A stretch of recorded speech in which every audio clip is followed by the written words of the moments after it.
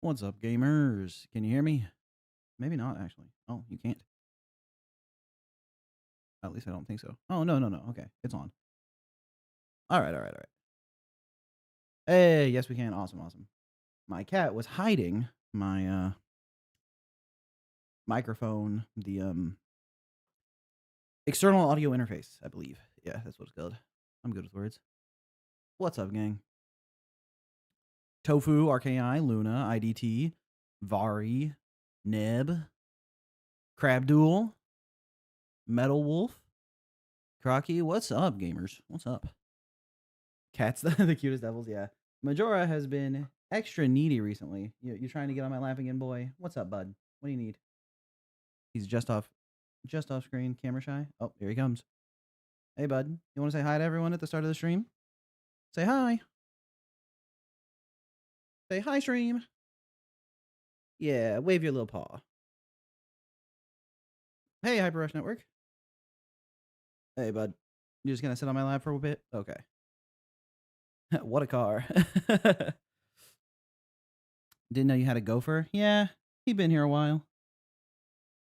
He's not that good at sitting on lap. Snowshoe, my other cat, she can just like jump up into my lap, fall asleep, lay here for like hours straight while I work on stuff.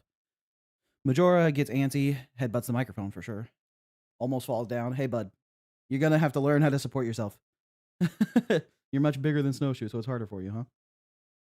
Hey, bud. Stream element spot. Get out of here. Can someone mods? Can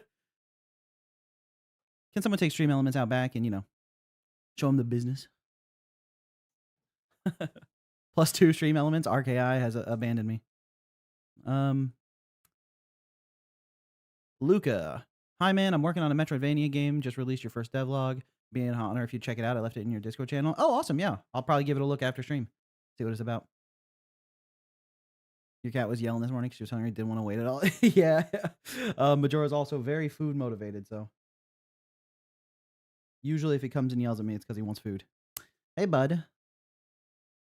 You want to say hi to everyone again? Sniffing the microphone. What's up, bud? I'm trying to stream, dude. You know what I mean? I don't think you know what I mean. No? Aw. Hey, bud. Inbound shovel, please, oh please, if you just give me a small donation of $7,000, I will add a shovel to my game. I don't think it's that important. You know what? I don't want to impede on your creative vision by forcing you to add a shovel when you don't want to. So, although I was like this close to doing it because, it's really kind of my whole vibe. I couldn't do that to you, IDT.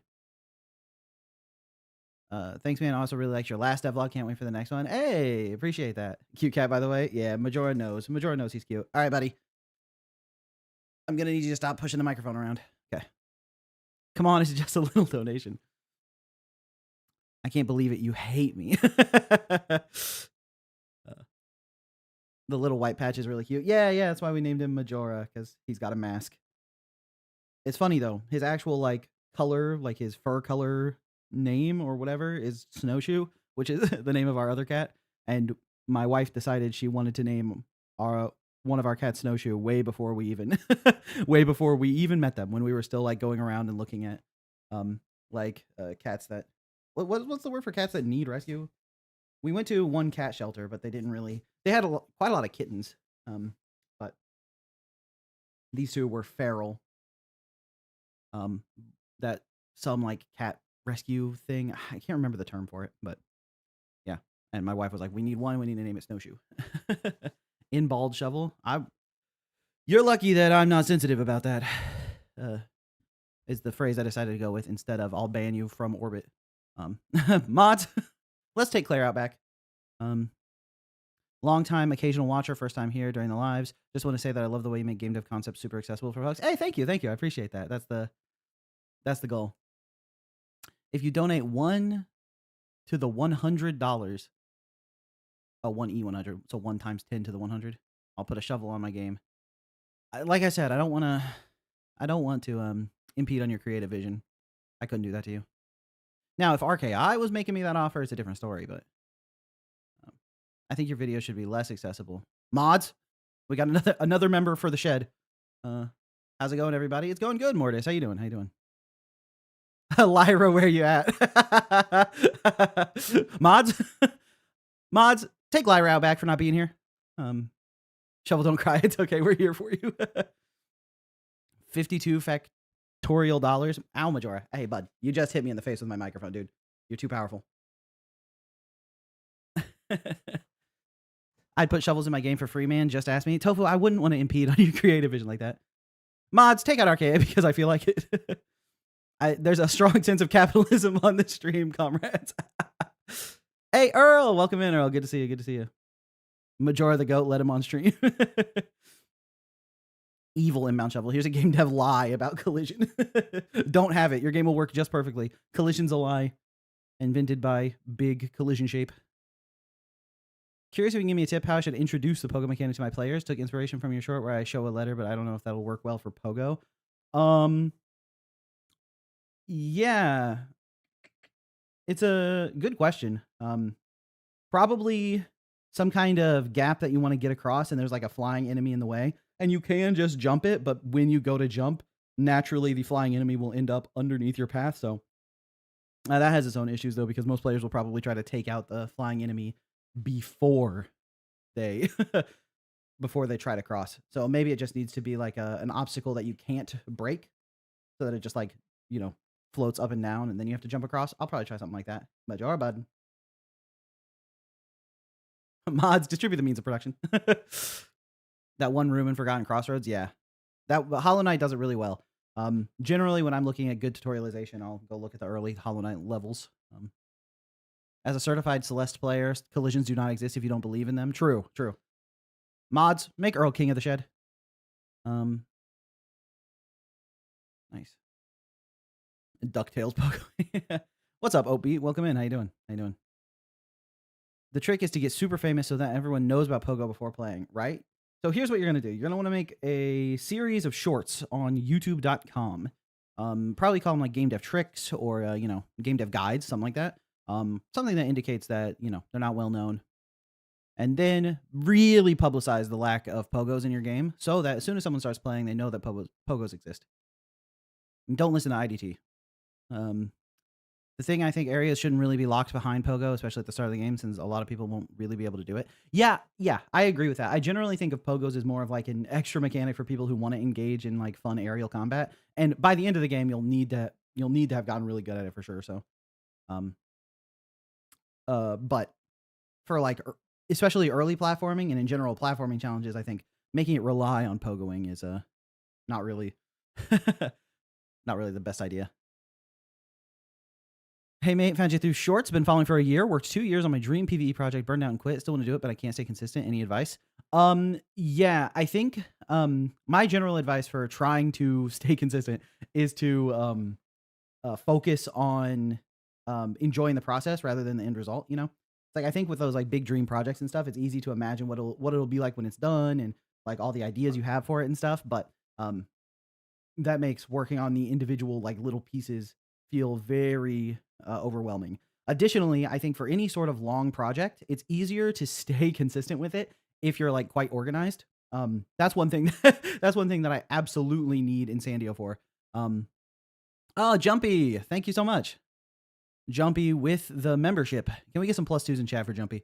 What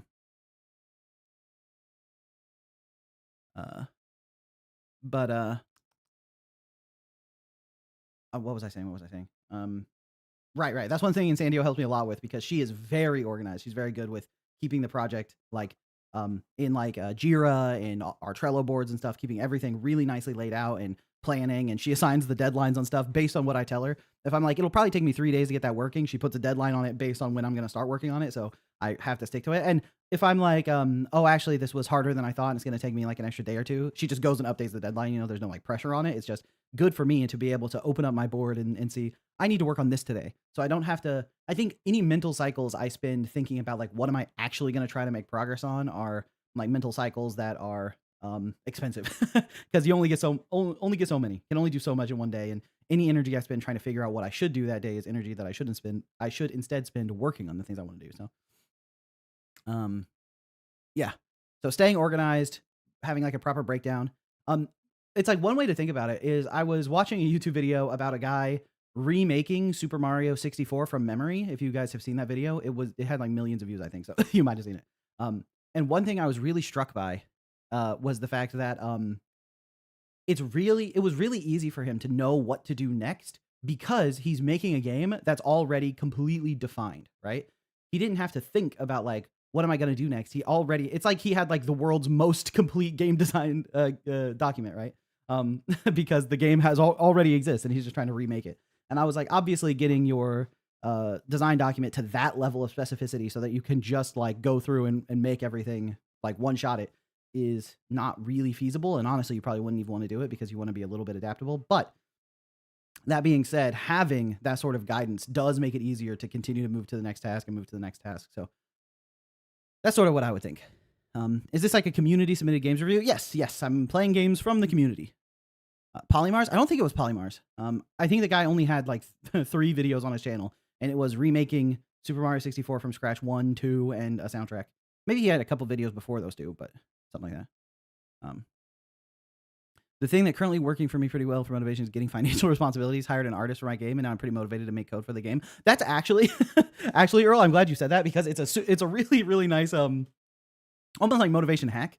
I mean, people talk about like, you know, accountability buddies or whatever. And in general, that never really worked for me because there's like that psychological principle, right? That like when you tell someone about the things you've done or the things you're planning to do, it gives you the same like rewards in your brain as if you had done it, or at least similar rewards.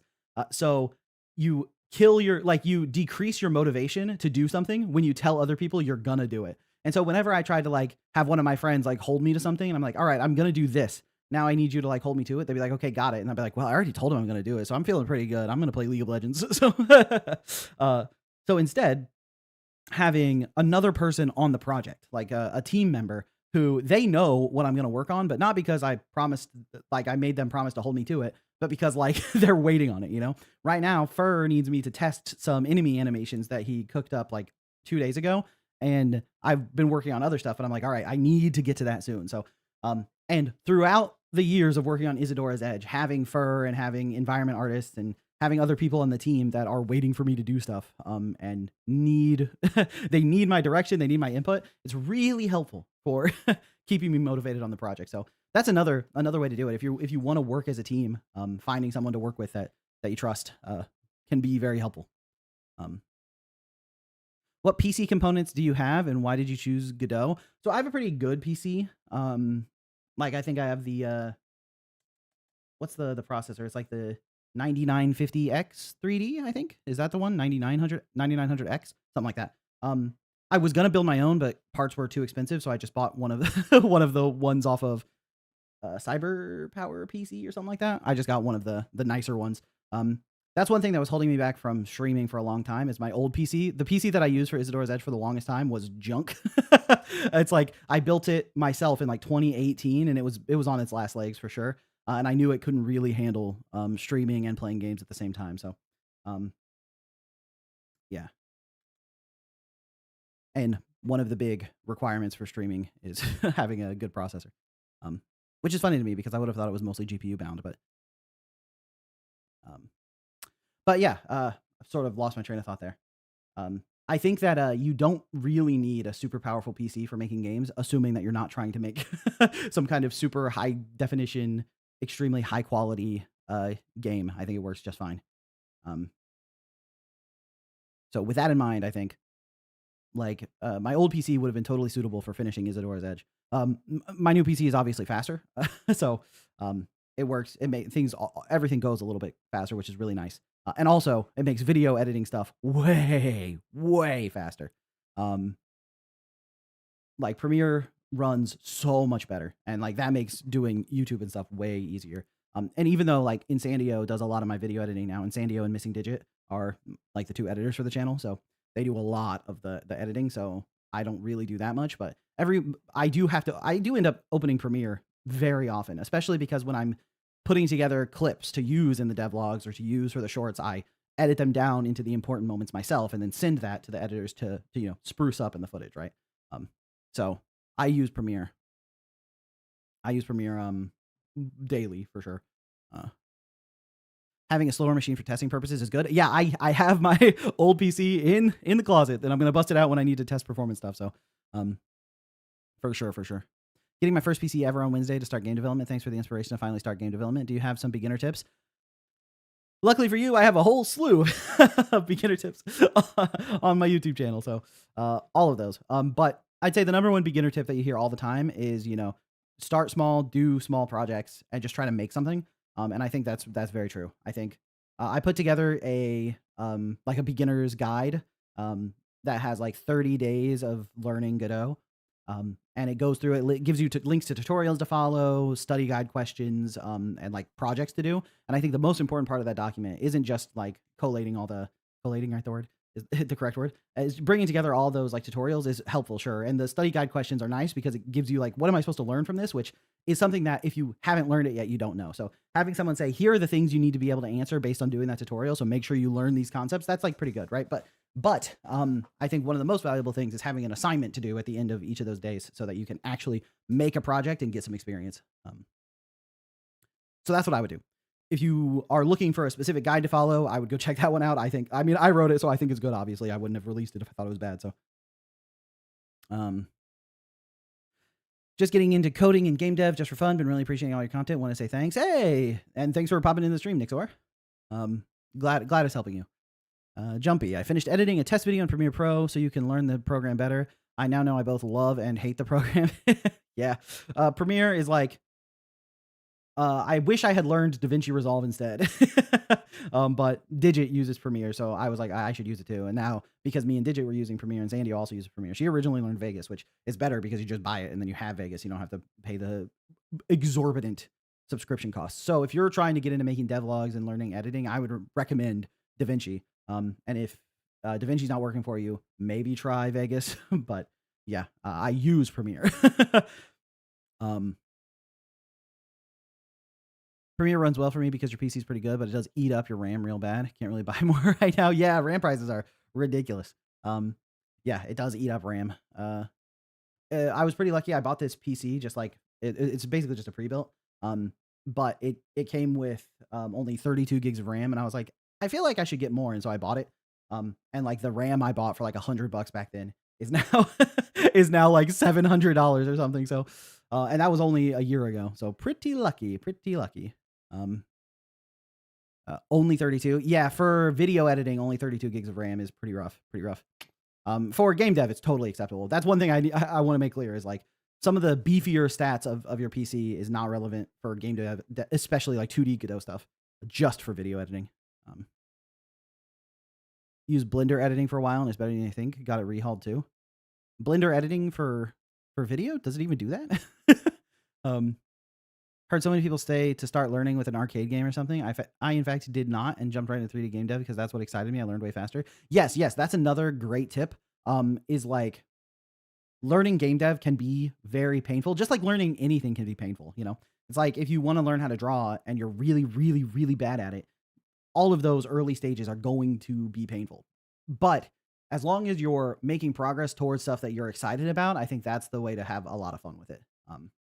It's like, if you really want to learn how to do anime style drawings, then obviously learning anatomy, learning all the like classic fundamentals will be helpful. But when you are just first getting started, maybe just look at some of those how to draw anime characters books, as long as it keeps you motivated and keeps you on the learning path, I think that's the best way to go. If like you're on the verge of dropping it because it's not fun for you anymore, then switching it to something that's fun, I think is very, very valuable to do. Yeah, Blender, the 3D modeling software, has a video editor built in. All right. Wanted to update RAM 2 months ago from 48 to 128, but decided to wait a couple months. Now I'm going to wait around a year. Yeah, those months took a big step. That's not a proper sentence, but I don't even remember what I was trying to say. Blender video editor and Kden Live is great for editing, my experience. Oh, really? Interesting. I haven't even heard of Kden Live. I just when I asked Digit about it, I was like, Premiere is expensive. What would you recommend as a video editor if you weren't using Premiere? Because Digit went to school for video editing. He's like a professional video editor. He edits for multiple other channels, or at least one other channel, as like a full-time job. And so I'm lucky that he grew up down the street from me and we're very good friends. Yeah. Talk about luck playing a big factor. One of my best childhood friends growing up that I've known my entire life went to college and got a degree in video editing. So, um, for me, I'm such good and confident progress. My problem is marketing. I just think making devlogs on YouTube isn't enough at all. Yeah, and I also think you need to market the ways that are the most appealing to you because you understand what that's going to be like, right? It's like I love watching devlogs on YouTube, so I made devlogs on YouTube. But if you are more of like a Twitter user or you use Reddit or something, doing marketing that way is gonna make a lot more sense to you because you have more opinions on it, right? So Caden Live is an open source video editor. It's pretty competent. I recommend it. Ah, I see. I see. I should ask Digit to take a look and tell me what he thinks. Just so I can get his his professional opinion on it too. Um, I'm probably just gonna stick with using Premiere whenever I need an editor because I don't really think I have the time to spend learning a new editor right now. Maybe in the future. But I need to be more economical with my time. You know how many gigabytes of RAM I have in Russia? 20. 8 times 2 plus 4 times 2. Don't feel obligated to do marketing. Steam Next Fest guarantees you get plays, and if your game's good, you can really capitalize on that. I'm not sure I would say you don't need to. I guess feel obligated is something I can agree with. I think you probably should try some marketing, like try to get some community around your game. I guess that's actually the term I believe in a lot more. I feel like the terms community and like the terms marketing and community building get very conflated. And I think community building is very valuable and marketing is also valuable, but um, I think maybe not feeling obligated to do marketing, but feeling obligated to do some kind of uh, community building. Additionally, I mean, when you think about like setting up your Steam page and making a nice trailer and taking good screenshots and doing good copy on the Steam page, all of that is kind of marketing, which you should do. um, but marketing in terms of like making Reddit posts and posting on Twitter and stuff, that I can agree. You don't need to feel obligated for sure. But uh, I think bad games advice is real bad goes against what Zukowski said. Your next fest is your final marketing beat, acts as a wishlist multiplier. Yeah, yeah. I think any marketing you can do is obviously valuable, but if it's like making you not want to continue with game dev, right? Then you can just take your shot on different aspects, right? There are plenty of developers out there that I think can make a really good game that will absolutely despise every single aspect of marketing, and I would rather their game exist than for them to drop the hobby as a whole. But I think that there are some elements of marketing that are pretty unavoidable, like your Steam page and stuff. But I'm not sure necessarily how much a Reddit post or Twitter post are going to do for you. Because if you're not good at it, then it's just like wasted time, right? Um, obviously you can learn, right? That's not to say you can't learn how to do it, but I think if you're forcing yourself to make Reddit and Twitter posts out of this sense of obligation and you really just don't even want to do it, that's not a learning mindset, so you're not going to make progress, right? Um, my marketing strategy: inbound shovel top comments. So if I think your marketing strategy is being a very likable person, um, Charming Loopy, hello, hello. Can't stand Twitter at all. Discord and Reddit are convenient. Yeah, yeah. I think participating in Discord communities is also a totally fine way of marketing. It's like I know about Ragadaga, and I'll probably play Ragadaga on stream at some point. So Chow's doing at least something right by just posting his updates in Discord. You know, Tofu, I think I need a timeout. I love Ragadaga. Yeah, we all love Ragadaga. That's for sure. I tried making Reddit posts, but I need karma to post, and I'm not a Reddit user, so I couldn't post anything. That's another. I guess that's another point in favor of trying to do your marketing in places where you feel more at home. Ragadaga did well on Reddit today, by the way. I saw it naturally. Yeah, yeah. Ragadaga is everywhere. Yeah, it makes sense. His game looks very appealing just off rip. It's got a really cool style and all that. And just looking at it makes me like, ooh. My marketing strategy is just drop random character arts to the internet and pray. I mean, at least it's a strategy. Hi guys, I'm back. Ragadaga, dude. Ragadaga in chat. The most memory intensive game I play is Minecraft. Minecraft is memory intensive. I haven't touched Minecraft yet. What? When did I last play Minecraft? In like 2012 or something? Has it really been like 13 years since I played Minecraft? 14 years, something like that. I remember I played Minecraft in like InfDev. So I hate video editing or doing promo stuff. So I just focused all my time on making a game, and it got nominated for an industry award. Forcing yourself to do marketing isn't a good use of time. Well, I think one thing you want to be careful of is not giving advice that's not that's like super specified, right? It's like saying I got nominated for an industry award without doing marketing, so you don't need to do marketing. Is like I won the lottery, so liquidate your assets and buy Powerball tickets. But I do think, there is some merit to saying that if you really despise marketing and you just can't bring yourself to do it, then just try to explore your other avenues, like making a game good enough for an award or submitting it to award stuff in general. I think that those sorts of things are generally okay. But I think that, at some level you have to decide which parts of game development are the ones you're going to focus your attention on, which ones you're going to try to do to a level that at least, meets the necessary requirements. And which stuff you're going to just like cross your fingers and hope for the best. I'm mainly saying if you hate marketing, don't force it. Yes, yes, yes. I think that's fair. If you truly just despise it, if you can't bring yourself to do it, forcing it won't work. In general, I think forcing it, I think that a lot of marketing a game comes down to like authenticity. uh, I mean, there's like a lot more to it than that, but at least the community building part of it. I think I'm way more interested in the community building aspect of marketing rather than the just like trying to make number go up as much as possible. But I think that I'm clearly not nearly as experienced with the business side of stuff. I definitely consider myself more of the creative developer type. So, if you want like crystal clear marketing tips, then seems like Chris Zukowski is a good bet. Although I haven't watched that much of his stuff, I probably should. Tofu, get me in. I need to re-download it since I've been swapping PCs. Tofu, what did he say? Vintage Story. It's like Minecraft with a lot more progression and a more realistic approach. Interesting. Vintage Story sounds interesting. Or it sounds familiar. What do I know it from? Yeah, yes, with the authenticity. Like if I tried to do any promo vids, it would have hated it, and I don't think it would have been a good move. Yeah, I think that like inauthenticity like is like imminently readable from people watching your stuff. Like I think when you're making posts or making videos or whatever, I think a lack of authenticity really like comes through quite apparently. And people dislike it. I think people really don't like when it feels like they're being marketed to. It's like everyone hates ads, right? It's clear that everyone hates ads. So when you come across as an ad, people don't like it, and it can create a really negative impression of your game if it feels like it's being heavily advertised to. I think there was a video, was it Drew? No. Danny Gonzalez made a video where he bought a bunch of YouTube ads to promote his his YouTube channel. And although Danny Gonzalez makes very funny videos and he's a funny guy, and the ads themselves were also pretty funny, people hated them. They hated the ads because that's what they were. They were just ads, right? So when something reads as an ad, people have a negative reaction to it, even if the content of the ad and the thing the ad is about are both good, right? He has a good YouTube channel and he made good ads, and still people hated it. So,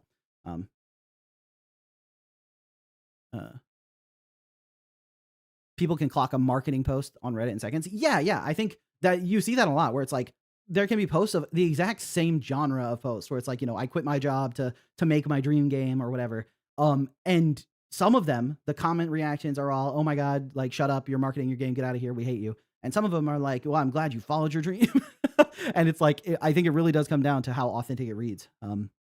So on my way to buy thousands of dollars on YouTube ads and get 3 plays on itch. There we go. How was Silksong out of 10 for you? A 10. For sure a 10. I'm also very generous with ratings on stuff. I think that like even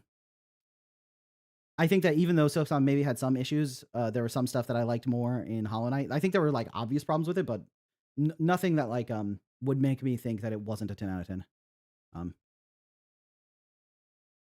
Ads or something. AI ads or something else. Yeah, AI ads are pretty bad. I think like, Coca-Cola definitely tanks their own reputation at least a little bit, right? I saw there was a video from a guy who recreated the Coca-Cola secret recipe, and the video was chock full of shit talking Coke for having AI advertisements, right? To be a bit of a contrarian, there's a generic node buster like called Void Miner that got very aggressive on the marketing and it actually worked. That's interesting. I mean, I think there are cases where I don't know, I was gonna say if something looks good enough, I might not care that it's marketing. That it has to look really good though. And even then, I'm not sure that it's 100% true. Yeah, at a certain point it reaches, but you have heard of me level. Yeah, that's true. It's like there's a concept of once you're in enough people's heads, it doesn't matter that it was like from a bad start. But I think that the word that Var used in there that makes it clear to me is aggressive, right? You have to be incessant and aggressive. If you just do some marketing stuff and you don't do it aggressively and incessantly, then you don't get in people's heads and it doesn't work. And for people that hate marketing, they hate marketing so much that it feels inauthentic. They're gonna come across as ads, and that person doesn't want to aggressively do it because they don't like it in the first place. When a company can spend tens of thousands, hundreds of thousands of dollars on ads and just like blast it into your eyeballs over and over again, then they have the, enough mental presence for it to work. But to do that yourself, I think you really have to love the game. So, thanks for answering. I'm a big fan and hope to become a game developer soon. Hey, awesome.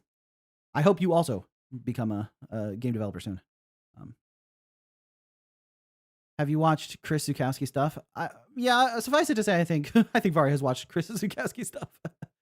Personally feel like he's way too businessy, takes some focus on getting better at making games. I mean, that's one thing I've talked about before is like, I think was it Sakurai who said there are two types of game developers. They're like the creatives and the business devs. And like they both are very valid. They both can make great games. They both have like really good ideas and they work really well together as well. But you just have to think about which kind you are. And I think from what I've heard from Vari, Zukowski is very business minded. But Bubba, I know a guy who did sponsors that I wouldn't skip. I mean, I actually like Drew Gooden's sponsors. I feel like they're pretty funny, and even then, I usually skip them. I remember Peach Owl, right? Pokemon Challenges. He like incorporated his ads into the Nuzlocke themselves, and I hated it. I was like, I don't want to watch this ad, but if I skip it, I feel like I'm losing context on the run. I think I just skipped it anyway and continue watching because I like the videos, but he's the game marketing guy. There's nothing you can do to help improve your product. Yeah. I think having a focus, like I think, Zukowski's niche is definitely the marketing guy. You go to him for marketing tips. If he released a video that was like, and here's how to actually improve the gameplay, I feel like maybe it wouldn't hit his heart, but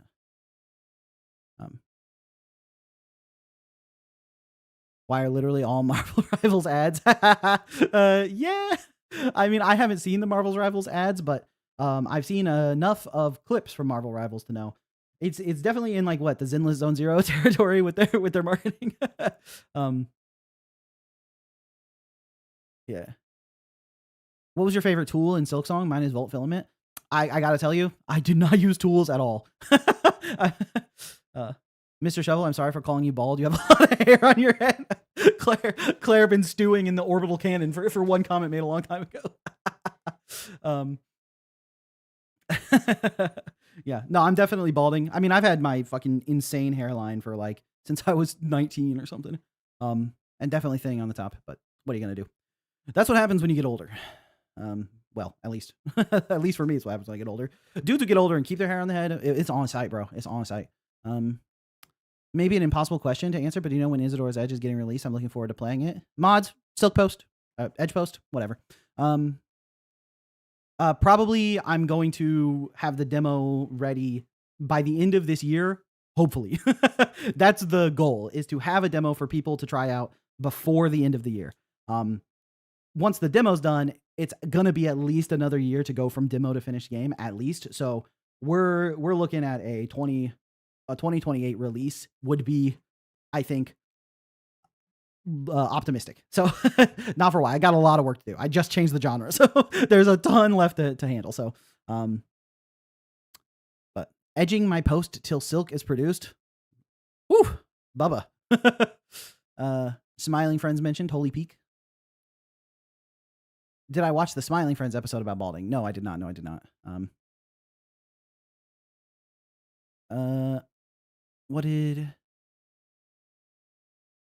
To be honest, it's a shame. He sparks moments of anxiety in me too, but from a business perspective, there are a lot of developers who probably should because they fail. Maybe I'm one of those devs. I don't know. About what, Vari? I think I lost the context on what you're talking about. Like a lot of developers who should have anxiety. Claire, my deadline for a playtest is February 1st. Then we go to showcase on Saturday. I'm looking forward to it, Claire. I'll be stalking you to be the first one to download your demo. That would be impressive because it'll probably go, if I had to guess, probably Earl will be the first person to download the maybe Cypher, could be Talons. I put my money on one of those three. Um, Found it in case nobody was posting it earlier. The channel Shovel was talking about for remaking Mario 64 was probably Mario 46. Maybe, yeah. I think the first video came out like more than a year ago, and the second video came out like a couple weeks ago, so something like that. How do I share my game for Showcase Saturday? If you go to the Discord, there is a channel, a forum called Showcase Saturday where you can make a post. And you post your game there, and yeah. The context is Zukowski causes people to get discouraged and give up on their games. Yeah, I don't love that. I think that I think sticking with creative projects is worth it, even if they're not, a market success. I think judging the value of someone's creative output based on how successful it was at generating money is not a good thing, and but unfortunately is the way a lot of people see it. Sometimes giving up might be the right move, not in totality, but knowing when to quit. Yeah, I think like if you're just trying to make a game to make big money and you realize that the game isn't going to make big money, then moving on to a different project is totally fine. I guess, yeah, I'm speaking from a very creative centric viewpoint. Business devs maybe have a totally different concept of when they should give up. I might submit to Showcase Saturday too. RKI, I think you did last week too, right? There's so much learning and improvement to be had from failure or just finishing a project. Making art's incredible, even if it's not marketable. Yeah, I definitely agree with that. I mean, I think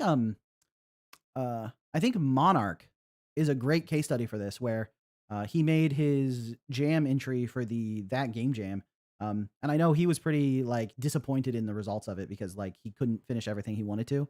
And the gameplay for it was like a little lacking. It's like I know Monarch was personally unhappy with the quality of the project he made, but the thing he made was actually very incredible from a UI design perspective.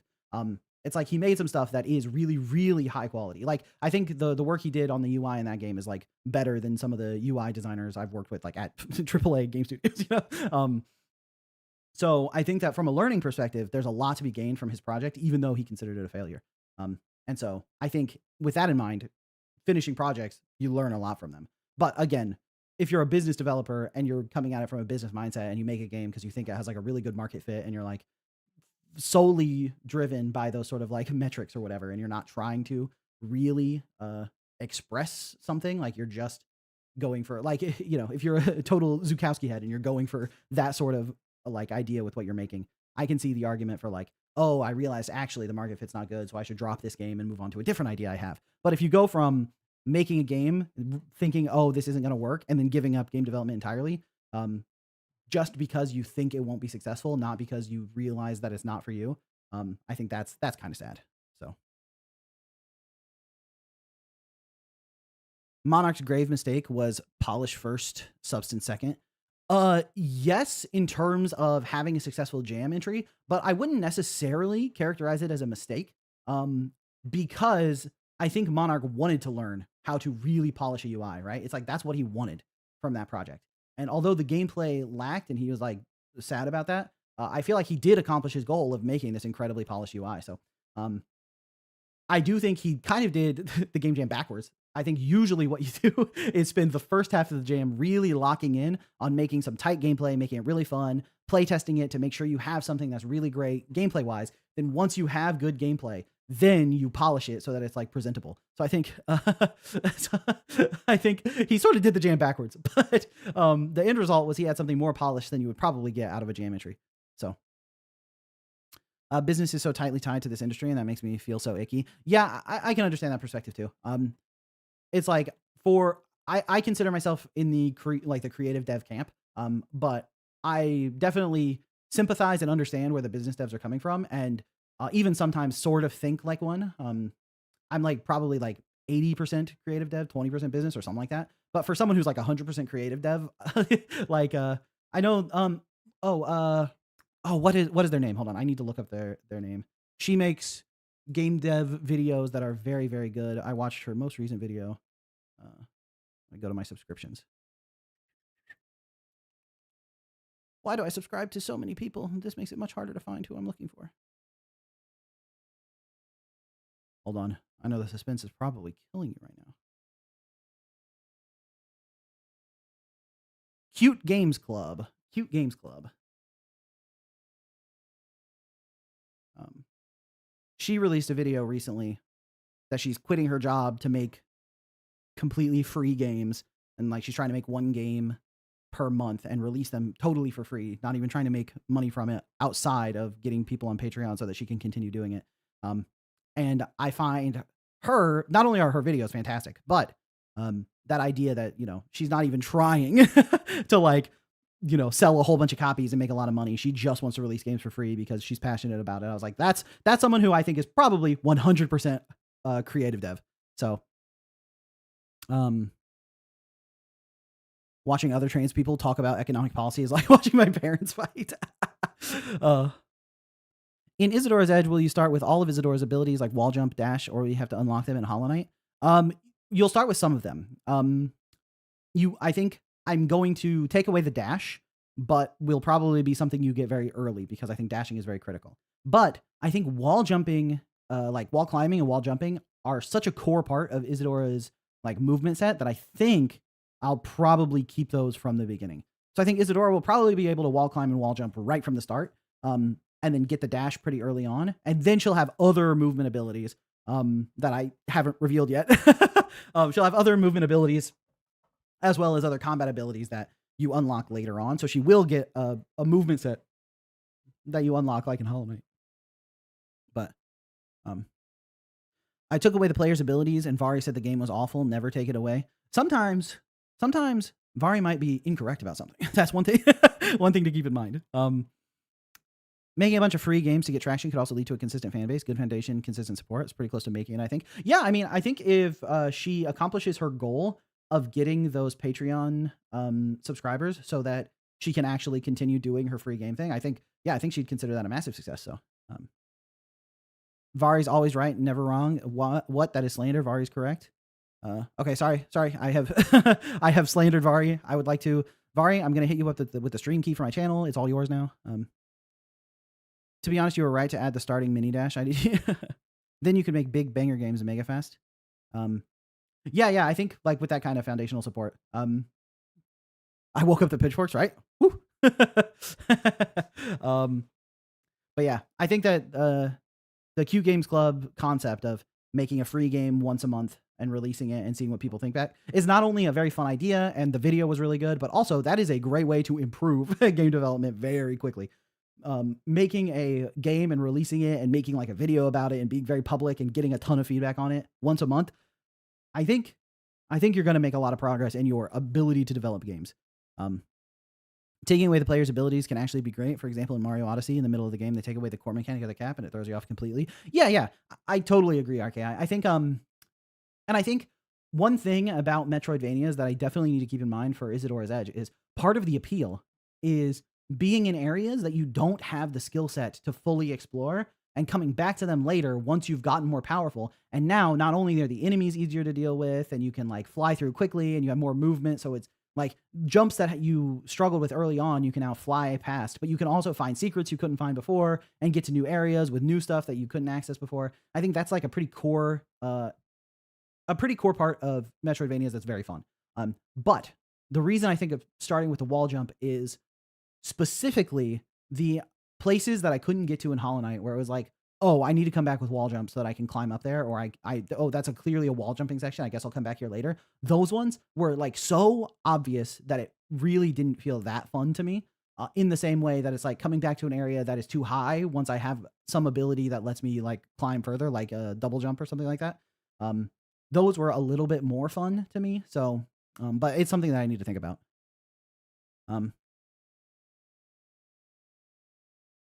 To be honest, I don't think I actually suggested IDT not take away abilities. Wait a second, Vari.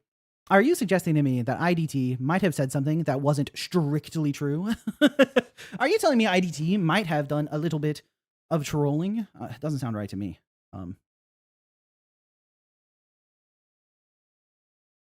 I think it also works because it's one-off, very memorable. True.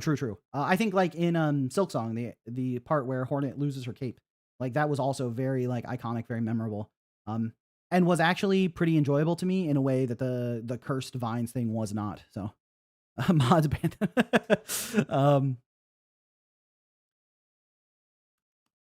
uh, Wish they'd done it more. In the end, it's only like 5 minutes. Oh, I see. I see. Luca just hopped back. What have I missed? Mostly a lot of yapping. um, does Chris talk about the reality of how lucky you gotta get with marketing on the internet, or is it mainly what you can or should do to market your game? He just mostly talks about what you can or should do. Yeah, that's something I definitely agree with. Lyra, Lyra. No one tell Lyra that she got dragged out behind the shed earlier by Luna. Okay. No one needs to know. No one needs to tell Lyra that Luna absolutely got her in the scope. But yeah, I generally think focusing on on how much luck factors into it is pretty, like, it's not very valuable use of your time. um because you can't control it, right? It's like acknowledging that it's real, like luck plays a huge factor, is extremely, it's true, it is. Like part of the reason I have a lot of views on my shorts is because I got lucky. You know, I happened to be friends with a professional video editor and he told me stuff. I happened to get married to someone who then started making VTuber content, and so they started making shorts, and so they helped me with ideas to make my shorts better. All of that was very lucky. And it's like true, but thinking about how lucky I got doesn't help me make better shorts. So instead, I'm just going to focus on how I can make better content and continue to make stuff that people like, rather than thinking about the luck factor. Because I made some shorts that didn't do so well. I made plenty of devlogs that didn't do so well. And I was like, okay, what can I learn from this, and how can I grow from this, rather than just like sagging. So, uh, yeah, it's like luck is extremely important, but thinking about it is not very valuable. Similar to talent. I know Claire was sort of touching on this in Discord, where it's like some people have like a natural affinity for doing stuff, and some people might learn art faster than you would be able to, right? Like some concept of talent, like ability to learn things quickly, is there, but you can't change your innate talent level. So thinking about it in terms of like how it's holding you back, also not super valuable. I think what makes a game sell is very complicated, and that because we don't understand it, we just call it luck. I think that there are aspects to a game selling that aren't luck based, but luck obviously plays a factor too. I think mathematically you can't excise luck from the equation. I think like basically anything that happens, luck played some factor in it, but there are things you can control. There are things that you can do to improve your chances. And how much of it is luck, I don't know. It's definitely not everything. I wouldn't even say luck is above 50%, but it's definitely not below 10%. So I think luck plays some kind of factor, but it's not something you can control. So why worry about it? It's like, to me, I haven't even done that much thinking on how much of it should be. Like maybe luck is 60%, maybe it's 5%. I truly don't know, because it's not even really worth the time thinking about, right? I guess the thing that you want to consider with luck isn't like whether you get unlucky or lucky in terms of the success of what you're doing, but like, do I think that this was a good post and it did poorly because it was unlucky, or do I need to change something about the post? Right. And I'm reworking my thoughts on this instantly, because or getting to the same conclusion, because whether or not you got lucky or unlucky, there are always things. No one has made a perfect post on the internet except for maybe Harry Mack. So because no one has made a perfect post on the internet, there's always something you can improve, something that you can do better to have like a better result next time. And focusing on that aspect of it is where you should put your time. And just like taking multiple shots on goal, right? Because you might get unlucky a bunch, but if you just keep taking a bunch of shots, eventually you'll get lucky, right? So, I joined a team as a programmer in free time when I'm not working on my main game, and we will work on code, and we will work on Godot. Do you have any tips for it? I'm very good at coding. I've used Unity Game Maker, so just engine tips. For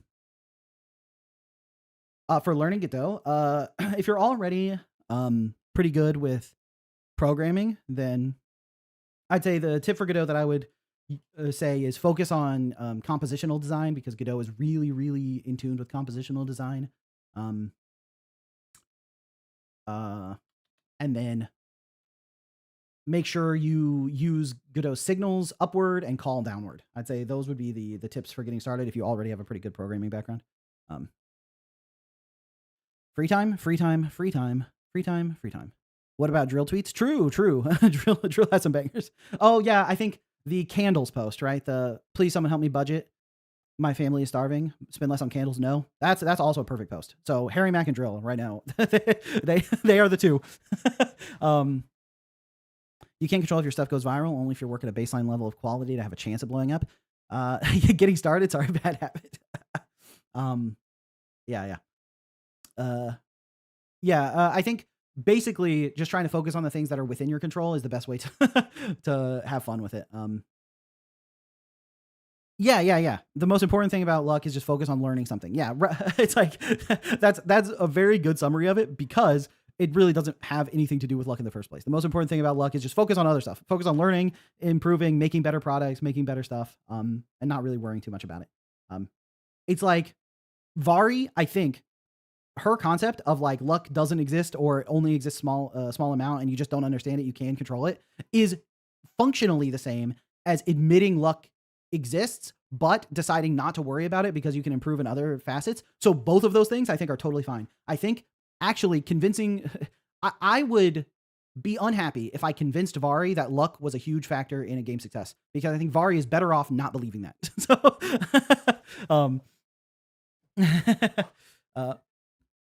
Hollow Knight made nearly an 8,000 return on how much money was put into it. Those numbers will never happen again, IMO. I wouldn't say never. I wonder how much money was put into Vampire Survivors because it definitely also made a lot. Similar with Among Us. I wonder what their return is.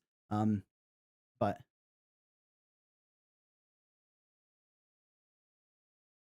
is having a YouTube channel to discuss your game imperative to success? I don't think so, but let me go Google the definition of the word imperative to make sure I'm answering correctly. Imperative. Of vital importance and crucial. Right. Okay. That's what I thought. No, it is not vitally important to have a YouTube channel for sure. You can have a game that is successful without a YouTube channel at all. Shovel, I found an old build of frickin' Jeff. I posted a video in the Discord. Please check it out. Oh yeah, I'll check it out after stream. Believing in luck usually keeps you humble. Oh, that's a good point, right? Thinking purely in terms of how much success your game might have on Steam or whatever. Not believing in luck is totally fine, but remembering that luck exists to stay humble is extremely valuable. True. I once tried a game jam, but one of my teammates left because he said my art was bad, but it wasn't even ready yet. He wasn't wrong though. It was just clear he wanted to win and not learn. Yeah, I think having teammates abandon you in a jam by saying you're not good enough would probably feel really bad. But I think that really going into it with a learning mindset is the ideal focus. So having teammates that are too focused on winning so that they don't want to learn would probably be a negative learning outcome for you. So having them leave so that you can focus on learning is probably a good thing as long as that didn't demotivate you enough to give up. So what would you recommend for someone who wants to start a YouTube channel to start posting and marketing my game? Look at the kind of videos you like to watch, make stuff like that. If you really like challenge videos, make game dev challenge videos. If you like technical breakdowns, make technical breakdowns. If you like tutorials, well, making tutorials is actually it's something that like generally you want to be really knowledgeable or really good at teaching, or ideally both to make a tutorial so that you're not misleading people. But someone who really loves instructional design, someone who loves instructional design understands it well to make good tutorials, right? So if you love instructional design, then tutorials make sense. Working through my thoughts in real time there. But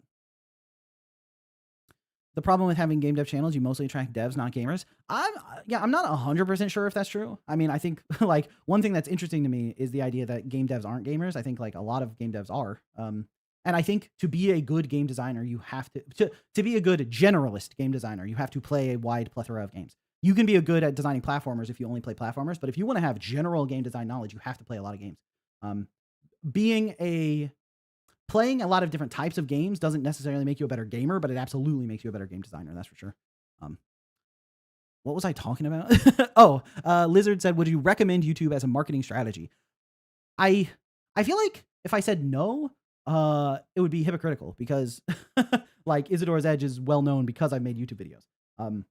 And I love making YouTube videos, but I think that would be the caveat I put on it, is that like, I wanted to make game dev videos because I love game dev videos. And when I went into it, I had this idea that it wasn't really going to have much of an impact. I was like, I'm just going to make these videos because I like to make them.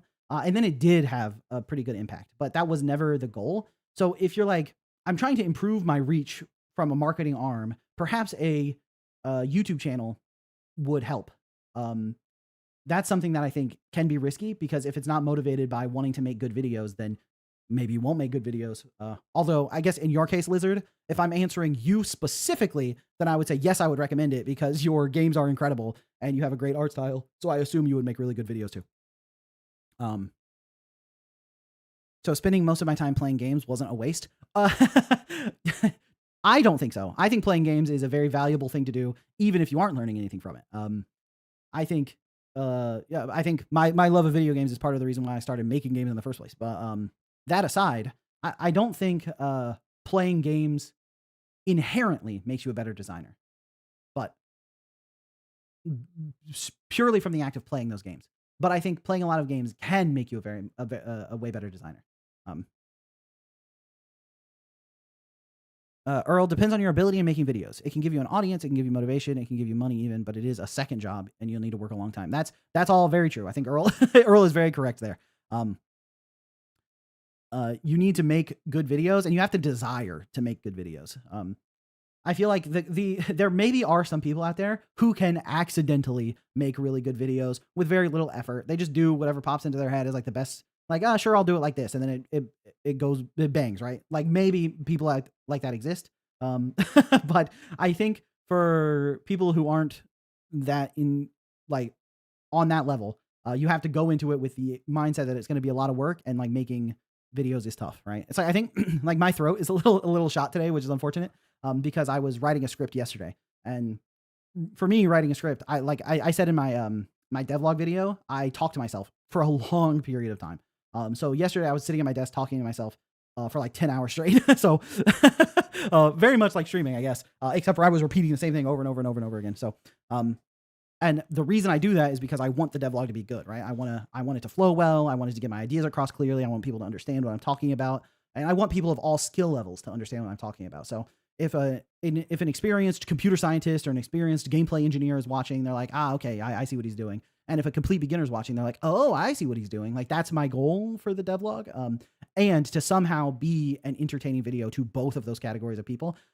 And that's my goal, right? And if I instead was trying to make a devlog to promote Isadora, rather than to make a good devlog, I don't know if I would have the motivation and time available to commit that much to making the video as good as I want it to be. So, I think that's like, that's the honest trade-off is if you want to be successful on YouTube, whatever that means to you, if you want to make good videos on YouTube, you have to really desire to make good videos on YouTube. But sadly, YouTube isn't a cheat code for popularity. It's a luck roulette fueled with hundreds of thousands of hours of work just to get started. Yeah, that's true. That's true. My family might think I'm not so well if I start talking to myself. Yeah. Luckily, I'm just in my office downstairs. So just yapping to myself. Although Insandio was upstairs and I went upstairs and I was like, yeah, I've been working on my devlog. She's like, oh, I know. I can hear. I got ears. What's the best tutorial channel for Godot in your opinion?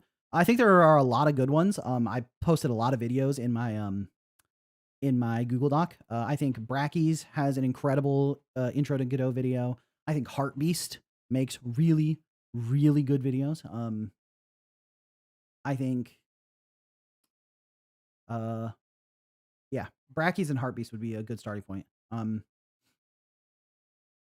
There's also, I'm like fumbling on them. GD Quest, right? Pretty good. I remember loving Heartbeast. Yeah, yeah. I need an office. It'd be so nice, not gonna lie. Yeah. When we got this place, one thing I liked about it was that there's like a little room next to the garage that's just like big enough for my desk and some studio lights, and I can sit down here. And it's like, because it's next to the garage, it's like pretty far away because it's a townhouse, right? Since I'm in Seattle, and so it's like a big skinny townhouse. And so there's a garage where the car can be parked, and there's a little room next to it. And then you go upstairs, and there's like a tiny little kitchen, living room, and then the 2 rooms upstairs. And so I can be in this room down next to the garage, away from anything else that's happening in the house, and I feel very like secluded, and feels like I came downstairs and went to work. And then if I go upstairs, I'm away from work, so that's really nice. Does my studio work well as a sound booth? Not really, especially because it has like laminate flooring, like the fake hardwood, so it's not even carpet. Usually carpet like can dampen sound a lot. So I get a lot of echo in here, which isn't great. But 2 hours of talking with game dev advice hidden gem. Yeah, yeah. Accidentally scared my grandma while trying to make voices for undead creatures for D&D games. Picture yourself is really fun. Try it. True, true. I actually think DMing is maybe is a crazy pull. I feel like DMing made me better at making YouTube videos because I got less afraid to just say stuff. I used to have really, really bad social anxiety. Like I couldn't talk in front of crowds. I couldn't talk to people. Like I would have friends order stuff for me if we went to a restaurant or something together, so I didn't have to talk to anyone I didn't know. Like I had really bad social anxiety. Um, and I think DMing was a big part that like broke me out of my shell, especially because I DM'd for my close friends where I felt comfortable enough, doing the full DM thing. And then my friends were like, yo, Shovel is really good at DMing. We should like invite our friends to this game so that they'll start playing Dungeons and Dragons too because they love it. And so then they brought people that I didn't know. And so then I was DMing for people I wasn't familiar with, but I still had to. I knew what it was to be a good DM, so I had to do it anyway, and that really, really helped me a lot. So, D&D helped you with social anxiety too. That's awesome. That's awesome. So when are we going to hear the advice for giving game dev advice? more just with the Amazon approach. I think I told that story before, but I did the like new hire orientation program at Amazon, and then the feedback and scores from the new hires for my orientations were so high that they were like, "Hey, can you teach us? can you teach the new hire orientation leaders how to lead the new hire orientation?" Yeah, so that was fun. Swinkly, hey Swinkly, welcome in. Really bad social anxiety. Yeah, that sounds like me. Nice. Real, gotta get DMing. Yeah, yeah. Sick you overcame that can be scary. True. Yeah. Social anxiety was really bad. D&D Saturday streams when I volunteer. That was like, and I'll play in those. Don't even worry about it. You don't even got to ask twice. DMing is great for game design as well. Yeah. I think D&D both helped me a lot with like preparing to make YouTube videos and talk on stream and express ideas without being afraid of saying stuff, as well as game design and story design and coming up with worlds and focusing on the player experience to make sure that players are having a good time. I think all of that was very important for me. How to give good advice? Follow 3 steps. Should be easy to understand. True. Should be objective. Maybe. And the other person should be able to understand how to implement it from the start. That's pretty fair. I think one thing about good like advice and good instructional design that I try to do for all of my shorts and stuff is explain things from multiple lenses so that no matter what type of person, what type of brain is listening to it, they can understand it. So like when I explain a concept, not only having the visuals try to represent it clearly, but also making sure making the helpful visuals, but also making sure I explain it in 2 or 3 ways that all cover the idea from slightly different angles. So whether you understand things better through metaphor or by examples or by visuals or with a strict technical explanation, all of those different kinds of people can understand what I mean. I think that's the concept. Do you know any good channels that talk about Godot add-ons and plugins? I like staying up to date on what the community makes to help other devs. I've watched some of those videos, but I don't know any channels off the dome. I know there are some out there, so they definitely exist. But Vari, you are a green incremental game developer, like a little goblin incremental game developer. Would I ever do a collab with other devs and do a game jam as a 24-hour charity stream? Whew, I would probably consider it, but a 24-hour charity stream sounds very exhausting. It's like I feel like maybe I'm too old at this point. Whenever I see people do a 24-hour stream or like a subathon or something, I'm like, how do they got the energy for that, man? It's like once I've been it's like I can work very diligently once I enter my like ADHD hyper focus mode. Like once I get past the mental block of not wanting to work on something or being distracted, I can focus for a long time, but eventually at some point my brain shuts off and I'm like totally useless. So, I'll like, it'll happen to me. Sometimes it's not too bad. Like last night I stayed up until like 2 a.m. writing the script because I just never lost the focus. But, sometimes I'll be working on something and then 12, 15 a.m. hits and my brain just shuts off. I just cannot think anymore. It's like, I'm like, all right, what do I need to do next? I don't know. What is that? What does the code say? I don't understand it. Okay, my brain has turned off. I got Bracky says a full GD script video going over everything in it. It might help. Oh, nice. Little green incremental goblin game developer living in a basement sounds like a dream. I've made 2 incremental games. It's one of the genres I like making games in. Another is roguelikes. Roguelike incrementals. Let's go. Roguelike incremental. That's interesting. Restarting an incremental game consistently. I mean, there are prestige tier type stuff and a lot of incremental games, but truly a roguelike would be interesting. Only channel I can think of that covers add-ons is games from scratch, although he covers the big ones like Phantom Camera. I haven't poked on beyond that though. I remember at the last game studio I worked at, we were trying to make a list of all the add-ons we wanted to consider, like the canon for any of the projects we were working on in Godot. So I went and watched a bunch of videos about what are the best Godot add-ons, and so I know there are some channels for it. Maybe they have stopped producing videos since the last time I checked, but I meant as Zebra Games. Oh yeah. I understood you meant as Zebra Games, but it is an interesting combination.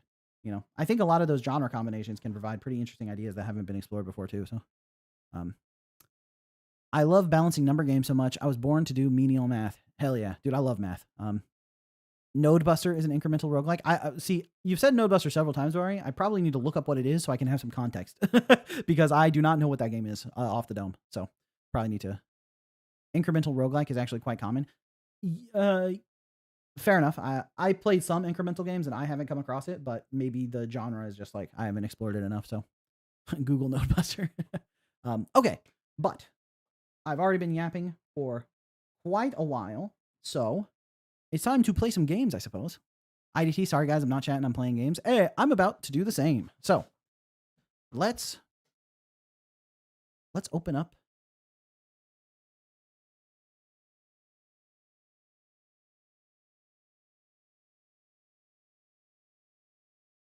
Open up some games. Snowshoe is sitting in the hallway outside of my office and just screaming. Just wah, wah, wah. Okay. Game time. First up, we have a game called. Oh, let me make sure I have my desktop audio on. And let me make sure my headphones are connected. I keep making that mistake. Okay, it looks like they are. Okay. First up, we have Mecho the Groven remake. So remake of the classic game, Mecho the Groven. I don't know. Does this game have sound? Hold on. Oh, let me go back to my talking head. Make sure. Okay.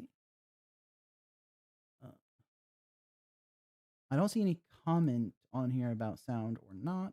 My sound seems like it's working. Let me just place something.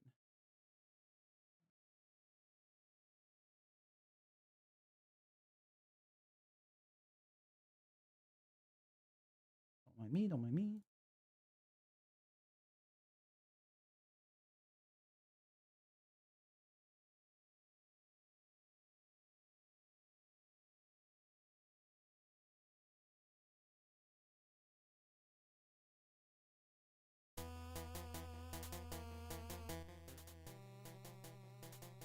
Okay, it looks like it.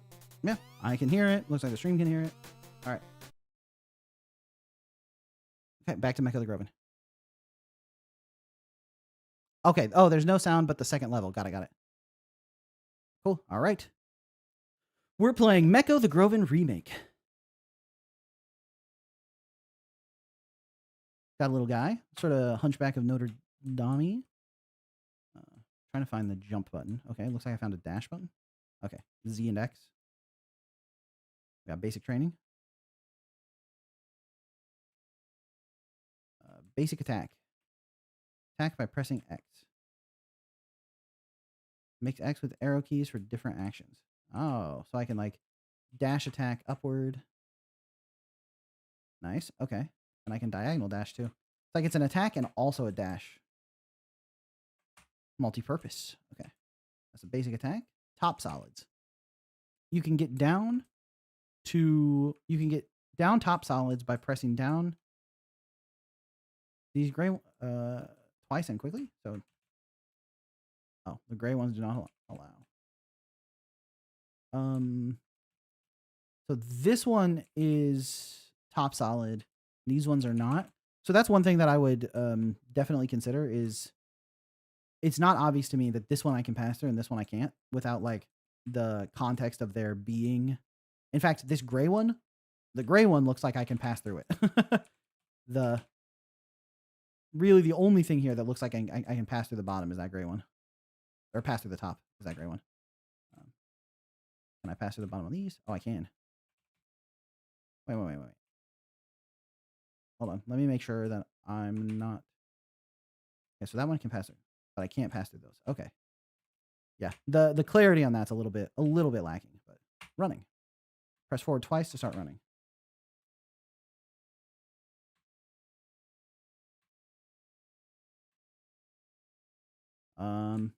Seems like it's not working exactly. I either walk normally or I think I need to run to get this green thing. Like the legs are playing a running animation, but it seems like it's not working exactly correctly. Okay, so it seems like that might be bugged, so I'll move on. Don't want to stay there forever. To push a box, just have to walk towards it. If it's stuck in a wall, hold up to pull it. Okay, so I'm holding up. Okay, there we go. You have to be very gentle with the holding up thing. Whee! Boom. For running, you have to press twice, and the second press you hold. I think I was doing that, and it wasn't working. Okay, it finally worked there.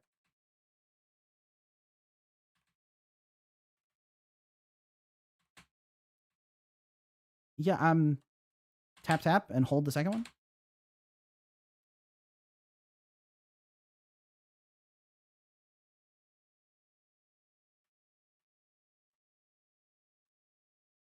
Oh, if you're already moving, you just press it a second time and it starts running. Okay. But if you are moving and you let go and tap and then double tap, like, okay. So if you double tap while you're already moving, it doesn't work. And if you double tap from starting, it doesn't work. Okay, so the forward twice, this tutorial text is like a little bit confusing. Because it's not actually pressing forward twice, it's pressing forward again. I think press forward again would be a lot clearer than twice. Okay, but that being said, I think we've finished all the tutorials. Boom. Is it like Minecraft movement? I don't know. I pressed up to jump there. Purple City. Oh, hey, what's up? We friends?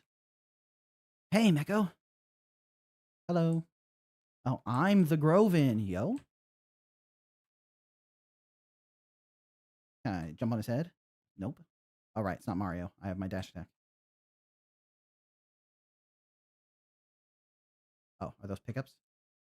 Hey, collect my little green guys. Kill the bird. Oh. You're going down, bird.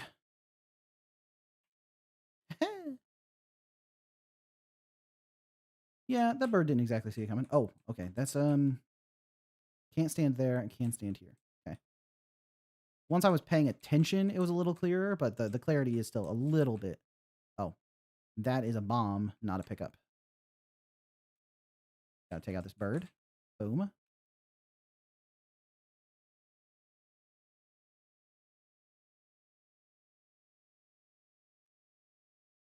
Okay, that is a pickup.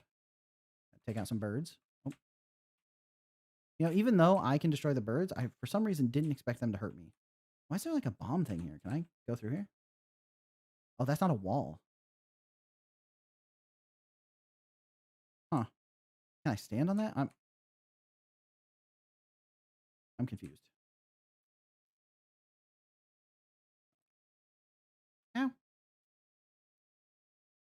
Boom. Okay. We've taken out the birds. The threat is neutralized.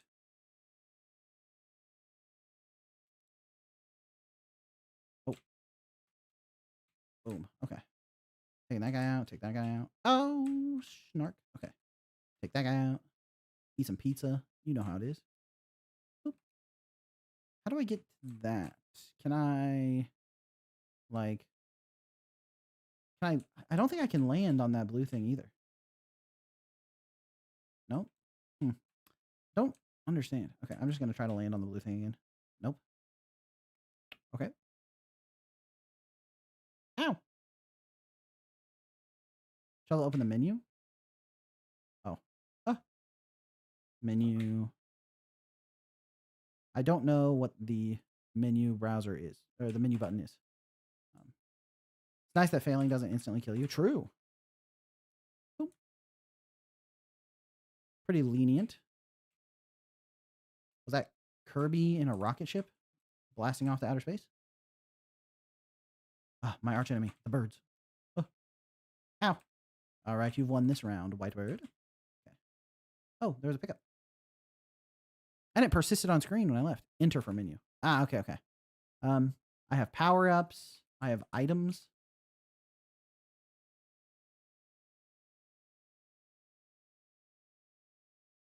I don't see Z in air.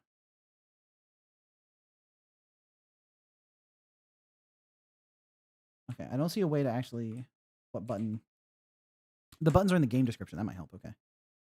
Double click. Up to enter doors. C to use power-up. Up to change it. Enter is in the pause menu. I didn't see a button that told me how to equip the different abilities.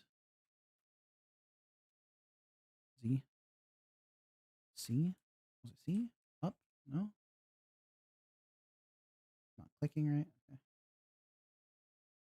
All right. Perhaps I'm not a master Groven. Is this guy good? Seems like this Kirby in the rocket ship is he seems like he's having a rough time. Perhaps I should put him out of his misery. Perhaps I can't put him out of his misery. All right. The ghost of Kirby in the rocket ship haunts me to this day. Nice. Okay. Okay, those are bombs. I don't know. Nice. Okay. That Kirby in a rocket ship went down.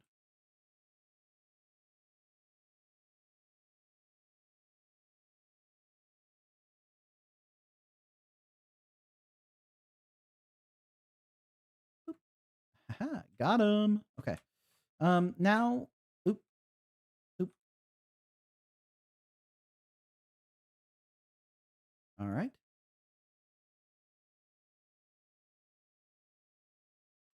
We go across. Can I destroy this thing? Sure can. IDT take notes. Oh, the fake out. Oh.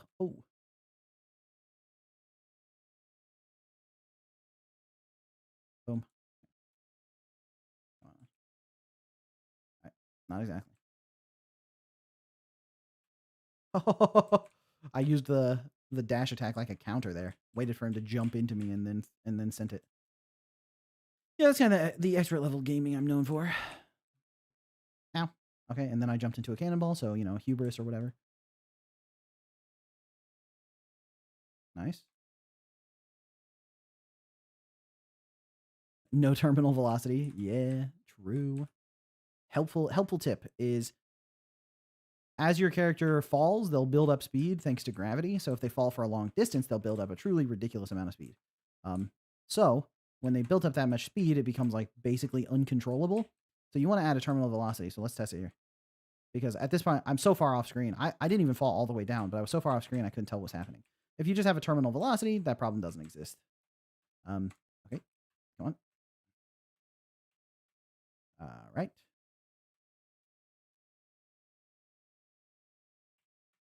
Okay. Nice. Okay, just barely. There we go. Oh, there's another one? Oh, I couldn't see it.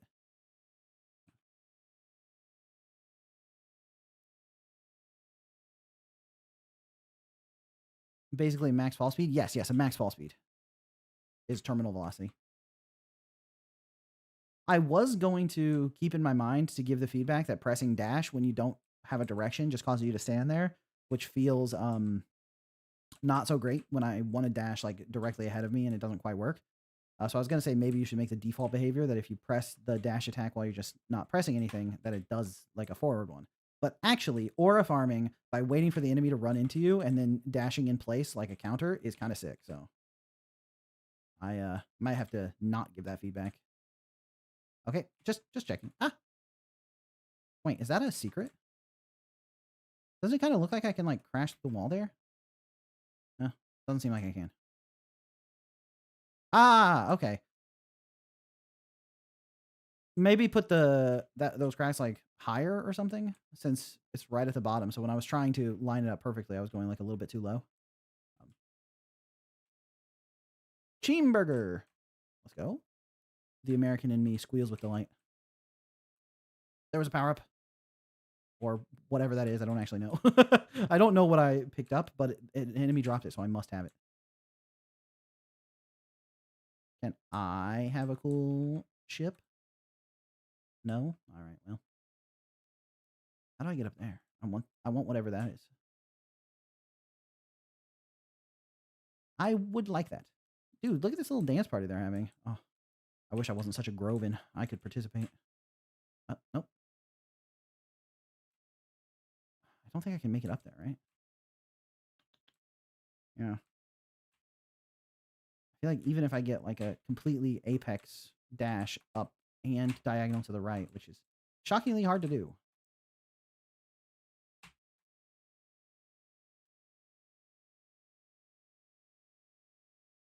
Well, I didn't want it anyway, so don't even for a second think I wanted that. Looks like that's the exit, so let's go destroy some enemies. You know how it is.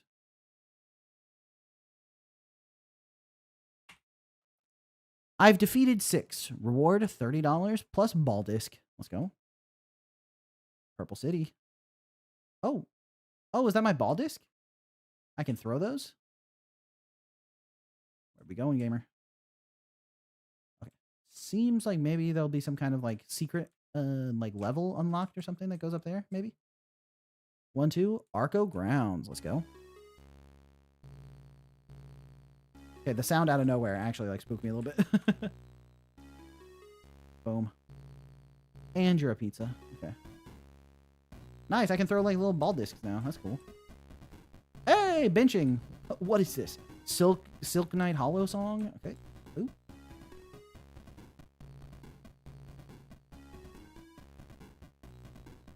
Look at that moon. Locked firmly in place in the background there. Nice. Cute little dithering effect too. I like that. I think it looks nice. Get back here, birds. Oh. All right, you know what? Be on your way. I permit you to survive purely out of the goodness of my heart. A decision I made, honestly, to let you survive. This is like...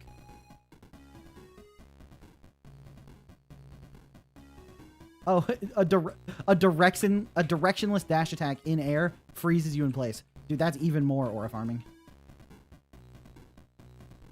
Oh my gosh. This was a wind tunnel the whole time. Oh my gosh, that... So the same way you have a terminal velocity to make it so that you can always control falling down, you might want to do the same thing with like a maximum vertical velocity. Ah! Well, you know what? You got me on that one. That is fast, though. Oop. Ah! Well. Did not realize that was going to spit fire at me. But that's okay, you know? You live and you learn. Whee! That construction worker didn't do anything wrong. I don't know why I would hunt him down and destroy his life. Boop. Call that the dash stomp. Ah! Ah! Okay. Wiggle my little feetsies in place.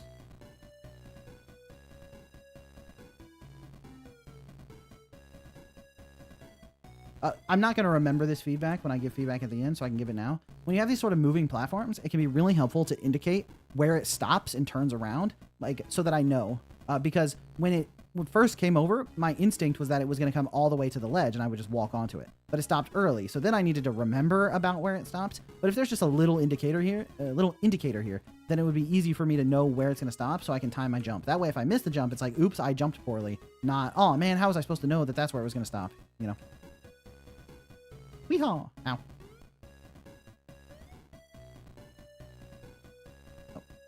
Oh. Call it expert gamer moves. Ah! Ah! You know what? How about instead of taking damage from that enemy, I can't destroy the red spike ball. Unfortunate.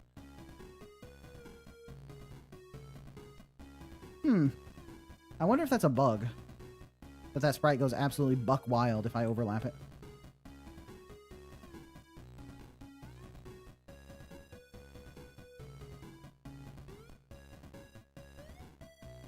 Can I build up enough speed here to jump, make it... Oh.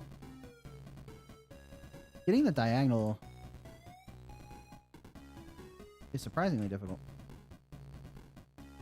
Aha. Ooh, that's tough. It's like I can almost get there. Ow. But I am bleeding lives like crazy. Okay. A little slower, a little slower. If I overlight the bunny sprite, it does that too. Oh, they said it couldn't be done. Oh, that looks fun. I wanna play that. Dude, come on, let me do that. Aw. Boop.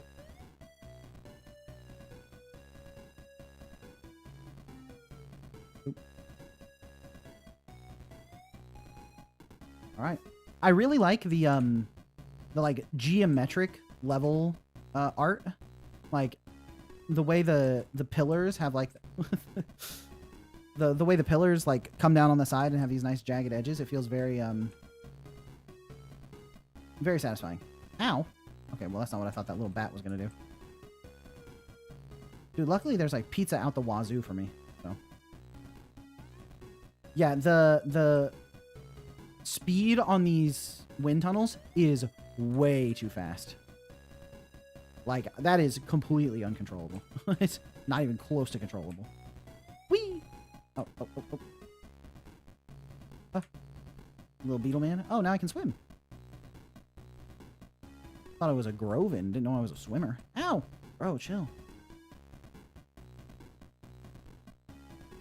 Ah! Now there are bats.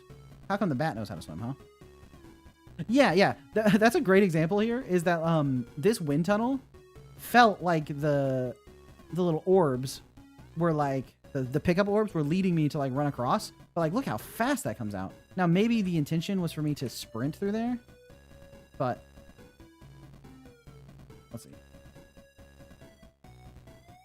Even sprinting through there doesn't get you all the way across. Are you supposed to dash through there? I guess. But yeah, the dashing doesn't get affected by the wind tunnel, so you can't collect the like vertically rising power-ups by dashing through. You can't do it by sprinting through, and you can't do it by running through. So that's a very confusing design choice to me. It feels like you were breadcrumbing the path I should take with the collectibles, but it's not possible to take that path, as far as I can tell. I can't destroy this Pronix. Oh, uh-oh. I can feel the Mega Man inspiration. The little white rabbits. I would recognize those little white rabbits anywhere. Oop. Oh! He's got homing fists. They didn't do that in Mega Man.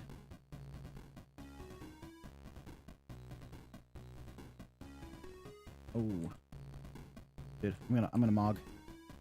Oh, I think that still hit me. Oh, that was it? Dork.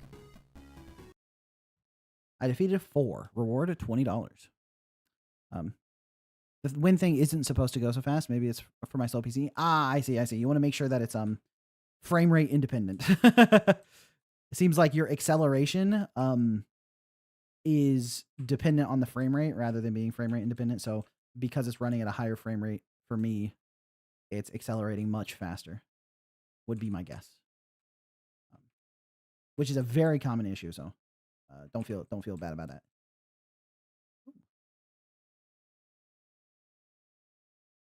Ah! I want to go up there. Let me in.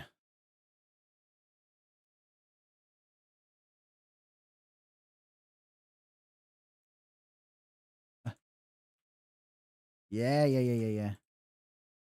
Okay. Oh, I didn't realize that wasn't a wall. It even has like a black line on the outside edge, which to me indicated wall pretty clearly. But, okay, we're on top of the level. I'll take that. Gaming. All right, fall through. Ow. Dude, there are birds in the building. Dude, you're not even supposed to be here.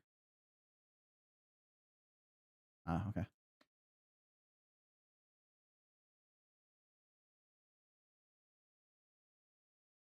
I think I destroyed the attack he sent me and got cheeseburger from it. Boom. Oh, it looks like this is supposed to be some kind of like spotlights to like detect me, you know? Is it supposed to be almost like a stealth kind of thing? Where it's like you're sneaking up into the building, you're like avoiding the spotlights or something? Hmm. Um,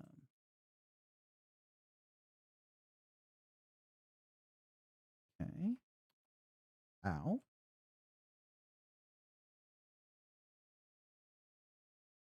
All right. Hmm. Ooh, I kind of cooked myself over here, didn't I? I got no means. Can I exit the level? Okay, I can. Oh, oh, oh. Okay, we zoom in. Oh no. I think this might be not finished. Oh, this level's still in construction. Okay, got it. There's still more to see though. Oh. In this level or more to see in the game?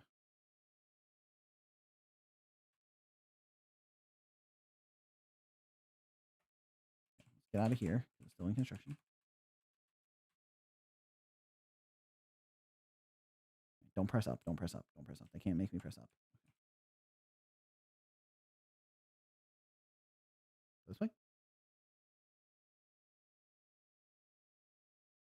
The Arco Grounds. Hey, Meko. Wait. Is there a way to talk to her more? Doesn't seem like it. Purple City training. I think there's the power discs, sub powers, and items. Right. I used this power disc. Boom. Throw my little orbs. If I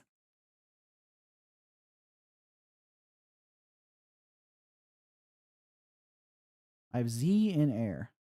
Okay. We have Z and up. And we have Z down.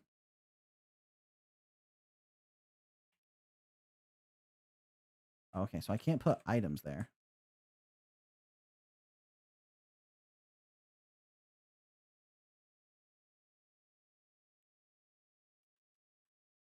Okay. So we have Z in air.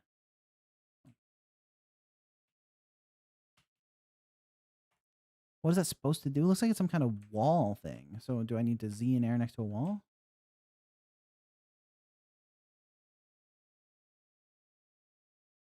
Oh, so that's like a wall climb type deal?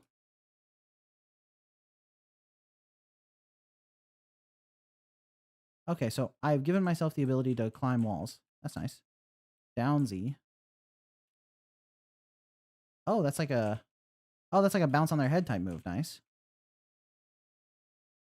And then up and Z, now I have like a roll forward type move. Okay. Okay, so this is roll forward. This is bounce on their heads. Kind of want to see, how do I do the wall climb? Did I didn't actually assign it, huh? Yeah, I can't assign wall climb to, or ceiling climb there. Okay, ceiling climb. So now if I touch a ceiling, if I hold Z, I can... Ah, I see. Well, I think I know what I want to do with that. Boom. Ah. Oh yeah, I can wall jump. Wall jump accidentally saved myself there. Right, okay, now. What's up, gamer? Oh, but I touched the door. So I need to stand on spikes. I don't know what this is.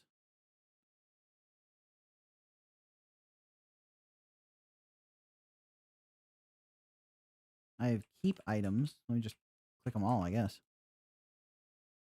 Oh. Well, I got a lot of stuff going on. I am riding a cat. Gaming? There's stuff going on, I think.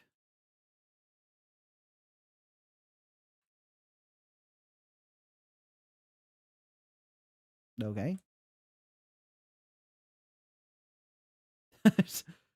Something's happening.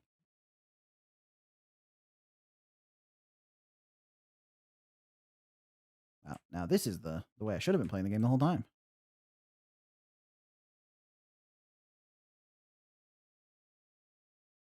Okay, I don't know what these individual items do, but I'm going to guess. Okay, so the one that's orbiting around me must be this one, right? So let's turn that off. It's not. Okay, well, one's the dog, so I'm guessing that's the bone, so let's turn that off. Okay, the dog is the bone. Oh, the moon is orbiting around me. Let's turn off the moon. Wrong button. Okay. Right, no moon.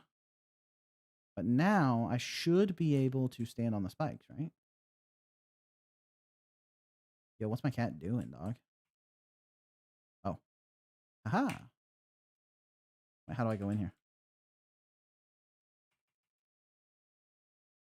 How do I?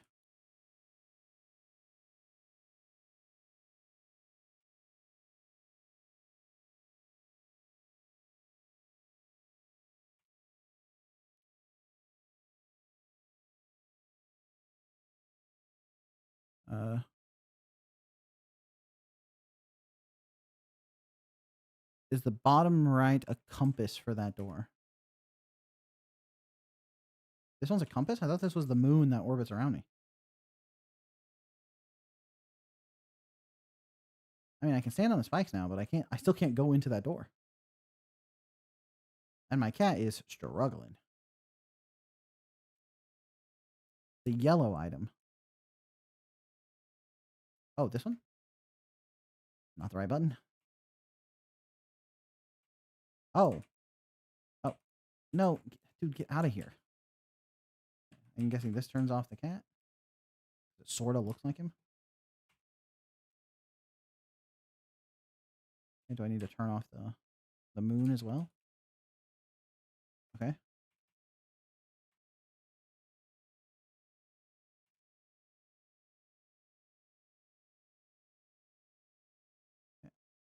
Let me just exit the level and come back with like the proper items turned on. Which I don't think I need this, and I don't think I need this. But I need the compass for the door and the shoes to stand on the spikes, right?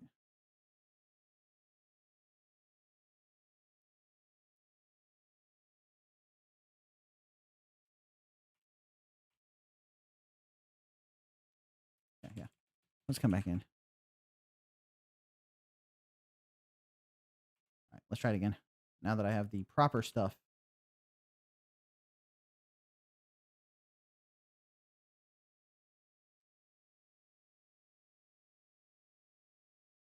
Okay.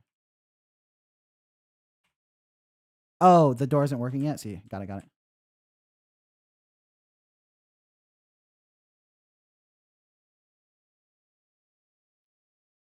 Okay.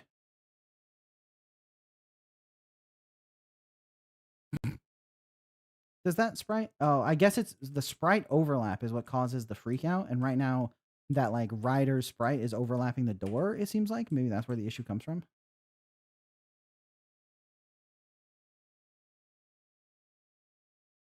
Could also be that it just kept intersecting with the wall.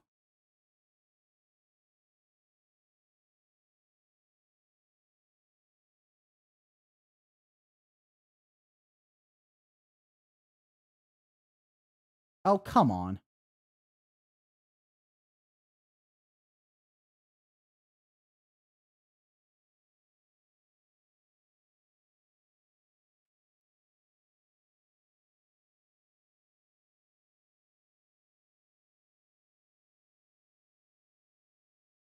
Right, evil blue wall.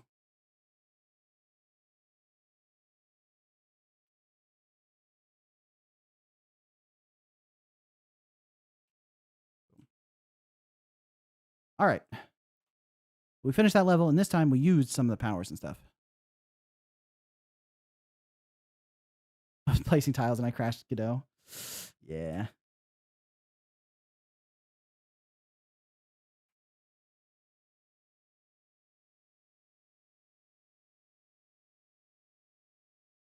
Okay. Do I know what all the powers are? I think I used most of them. Oh yeah, I don't know what this one is yet. See, what is Z? So up Z should. Let me try this power. What?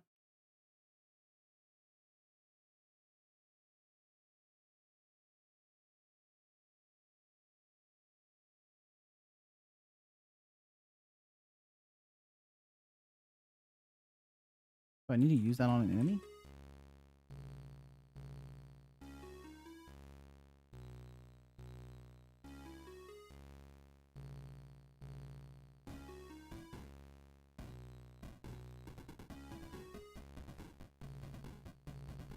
Interesting. Okay. And then let's try this guy out. Zing up. I turn into a bullet bill. That's nice.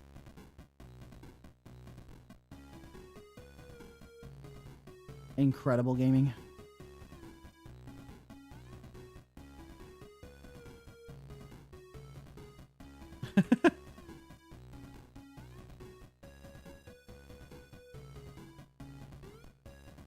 Uh-oh.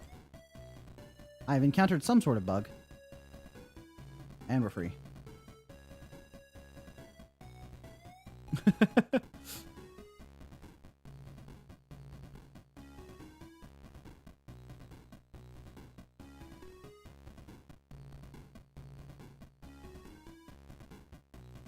Bullet billing. What it means to truly be a Groven.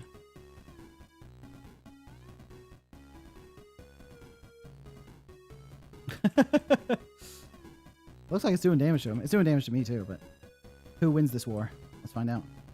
Oh, he did. Turns out he won the war. Oh, now I'm invisible? Where am I? Seems like the respawn also did not happen properly. Okay, well. Unfortunately, he won the Groven War there. Oh, didn't mean to go into this level, but... bullet billing through the level is pretty satisfying. Not the most interactive, but satisfying. It's interesting that bullet billing does not, like, prevent damage, but I guess if it prevented damage as well, it would be truly unbelievable. This happened again! So that's a pretty consistent bug, actually.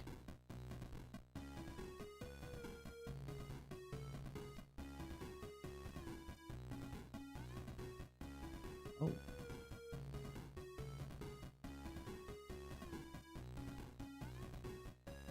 I have a limit on uses on that?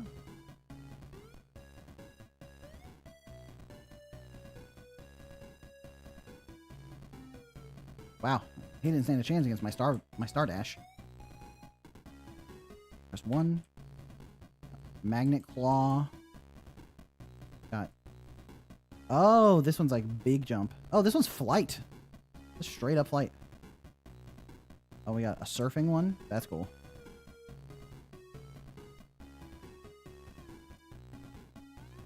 I can throw a spear. Oh, and it's like targets based on the little targeting reticule that spins around it. That's nice. Oh, this is Mega Man. Okay, man. Interesting. This one seems a little bit broken, huh? This one is nuts. Okay, and that's no power. Okay, and this is my little orbs. Throw my bouncers at him.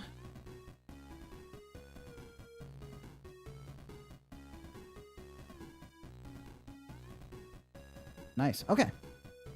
Is the intention for you to unlock those abilities by like defeating bosses or something? Hold C while using the ball.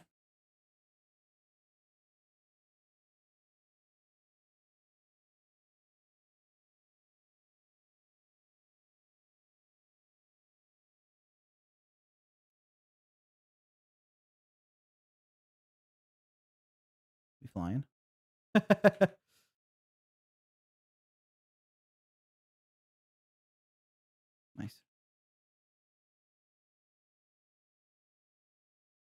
Nice.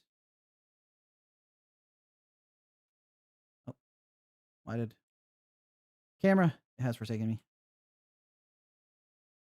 Well, that's a maybe another bug that I found at the end there, but yeah, it seems like this game only has audio on the second level. So okay, now that we've played Mecho the Groven, let us give some feedback to this game. Try to think critically and give advice that will help the developer. Oh, there's 2 more characters? How do you switch character?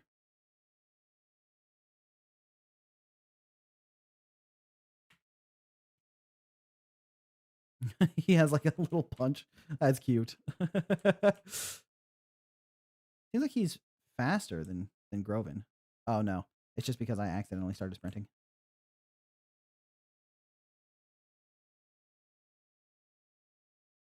Oh, if you do his little punch while holding up, he goes very up with it. Does he have different abilities or is it the same abilities? Okay. I would be shocked if he had different abilities. Okay. And then this character. Oh, this is the one that did the wall. Jerk. I shoot him with a comb. Oh, your hair is going to be so kempt. Nice. Okay. He shoots like a wall of energy type thing. I like this guy's sprite.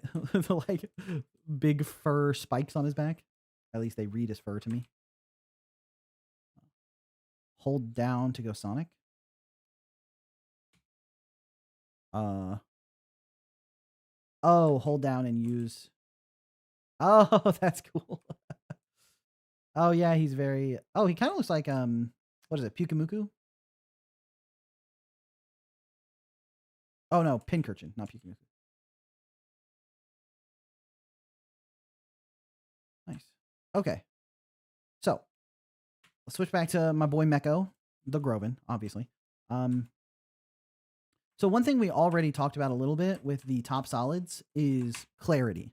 I think that understanding which of these are one ways is like super not obvious. This one, very obvious, a one way that I can go through the bottom of it. Because it has the 2 lines at the top and then like this big square on the bottom. You could even shrink that the gray on the bottom if you wanted to. But this one over here, the fact that this is one way is not obvious. And this problem happened quite a bit even during the levels. There were lots of areas where the clarity, like here, you start in this little area, so it's obviously a background element. But when you see that later, it's not nearly as obvious. It's like the fact that the floor doesn't extend here is not obvious. Now it doesn't have the black at the top, so you can tell. Like I knew that. Whoa, why did I? Was I? Oh, I must just be barely on the like this right here is it's the fact that you have so much. I don't know if it's coyote time or if it's just the way the hitbox works, but it feels like I can just continue running to the right at this point, right? So I think that that's one thing for sure is like the clarity of the tiles. Here, it sort of feels like that's a wall that I can jump up onto, even though I know it's not. Um, oops, wrong button, wrong button. Spawns me right on the edge of the platform. Okay. Similarly, over here, I thought that that was a wall. It doesn't have a black border on the side, but I just assumed I couldn't pass through it until I saw the door, and then I had to rethink that. And then later, let me exit this level. Oh, wrong button. Come on. And then later in this level, oh, I can't go through there. Oh, is it because I didn't beat the level because I restarted? That's unfortunate. Well, guess we're doing this the hard way, huh?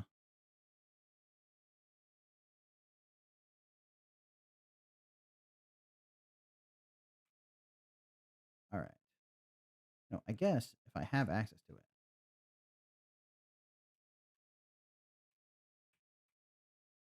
Oh, can big man not go through the doorway? In that case, probably Leaf is going to get through me through here the fastest.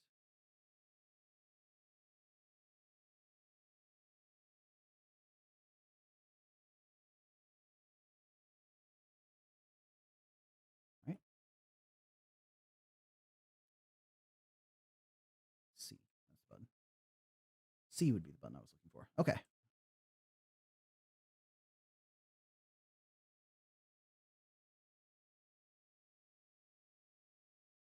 Actually, I wonder if bullet billing it through here would have been the fastest.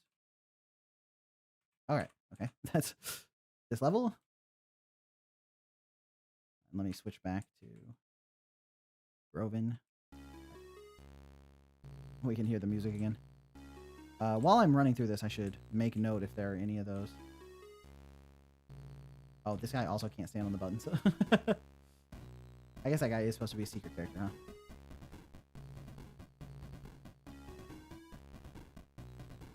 Nice. Okay. See if there are any more of those lack of clarity tiles to call out here. Yeah. These like little rectangles are not obviously a spring. They kind of look like they might be just a decoration like anything else. I think, though, this level has the best clarity of all of them. Like this area right here with like the extra white line along the movable path. But then I say that, but actually, then this pillar right here has that white line along the path, and it's colored exactly the same. Like, there is no visual difference between the slope that I'm standing on, which has solid collision, and the like slopes right here that are a part of this tile set. So the fact that I can just pass through this is extremely like not clear to the player. Similarly here, this could be a wall that I can't pass through, but actually it's a background element. So even this level, the clarity is not that ideal.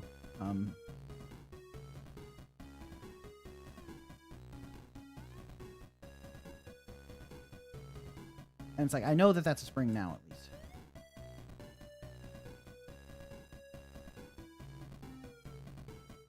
All right. Let's get to the...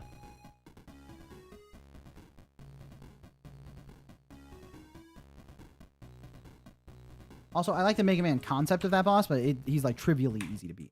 That's a minor point, though.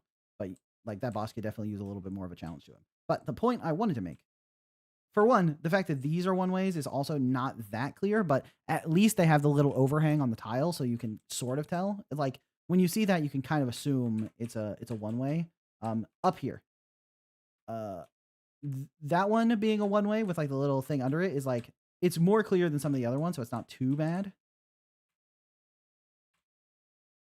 This wall, this not being a wall is like kind of nuts. It's like it has a black border on the edge. This feels like it should be a wall. So it's just overall the tile clarity is like pretty rough. Now the game isn't like that momentum based, so you have time to figure it out. But oh, I can destroy these. Yeah, that right there. What just happened to me with the ice wall that I destroyed is like a really good example of where some of the clarity is missing in this game. Where like how I didn't realize that was like an icy tile I could destroy by dashing into it until it happened, and then I was like, oh, that's ice, I can destroy it. A lot of the tiles where I'm like, oh, I can pass through that, or oh, that's a one way, or oh, that's ice. It's like I don't just know it from looking at it. I have to like figure it out by playing, which in some cases is okay, but just improving the clarity even by a little bit so that, you know, at a first glance, someone can understand the game a little bit better would help out a lot, I think. Additionally,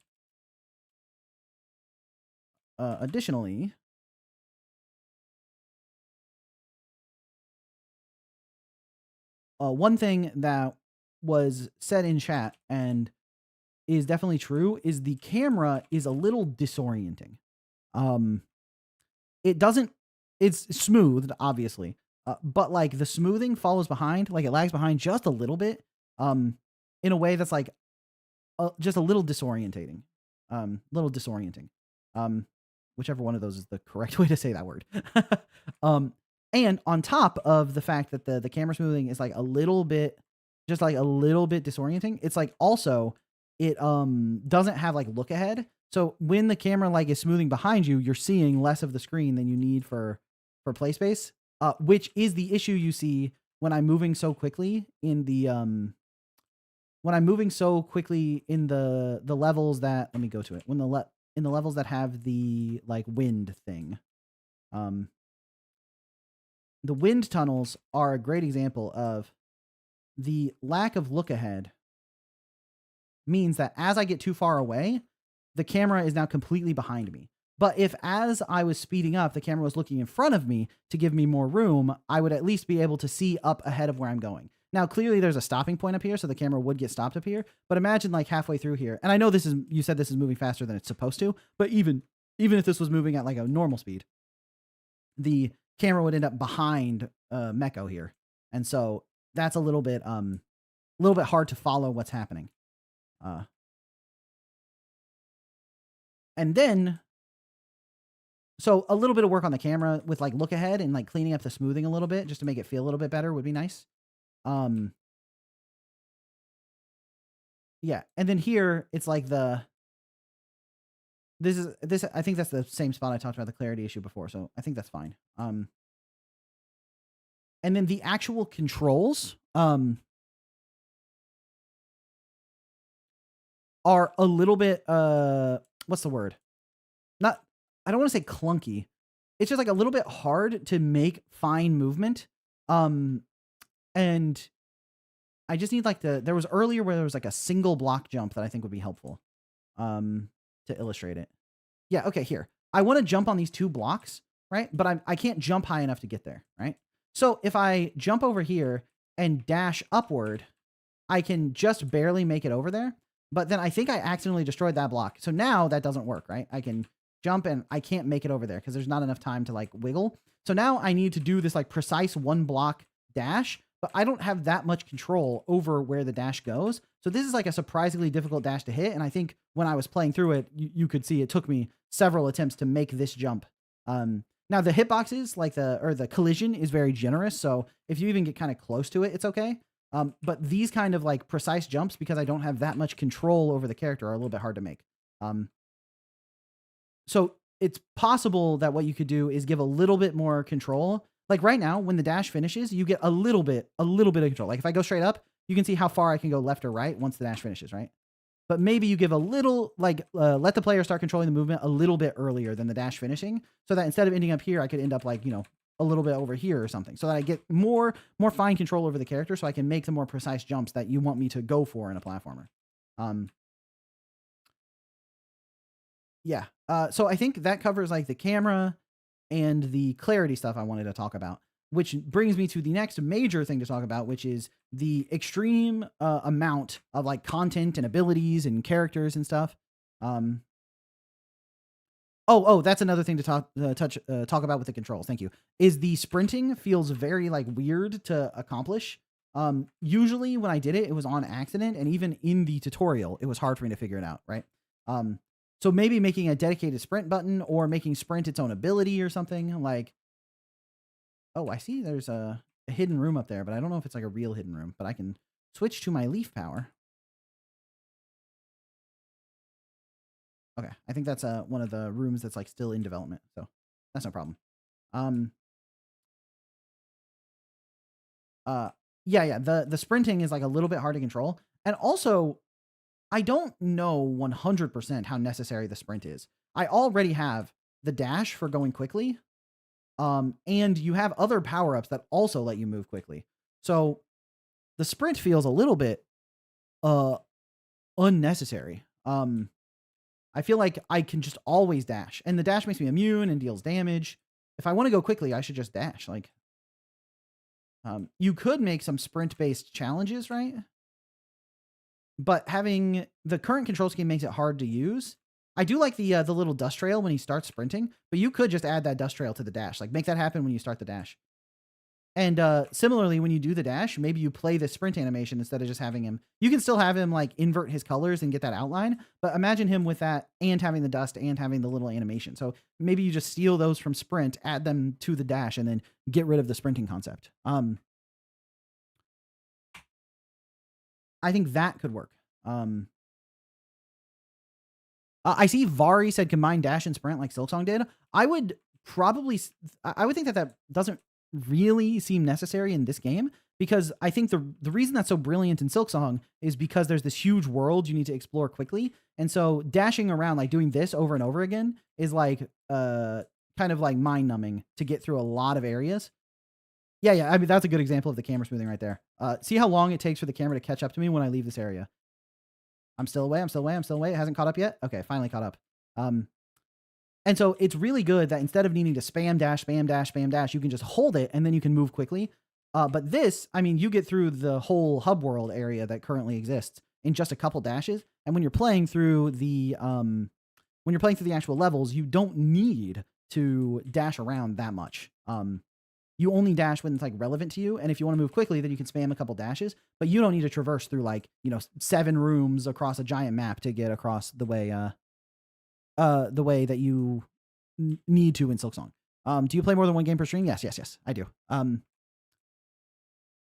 So that's one thing I would consider is making this dash use the sprint animation. You use the sprint FX just to juice it up, and then you don't even need the sprint.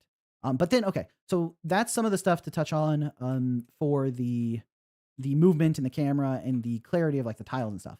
I think I just activated the sprint in air right there, so I was getting more aerial, more aerial horizontal movement. But the next thing to talk about is all the abilities, because I think I'll have to rewatch the stream because my father was happy my game was being played by an English person. Nice. One thing that's going on with the abilities that I think is interesting is that they're fun to use. Like this ability, sick. This ability, awesome.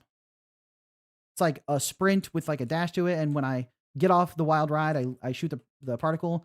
This spear is okay. I could see it being useful if it like threw a little bit harder, but it's like the difference between throwing it straight down and throwing it across and throwing it like up at an angle is like pretty minor.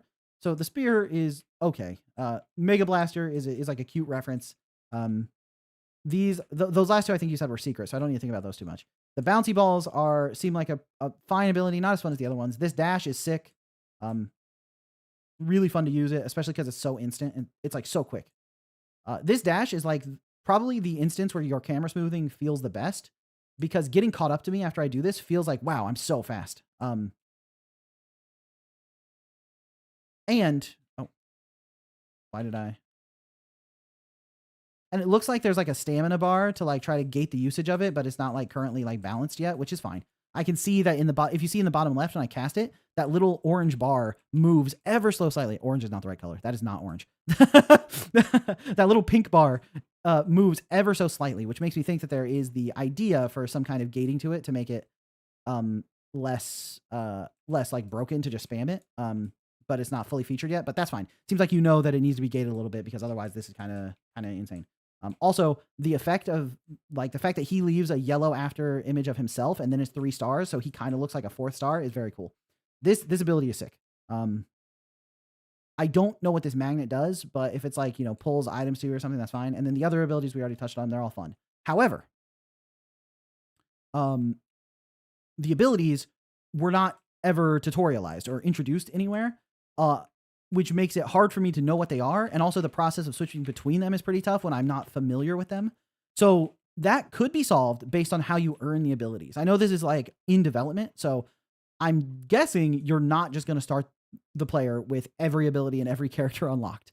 I think that those are probably going to be earned by like beating levels or beating bosses or something, I have to assume, based on the other like Mega Man inspirations here. But one thing you'll definitely want to think about is introducing them piecemeal, one at a time, and giving the player a good amount of time to experiment with that ability. Giving the player a good amount of time to experiment with that ability so that they can learn how it works and get used to using it, and also get comfortable switching between the abilities they have available. Like imagine I only have the bouncy ball and the dash. So I'm using the dash and then I want my bouncy ball. So I press 1 and it switches right to the bouncy ball. I would even get rid of the blank one once you have abilities. Then I can switch between them super quickly. And I think I earned the bouncy ball by beating the boss in stage 1-2, like this one. Yeah, in the Arco Grounds, I think I got the ball, so I'm guessing that's how it works.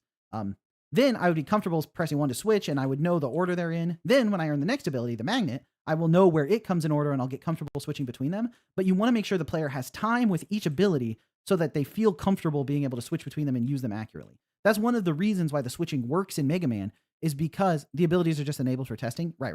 That's one of the abilities, the reason the abilities work in Mega Man so well is because of the fact that you beat a boss, get the ability, and then get to play through the next level with your new ability. Makes it easier to like weave it into the skill set you have available to you. And even then, Mega Man sometimes is difficult to remember all the abilities and switch between them effectively. I generally liked the Mega Man weapon switching style where it opened the menu and I picked one and the game froze while the menu was open because I wasn't good at switching on the fly, which made me just not want to use them. But I think that you have some very cool abilities here, and once the player is comfortable using them, I can imagine those abilities feeling awesome to use during a level, especially when you're going back to a previous level to either like find secrets or get a better time or whatever the reason it is to revisit earlier levels, because there's clearly stuff here you want the player to come back and revisit. There's like secrets that you're making obvious they exist and obvious that you can't get them yet, which is very, Metroidvania like. But then on that note, most of the things in the game are reused from the original. Try not changing it too much. Is Mecha the Groven like a real game that exists and you're just doing a remake of it? Or is Mecha the Groven your own project? I've never heard of Mecha the Groven before. So and by a real thing that exists, I mean a real game that you didn't make. The games you make are also real. Mecha the Groven was your first big game. I see. Okay. Yeah, so I would say that these abilities are good. Then you go into these sub power-ups where you have even more abilities. And this is where things are getting a little confusing because you have to like select which sub abilities you want to have access to, and then you have to like remember which key you assigned them to. And so that's adding another layer of complexity on the different amount of abilities you have access to. And your player only has so much space to mentally model all the things they can do, right? I can remember to press C to do my star dash, and I could remember to press up and jump. Dude, this is a perfect example of what I mean. I was trying to jump, dash up to the ceiling, and press the button that would normally grab it, even though I don't have it assigned, just to say that I could do it. And in the process of doing that, I failed like 3 times because I have so many abilities that I'm trying to mentally remember. Don't press C because that's the dash. That's the wrong button. Z is the jump button, and then X plus up is dash up. Then you need to press the jump button again to grab the ceiling if you had it equipped. It's like that's a lot of mental processing to do. That is totally possible and easy to do if it gets introduced to you like one step at a time, right? If it always worked that jumping and grabbing the ceiling and holding the jump button grabbed it once you unlocked it, like you just have ceiling grabs once it's unlocked, it would be easy to keep that in like my mental model of how to control the game and work it in slowly. Is the live stream going to be saved? I want to watch it later. Yeah. All of the Showcase Saturday VODs are available on my YouTube channel. They're not in the video section though. You have to, when you go to my YouTube channel, you have to click over to the live like tab. But in that live tab, all the VODs are there. So you can go back and watch any of the Showcase Saturdays. But so I have this mental model of how to control Mr. Groven. And I can't do that many new things altogether. Like my hands are too dumb and I can't pull off the combo, even though I can do much more complicated, much more difficult combos in games that have piecemealed it to me and given me the time to learn each individual piece, build the muscle memory and the instincts to pull it off. And now it's just about chaining them together. So, with that in mind, I would say you definitely want to piecemeal out the abilities, introduce them to the player one at a time, and make sure they have time to work on all of them. And also avoid the cognitive load of needing to remember to go equip and being able to change the button that it's assigned to. Like this is very dangerous to me. Being able to change the button that these power-ups are assigned to makes them harder to get into the muscle memory. And like, for example, up and Z being like ceiling hang, once I put it here, I'm not going to want to change it. Because once I learn how to do that, right? Once this is locked in to my like mental model of how to control the character, once I know to do this. Okay, it didn't work. I'm pretty sure I pressed it though. Let me try it again.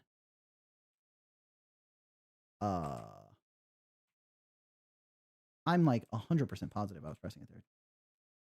Okay. Once I get into my mental model that this works, I'm not going to want to change up in Z because I'm going to keep doing it, trying to climb ceilings. So I'm just going to leave it in that slot. And by doing that, I'm just not going to use the sub powers the way that you intend. The sub powers, I tried making them all for your own option. So you can go like, oh, I prefer it this way. Yeah, I understand the instinct to let you like customize your power ups by selecting the ones you want to have access to. But the thing is, you already have like a ton of customization options through being able to pick which C button, which C power you want to have equipped at any time. This is nice. And you could even make it so the sub power ups you can only equip like 3 of them, but I wouldn't change their button combinations. It's like if you have ceiling climbing active, it's on up and Z. And if you have rolling active, it's on down and Z. And Z in air lets you wall climb. Like I would just make those like power ups that you get and you just have personally. Like once you unlock these, you just always have access to them. Once you unlock these, you just have access to them. You don't need to equip them. But even if they're equipped, I would make it not like, you know, customizable on the button configuration so that like you don't run into the problem of the mental overload. It's like remembering to press 1 to switch the power I want, then pressing C to fly up into the air, then pressing up and Z to grab this. Is something that I can now do because I've been running around experimenting. But if I wasn't experimenting on purpose, like I experimented with the sub power-ups and the abilities and switching between them because I'm playtesting this for you right now so that I can give you feedback on all the different abilities. But if I was playing this game in my free time on my own, I would simply ignore them, I think. And not out of a sense of wanting to do it a different way, but just because it's too much like mental overload. So I think unlocking them just permanently is a way to get it so your player actually like has access to the ability.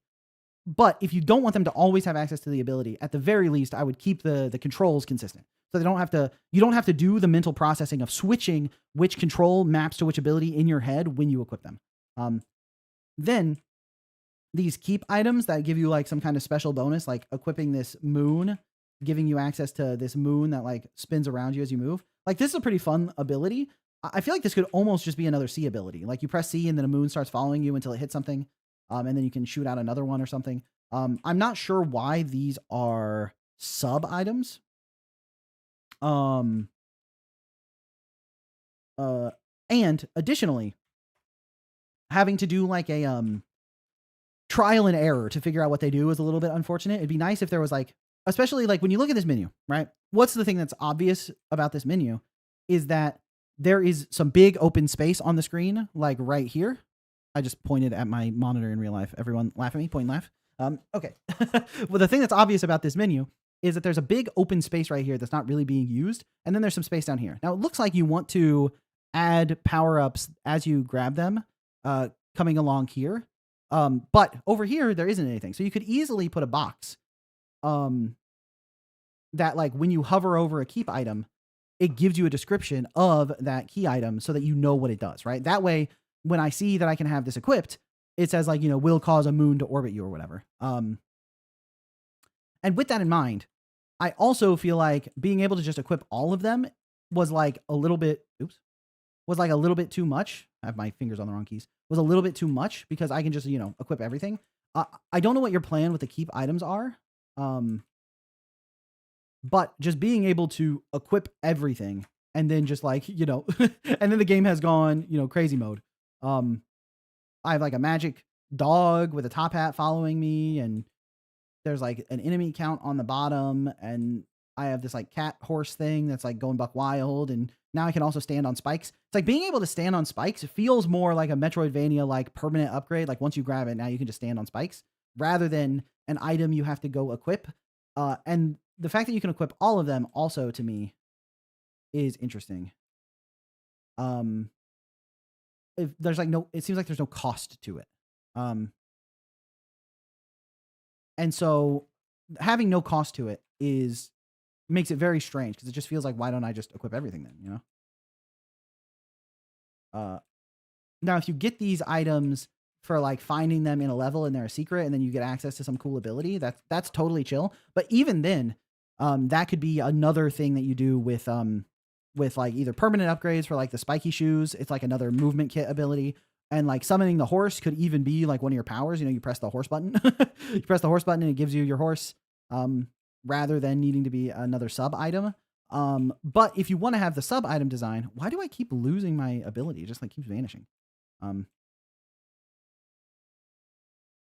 But yeah, if you want to have the sub items, that's cool. but I feel like there needs to be some kind of cost to them.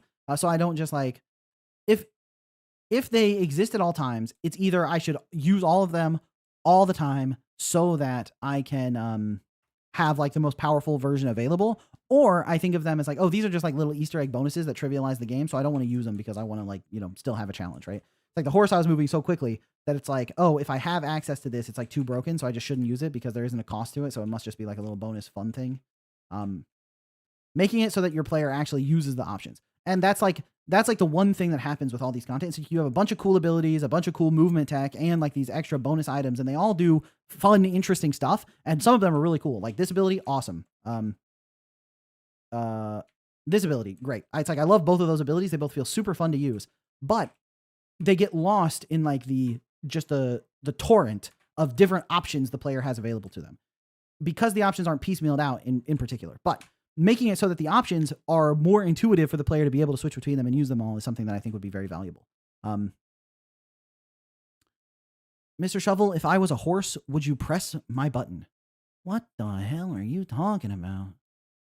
But that being said, the last thing I wanted to mention, in terms of constructive criticism, is this menu is it looks nice. I like the way the menu looks. It's giving me the retro vibe for sure.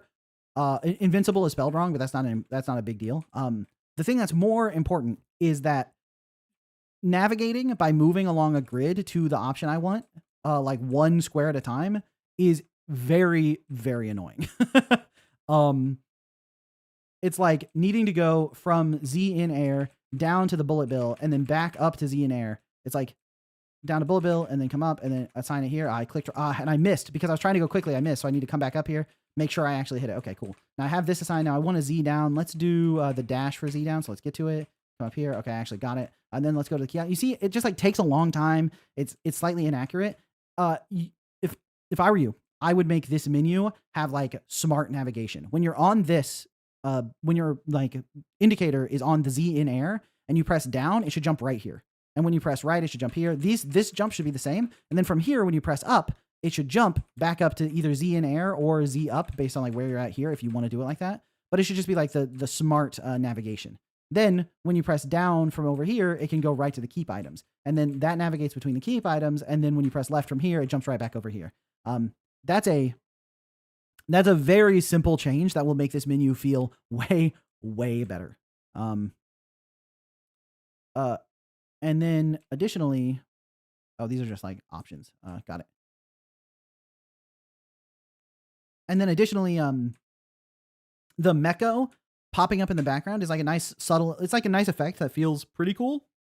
It's a little distracting, but I wonder if the slight distracting nature of it is coming more from the fact that that I'm annoyed about like how the menu's navigation works rather than actually being distracting. I would say if you fix the navigation on here, then you could revisit the visuals there. But yeah, those are like the big pieces of feedback. It's like this navigation menu is a little bit hard to use, and combined with the complexity of how many options I have, like there's a very common concept you'll hear about called, the analysis paralysis or the paralysis of choice, where it's like when you give someone a whole bunch of choices, it makes it really hard for them to make a choice. When you give me 6 power-ups that I have available to me, I'm like, I don't know what they all do. There isn't like a description that explains what they do. I don't know which button they'll be best to assign to. So I'm just not going to engage. I'm just not going to do any of it. Whereas if you only had 2 choices and it's like pick one of them and assign one of them to this button, then I'm like, okay, I'd rather have this one. And then you just pick, right? So that's something to keep in mind, is you don't want your player to have so many options that they don't engage with any of them. But if you fix the navigation on this and make it a little bit easier to interface with, and then maybe a little bit of camera cleanup, have some of the sprites with a little bit more clarity, I think that the rest of the ideas here are pretty good. Like the level design as a whole felt pretty nice to me. It's like good secret placement that like makes me interested. It was fun, like trying to hit the birds, like the moving platforms give me some nice, like interesting jumps. And it's like really satisfying that like retro vibe of like what I want the level design to be for a retro game. Right. So I think that stuff is all pretty nice. And then if you can, actually build out enough levels to give the abilities piecemeal wise and all that stuff, I think you have a great idea. It's like this right here where you tease this character by having him drop the bridge on me. And then when I came back a second time and he created the wall when I was actually ready for it, that was a great touch. Like that's very fun. Like the rabbits that are like from the inspired by the Mega Man like Mecha Rabbit enemy. Like that's the inspiration is clear to me, and like it was good in that game, and it's good in this game too. And the art style is very nice. It's like the colors that you chose are really good. And the designs are really nice. It's like the artistic style is really good, and it gives off the retro vibe exactly how you're going for. And the game has like a lot of potential because you have really good abilities. Like you've designed abilities that are fun to use, and you've done level design that makes me want to use those abilities, and you've hidden secrets that make me want to take the abilities I've earned and use those abilities to find the secrets to get more stuff and continue playing. But the but doing that is the part that's like still missing right now. Right now, it's just all the abilities right from the jump. And then obviously the other big thing that you would want to touch on is the boss fight here. Like really go play, because this game has like a very Mega Man vibe to it. Go play the Mega Man boss fights and really study how those patterns work. Like how do they make those boss fights interesting and fun to learn the pattern and get through it. I think you do have an interesting challenge, which is that Mecho's dash, making him invulnerable, covering distance, moving, and being so spammable is extremely powerful. Like this is so powerful. It's like I can just do this to the boss, and when does he have the chance to even hurt me? So I think that is something that you're going to have to tackle with. You're going to have to wrestle with, because it's just such a powerful ability that making boss fights that are actually challenging might be tough. You're probably going to have to restrict the player's movement, make the boss do stuff that you have to like successfully navigate through that you can't just dash spam through. Like, you know, putting a bunch of obstacles that he creates like a spike wall on one side, and then obstacles come in from the other side and you need to like navigate through them. And if you dash into an obstacle, you're going to kind of get stuck against it and lose enough momentum that maybe it can push you into the spikes. Like stuff like that will help you solve the incredible strength of the dash. Now, and the thing is, the dash is like really fun. It's a fun mechanic, you know, mogging with like the aura dash in place just to turn invulnerable and hurt them when they pass through you. Like that's sick, you know? And I think using the dash is fun too. So the dash has a lot of potential to it, but it does put a huge creative restriction on your boss fight design that I think it's something you can overcome for sure, but it's just something you're going to have to really think about when you're designing the bosses. Because if your boss gets trivialized by me doing this back and forth, then it just like doesn't really work as a boss design for this game, right? Because this is what the character does. This is what I have access to, so it's what I'm going to do. And if it beats the boss, then I'm just going to spam it, right? So that's what I would keep in mind. But overall, I think you have a really, really good like foundations for the project here. Like the bones are really nice. It just needs some polish in some areas and then some thoughtful design on the bosses. And I think you have something that would really work as like that retro inspired vibe. The first boss is actually a sub boss. Yeah, that's fine, but it still like doesn't really work with how trivialized it gets. Now, if it's basically like a tutorial to tell people there will be bosses, maybe it doesn't need to be that hard. But you are going to need to think about like how to make it more than just a 3-second roadblock. Because you also don't want people to fight the first, like the introduction to bosses in your game is like, this is the first boss you fight. And it's like trivially easy. And it gets, you know, completely curb stomped by the main basic dash attack in the game. That might give your players a bad expectation for what the bosses are going to be like, right? You don't want someone to play, like if you were releasing this on Steam, right? You wouldn't want someone to get to this boss, absolutely trivialize it and be like, oh, the bosses in this game aren't going to be that fun. All right, I should just refund this. So that's one thing that I think would be very valuable, but I'm glad, I think that you have like a really good concepts here for like this retro inspired thing. So yeah, I would love to play it again once you've added more content and done some of that structuring stuff to see what it feels like. Do you start with all those abilities? I think you start with all the abilities for this like testing in development build, but I don't think that's the plan for the full release. Would maybe be fun for your invincibility to only work if you're stationary and you dash just a normal dash. Yeah, I mean, being able to, you know, mog abilities with the like, you know, just dash in place and then they pass through you is cool. But because it's a dash, because Mecho sends his body flying forward, he's going to run into enemies when he's using the dash. So if he doesn't have invulnerability when he dashes and you do this to hit an enemy, you're going to take damage. And that feels very sad. It's like you can't really use the dash to attack if you take damage when you dash into someone. So despite being a very powerful ability that like opens up fun avenues, it just also adds this huge design constraint that you need to keep in mind. So, yeah. the False Knight and the Gruzmother from Hollow Knight is a good showcase of a first boss. Yeah, I think the False Knight is like the platonic ideal of a first boss, where he's like big, he's intimidating, he seems like he's really tough, he does these huge impactful moves where he slams his mace down and a rock falls, and it primes the player to think like, wow, the bosses in this game are insane. They're like so powerful and big, and they do all this crazy stuff. And even though the False Knight isn't actually like really that difficult, he's difficult for someone who hasn't fought a bunch of Hollow Knight bosses, right? So when you're still new to Hollow Knight, he can pose a pretty big challenge. So he's exactly the right difficulty level, and he is big and imposing in a way that makes you feel like the bosses are all going to be these huge affairs. So later, when you're fighting like the Broken Vessel and stuff, and it's like this little guy, you still think like, oh, the bosses are all very intense because it's primed you to think like that, you know?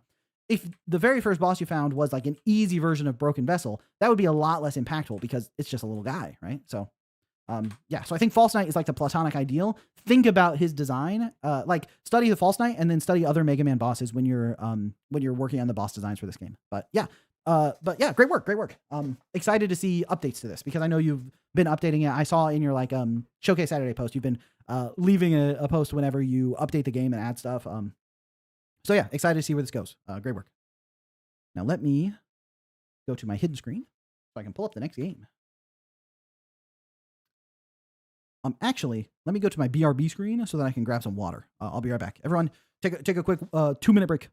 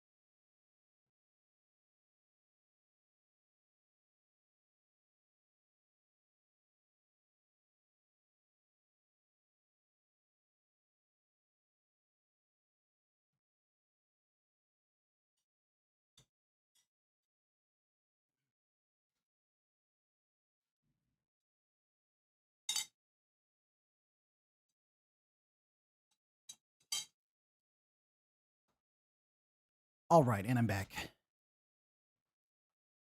I see IDT said I made Inner Demon's Calamity, and that is a true statement, backed up by facts and logic. My main project right now is Isadora's Edge. True. Lyra says he's the game dev secret guy. Thank you, Lyra. Hey, Majora. Why are you yelling, bud? Okay, cool. Next game.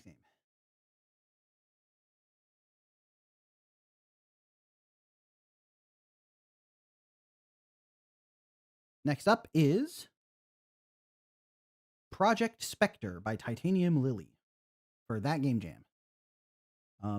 And I believe I saw that this is a like a plane combat game. So I must warn Lily that I am horrible at plane combat. I'm really, really not good at controlling the ship. So my feedback is going to be from the perspective of someone who is terrible at this kind of game.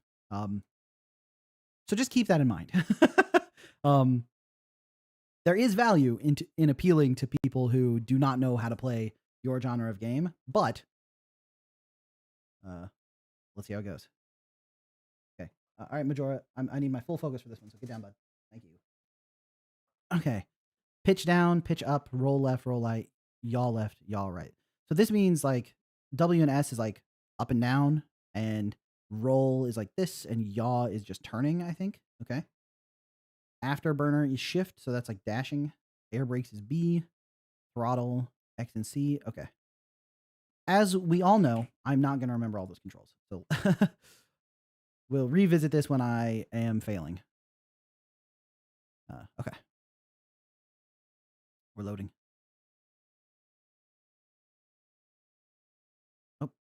Oh, I didn't turn on my desktop audio. There we go. I need to destroy this.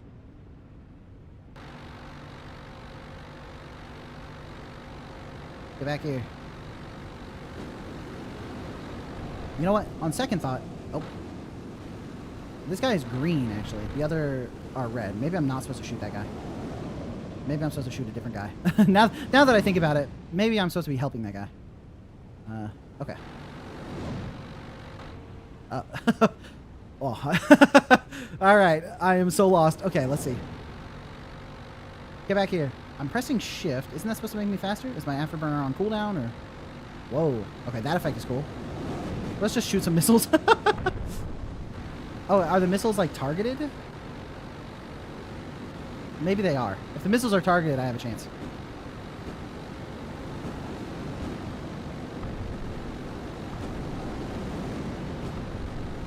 Okay. Missiles are somewhat targeted. There's one. There's another. Oh, and I have died. Okay. 750. Not on the leaderboards, but I'm still getting beaten by No, Monarch, Ace, Max, Bitch, 11, and Ace. 11. Okay. Trying again. Add a motion sickness warning.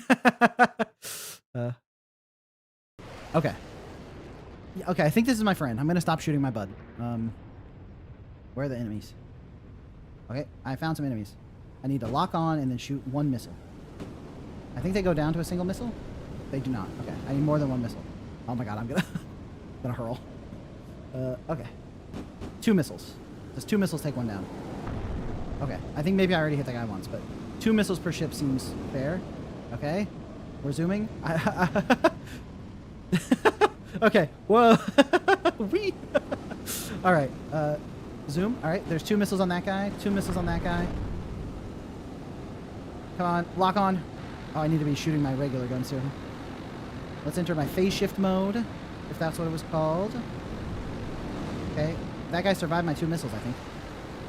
Get back here. I'm holding shift. It's not working. All right, 2 missiles on that guy. Okay, I wasn't locked on yet. Come on. Oh my god, my friend is cooked, man. Okay, I see that there's a lot of missiles like a lot of bullets coming at me. All right. 400 that time. That time I did much worse. That time I was much worse. Okay. So, was it shift? Okay, let me relaunch so I can read, because I thought shift was like making me faster, but it didn't feel like it was making me faster. Yeah, shift is afterburner. Is afterburner not go faster? Yeah, defend the cargo plane. See, I'd be better at this game if I could read. Equipped air-to-air missiles, Gatling guns, as well as a specialized phase shifter. Okay. We're shoveling again. I was...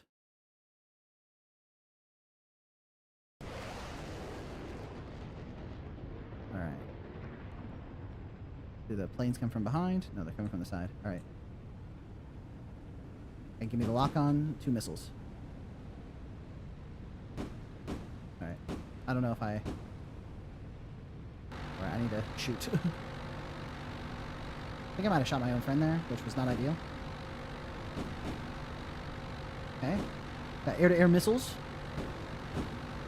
These are homing, right? It looks like they are. It's phase shift so I don't get shot. Maybe I'm too far away. I must be, like... Maybe I need to, like, do... Maybe flying in a straight line is not a good way to avoid enemy fire, huh? Wow, this game is pretty hard. I need to figure out how to avoid getting shot, because I don't know. Where do they spawn from? If I can remember that, I can at least start with a bit of an advantage. Get the lock. We'll do 3 missiles. I just want to make sure he goes down. Yeah. Okay, we got the lock. Maybe it's not like just locking is good enough. Maybe I also need to... Okay, let me phase shift to try to avoid getting shot here while I fly in my cool straight line. And then 3 missiles on that guy. Okay, my missiles did not hit. I'm taking a lot of fire, I think. Hard to tell. I don't really know. And I think that was a missile. I think he got me with a missile. But we got 400 points again. I think the game crashed. Maybe the game crashed. This time for sure, everybody. This time for sure. I definitely know what I'm doing. Okay. Throttle down, throttle up. That's X and C. Okay, I need to figure out what those buttons do.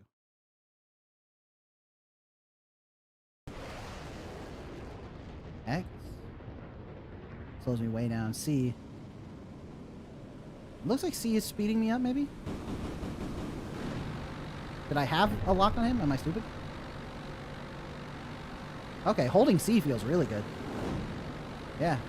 I might not be able to aim at all, but at least I'm moving fast. Phase shift so they don't shoot me. Because I don't know if you know this, but I hate getting shot. It's one of my least favorite things. Okay, at least now I'm zooming. How often can I phase shift? Because I feel like I should just keep pressing the phase shift button.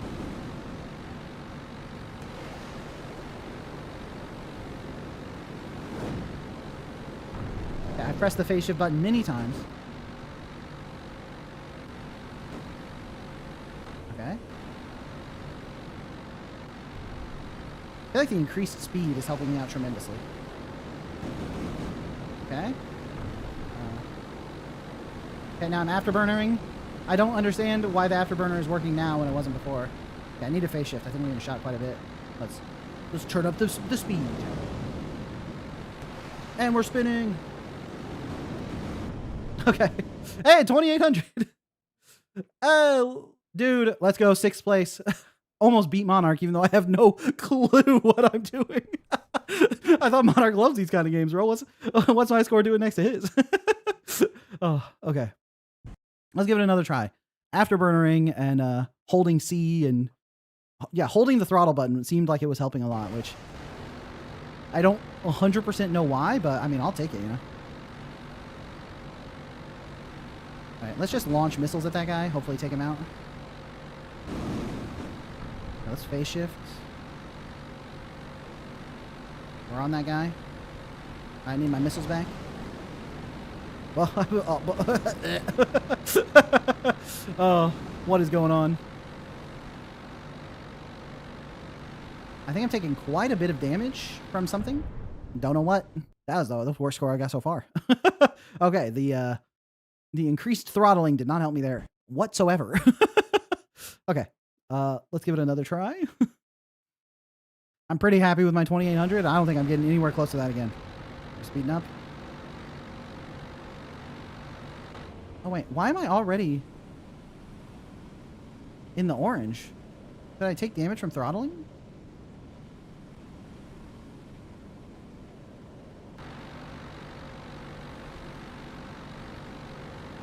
Yeah, I'm taking serious damage. I mean, at this point, there are enemies here, but it feels like I took damage right from the start. I don't know what's hurting me there. Is it from trying to go too fast? Am I, like, blowing stuff off of my own ship? My own plane?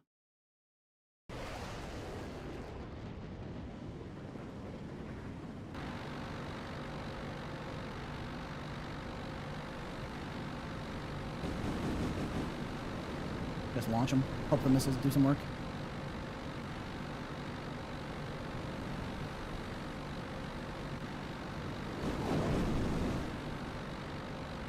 Okay. Just keep flying around like a lunatic. Hopefully... Oh, I didn't have the lock. My bad. Just keep going for a truly... Oh, do I need to keep the lock after I fire the missiles? I can't just like shoot them as they fly by. Let's phase shift here for a little safety. And then keep the lock if I can. Maybe I lost it. All right, time for evasive maneuvers.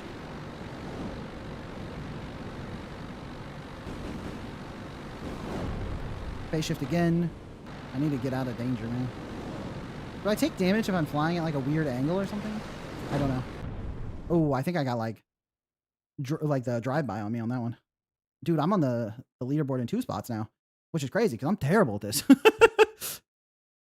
I really don't know what's going on. Okay. Seems like the evasive maneuvers were helping.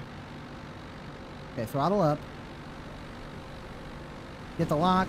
Take him down. Keep the lock as much as I can. All right. I feel like I'm doing damage to my ship. I don't even think I'm taking damage from the enemies. I think it's just... Okay, maybe those 3 enemies were shooting me, actually. Okay. I think we can now try to give some feedback on this game, which is going to be tough because I don't really understand what's happening. And I think it's mostly my issue. Go Buck, Slain and Seasoned is my game. Hey, thank you so much for the membership, Go Buck. Is it in the Showcase Saturday? You should post it there. If it's posted there, I'll put it on my list and everything. But yeah, can we get some +2s in chat for Go Buck, by the way? Yeah, just make sure it's in the Showcase Saturday forum. But okay, let's try to give some feedback for this game. So let me mute. I got to remember to do that. Dang, Audrey with a +3. Okay. Cool. So with this game, it's a bit rough, I think, but I'd definitely be happy to play this as a part of a jam. It's unique and has charm. Yeah, I think one thing that's very clear to me about this game. Hold on, let me turn off the audio for myself. Okay. One thing that's clear to me for this game is like I love the visual style. It has some great audio effects, like looking into the sun, causing that like intense bloom on my camera, and like the skybox. Everything feels really cool. The indicators along the edge, it feels very much like I'm flying this like fancy plane. And like watching them fly by me at high speed, and I'm totally lost. Where are they? Where are the enemies? I'm trying to look at the enemy plane to talk about them, and I can't find it. Okay, yeah, the like little diamonds that like hover around them. It's like this is very cool. I love the atmosphere. The vibe of this game feels very, very good. But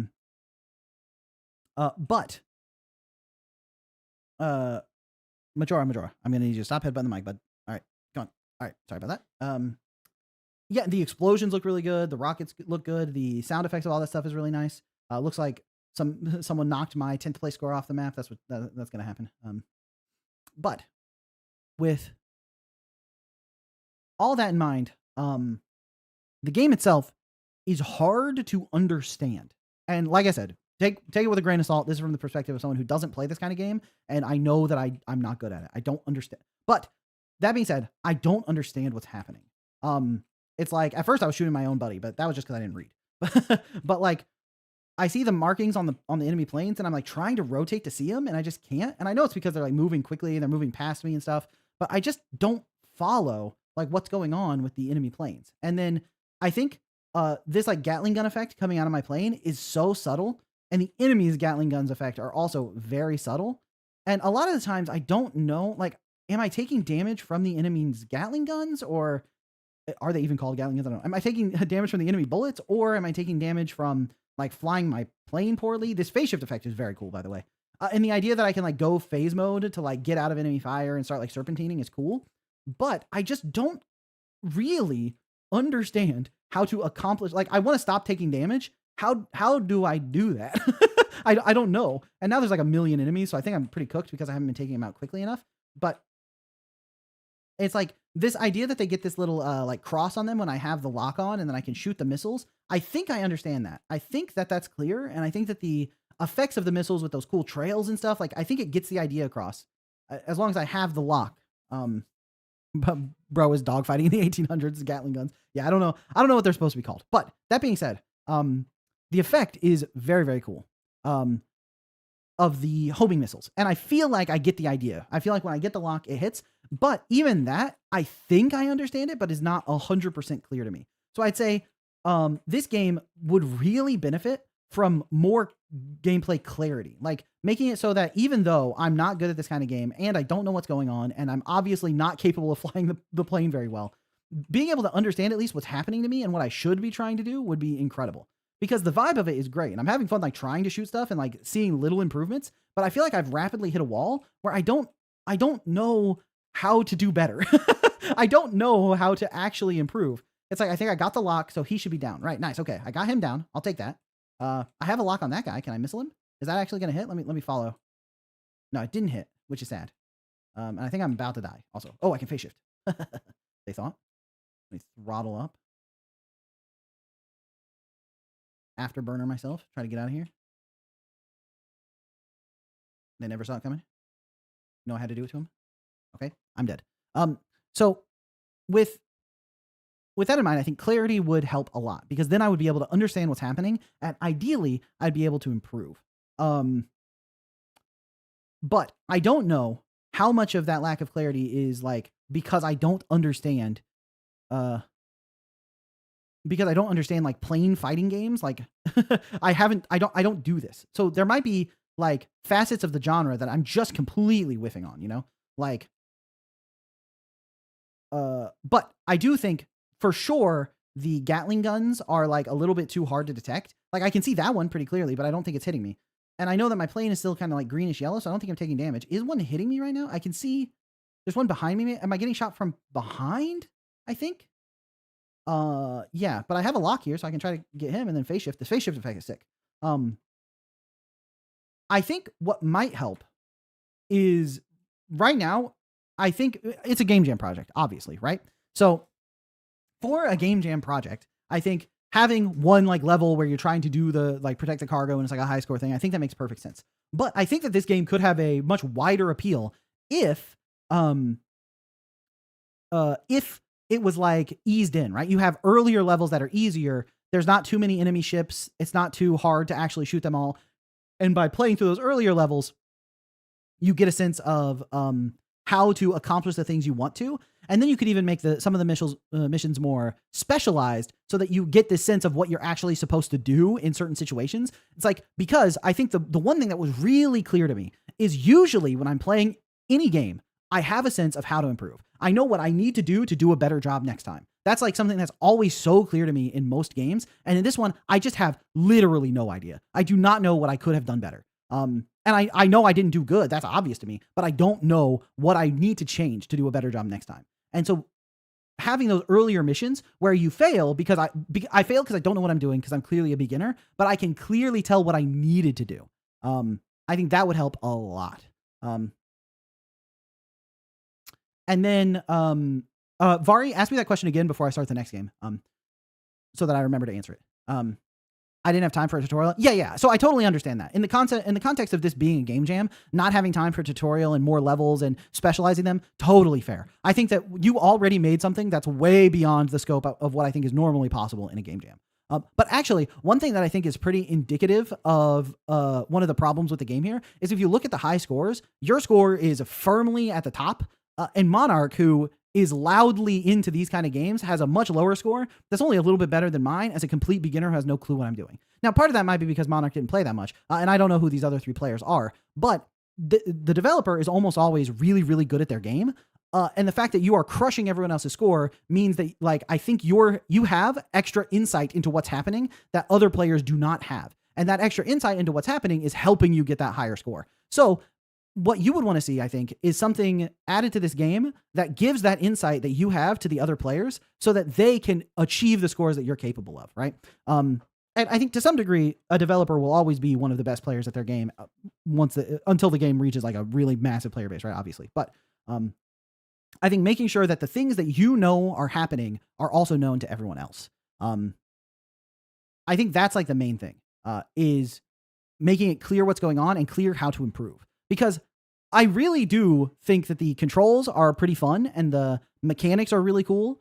And like, I want to get a higher score, right? I want to save the plane. I want to destroy all the enemies. Like this game, like I'm enjoying it and the visuals are really, really good. And even though I've never really played plane shooting games before, this like has a vibe where I'm like, all right, I got 3 missiles on that guy. I think he's down. All right, I need to serpentine, defensive maneuvers, phase shift so they don't see me. I'm taking heavy fire. Like this is delivering that fantasy to me, but I can't improve. So I'm like stuck. Like I'm like, I want to have the really cool plane dog fighting, dude. Also, when the ship just starts going, the cargo ship, when it just starts rotating, that's so funny. I don't know if that's a bug or intentional, but if it's not intentional, it should be intentional because that's so funny. I think that it's delivering on the fantasy really well, but it's not delivering on the gameplay flow, right? Because an important concept of hitting flow in a game is it's the maximum possible difficulty that you can actually overcome, right? You want the challenge to be difficult enough to keep your attention, but possible enough for you to actually overcome it, right? That's the flow state. And so generally when you're going for the like game progression of the gameplay difficulty, you want to keep players in that flow state as long as possible so that they're always hitting a new challenge that's about the level of what they're capable of, right? They're always just barely capable of the things in front of them. And with that in mind, this game is way out in the things I feel like I'm not capable of. Like it's so far in that corner that even though I want to play it again because it's actually delivering the fantasy and it's actually like pretty fun to control, I just like, I'm like, I can't do it. Right? I'm not good enough to play this game. So for a game jam, for sure, this is like above and beyond what I would imagine possible. But thinking about this as a fuller project, if you were going to continue development, which I think you're probably not, right? You're working on the like open world game, right?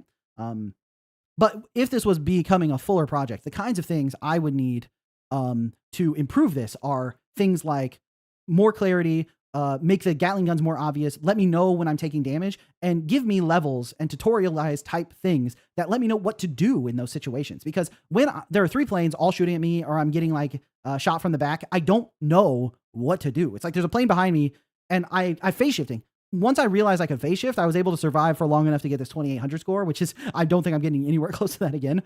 So phase shifting to get out of danger and then like do some serpentine patterns. The one run I had where I was kind of doing that felt really, really good. But I feel like I also was getting kind of lucky because I was just like hitting buttons and doing serpentine maneuvers and shooting missiles and just like hoping for the best. And it was kind of working, but I was unable to replicate it. My next run, I immediately got a 200 score, even though I was trying to do the same thing. Additionally, the afterburner to move faster and like the throttling up and throttling down to slow down and speed up felt a little inconsistent. And I think it's because of the visual treatment of it. When I was trying to use the afterburner or trying to use the throttling to increase my speed, the visuals on it were kind of there, but not emphasized enough to let me know, yeah, you are using your afterburner or yeah, you're throttling. And there, that's not entirely true. When I was throttling and I would like do a hard turn and I got the smoke off my wings, that effect was great. And similarly, occasionally when I would afterburner, it felt like the screen pulled back a little bit and I had like these blue flame trails out of the back of the engines. Those were really great because it makes me feel like I'm doing something.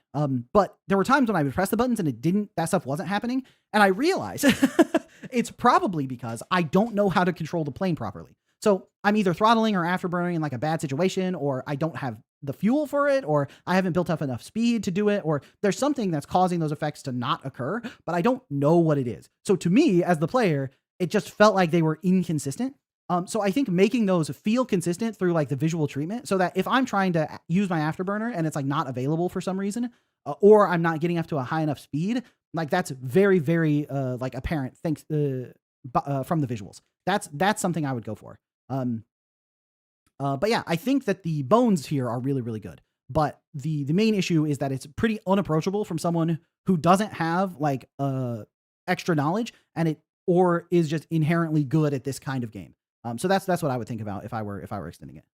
But I think that you for a game jam, it's kind of insane that you made this like 3D space, this 3D like air combat thing with like planes, and all the different visual effects are pretty insane. Like the explosions are really nice, and it runs on web, which is equally impressive. And the sound design, especially the sound design when a plane like passes by you, like that stuff was really cool.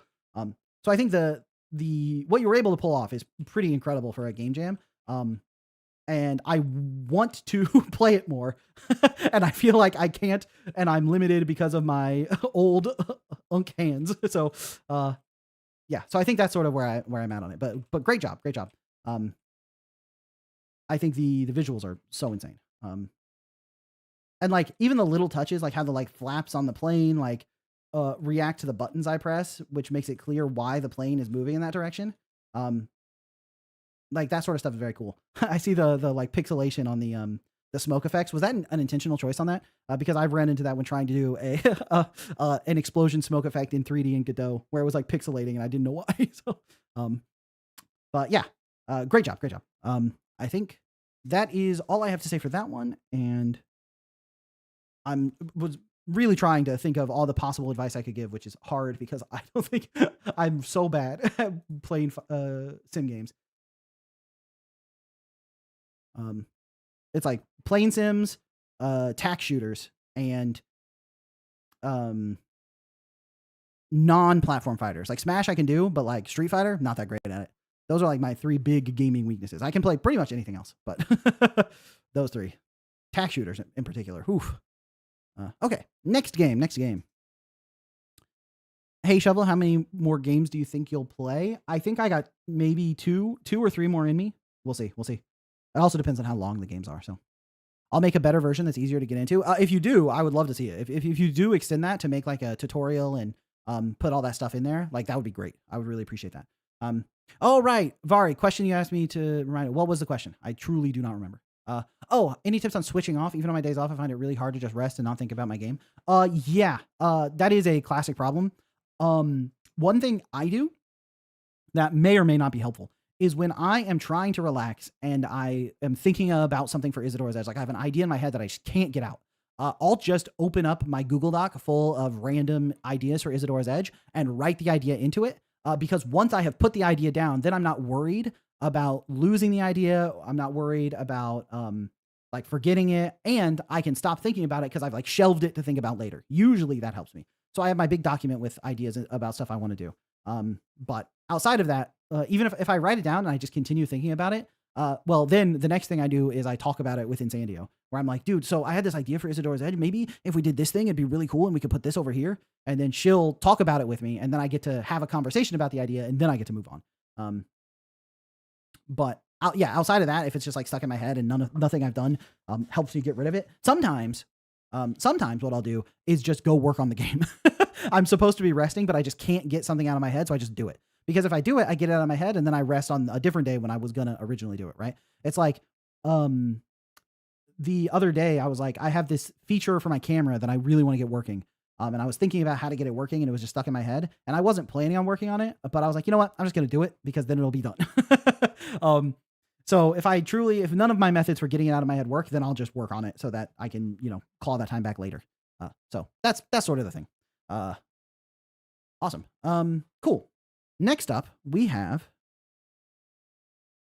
Space Dino Colossal Shells. Oh, my Southern came out for a second there.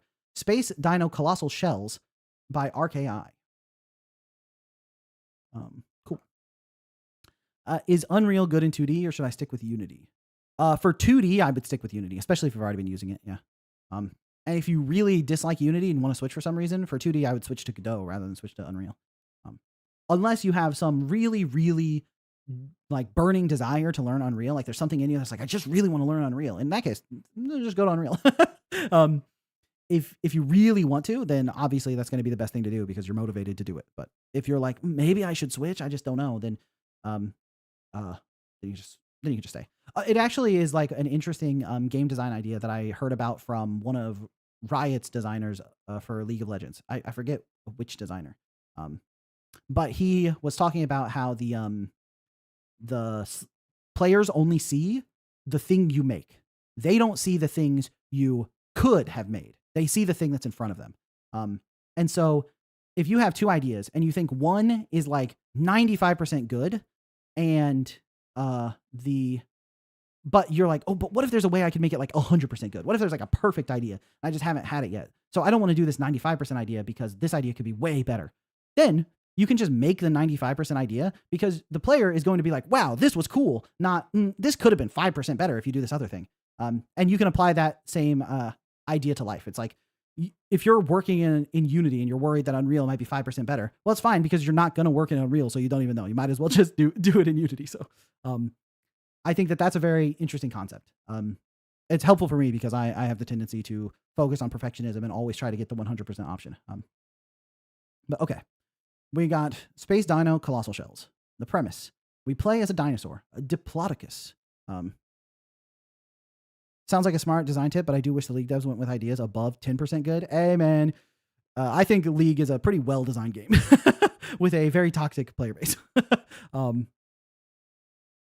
Thank you, but is it wrong to master 2 engines because I want to try various things? Yeah, if you're motivated, like if you're like, I want to know how multiple engines work, I want to learn a bunch of different engines, then I think you could totally go for it. I don't think there's any reason to limit yourself to only using one engine if you don't want to. Now, I think if you're just like, what's the best engine for me to make my game? Like, if you're coming from the perspective of, I just want to pick the best engine for making my game, I don't want to think about it too much, I'm not trying to learn a bunch of engines, then yeah, sure, you can just pick one that seems best. But if you're like, I want to master a whole bunch of different engines, then go for it, right? Nothing's stopping you. Okay, you play as a dinosaur, a Diplodocus, sent to the Snailian infestation from the moon. You were given a small spaceship equipped with a grow gun. Shoot with this gun at enemy Snailians to enlarge their shell. Then, using your abnormally large neck, stretch and curve your way through the shell's many obstacles to get to the snail's soul. I am not absorbing this as much as I need to. Okay. Well, we're just gonna hope for the best. Look at that loading bar. I'd recognize that loading bar anywhere. Space Dino Colossal Shells by RKI 3000, Cacao Ahanto, I hope I pronounced that right, and Dis. What's it got? I don't hear any music. Site's not muted. Okay, well. You have been, sorry, RKI, okay. You have been sent to clear the evil Snailian infestation from the moon. Use your UFO to navigate. Lost your arrow keys to move around. Okay. Phew, I thought that whole thing was out of gas. Anyways, aim your grow gun with your mouse and left click to shoot. Never thought your aim would be this good. Now press space and you'll see why you're actually chosen for this mission. I have an extremely long neck. Okay.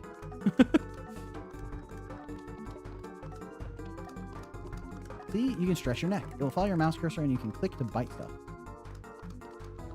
Oh, all right. I'm trying to grow gun. This is a very unique game concept. Follow my mouse cursor and bite stuff. Okay. While neck mode, press space to go back to the ship. Got it.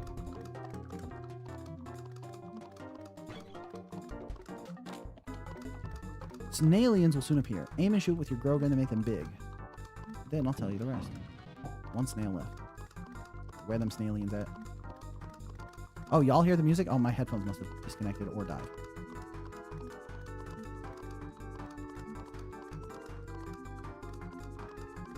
Okay, I want to grow gun the Snailian. You got one. Now approach the enlarged snail and press space to enter the shell using my long neck. Got it? Look, that flying golden slug. Destroy it by clicking to bite it. All right. Okay. Oh, nope, not what I wanted. All right, grow the snail. Okay. We've got a Snailian. All right. We're going after the golden slug. All right. Like Operation. Boom. Easy money. The greatest long neck dinosaur UFO Snailian hunter the world's ever seen. Alright. Easy peasy. I hope the Game Jam's theme was I want to see an idea that's never even been thought of before. Okay. Boom. Okay, I think I touched the wall there, so I think it's not Operation. Like, touching the wall is a fail state. Okay, 2 snails left. 2 snails left. What's up, Snailian? You're going down. Or, like, the golden slug inside of you is going down or something. I'm not 100% clear, but... You done, kid. Oh, now there are spikes. Oh, fight the breakable blocks. Ah, we're getting new mechanics. Boom. Is RK on the chat? He was in the chat earlier. He might have gone to bed or done something. Boom. Oh, here's the breakable block. Boom. And eat the golden slug. It could be like that. Okay, hold on. Now, let me hide this. Oh. Robo-Snailians.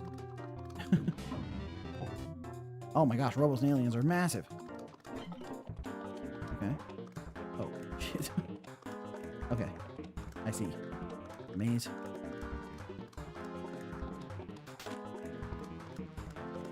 Boom. Boom. Boom. Easy money. Now, avoid the spikes. Boom. Hopefully I'm not reaching any limits on my necklace here. Come on, come in. And it's slug time.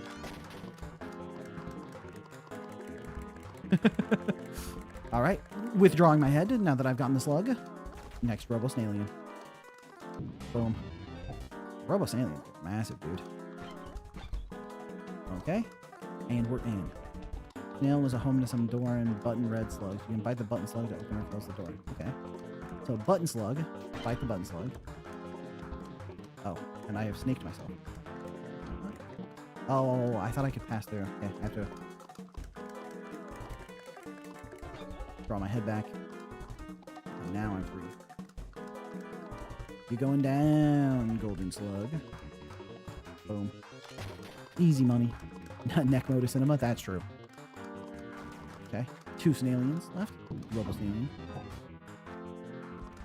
Alright. And we're in. I'm going to leave myself enough room to exit. I don't know if I did that. Oh, but I came in from the wrong path. Okay. Nice. Okay. I don't need to do the puzzle again, but I know that I went in too far to the left, so I blocked my path. So I need to do the opposite. Come around the side, leave myself plenty of room. I don't even think I needed all that. Good.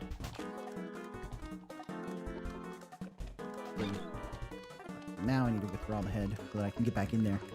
Get back in there and eat this golden slug. Boom. Yeah. I'm pretty much the best Diplodocus to ever do it. He's still not even a robo-slug. Are you even trying? I probably should have gotten a little closer. Oh, at least this is going. Oh. Uncovered a spin block. To get rid of it, exit the shell by pressing space, then shoot the shell to give it recoil and make it spin. Ah. Okay. Alright. How many spins does it need? Are we in there? Haha. Spin block successfully dealt with. Boom. Alright, we're on wave 6. The final wave. Robo-Snailian. You know what? In case there's a spin block, let's just spin preemptively. And we're in. Okay, there's one door over there and one door. Let's start. We got a lot of breakable blocks to jump. Boom, boom, boom. Okay. And we're out.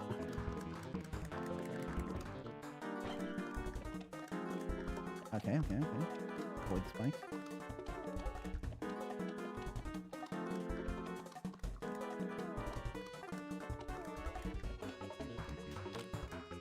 Oh, that's not breakable.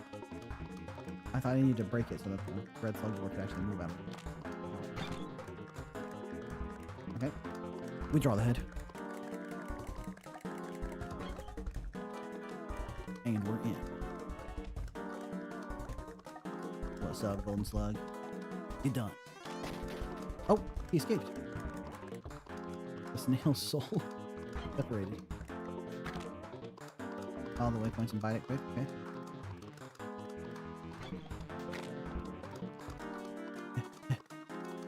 Get back here. Nice. You won. I'll send you back to HQ.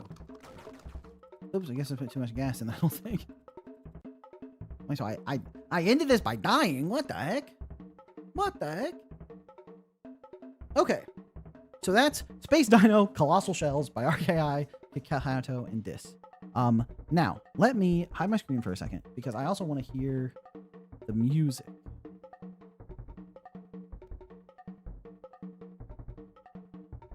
Okay. Let me.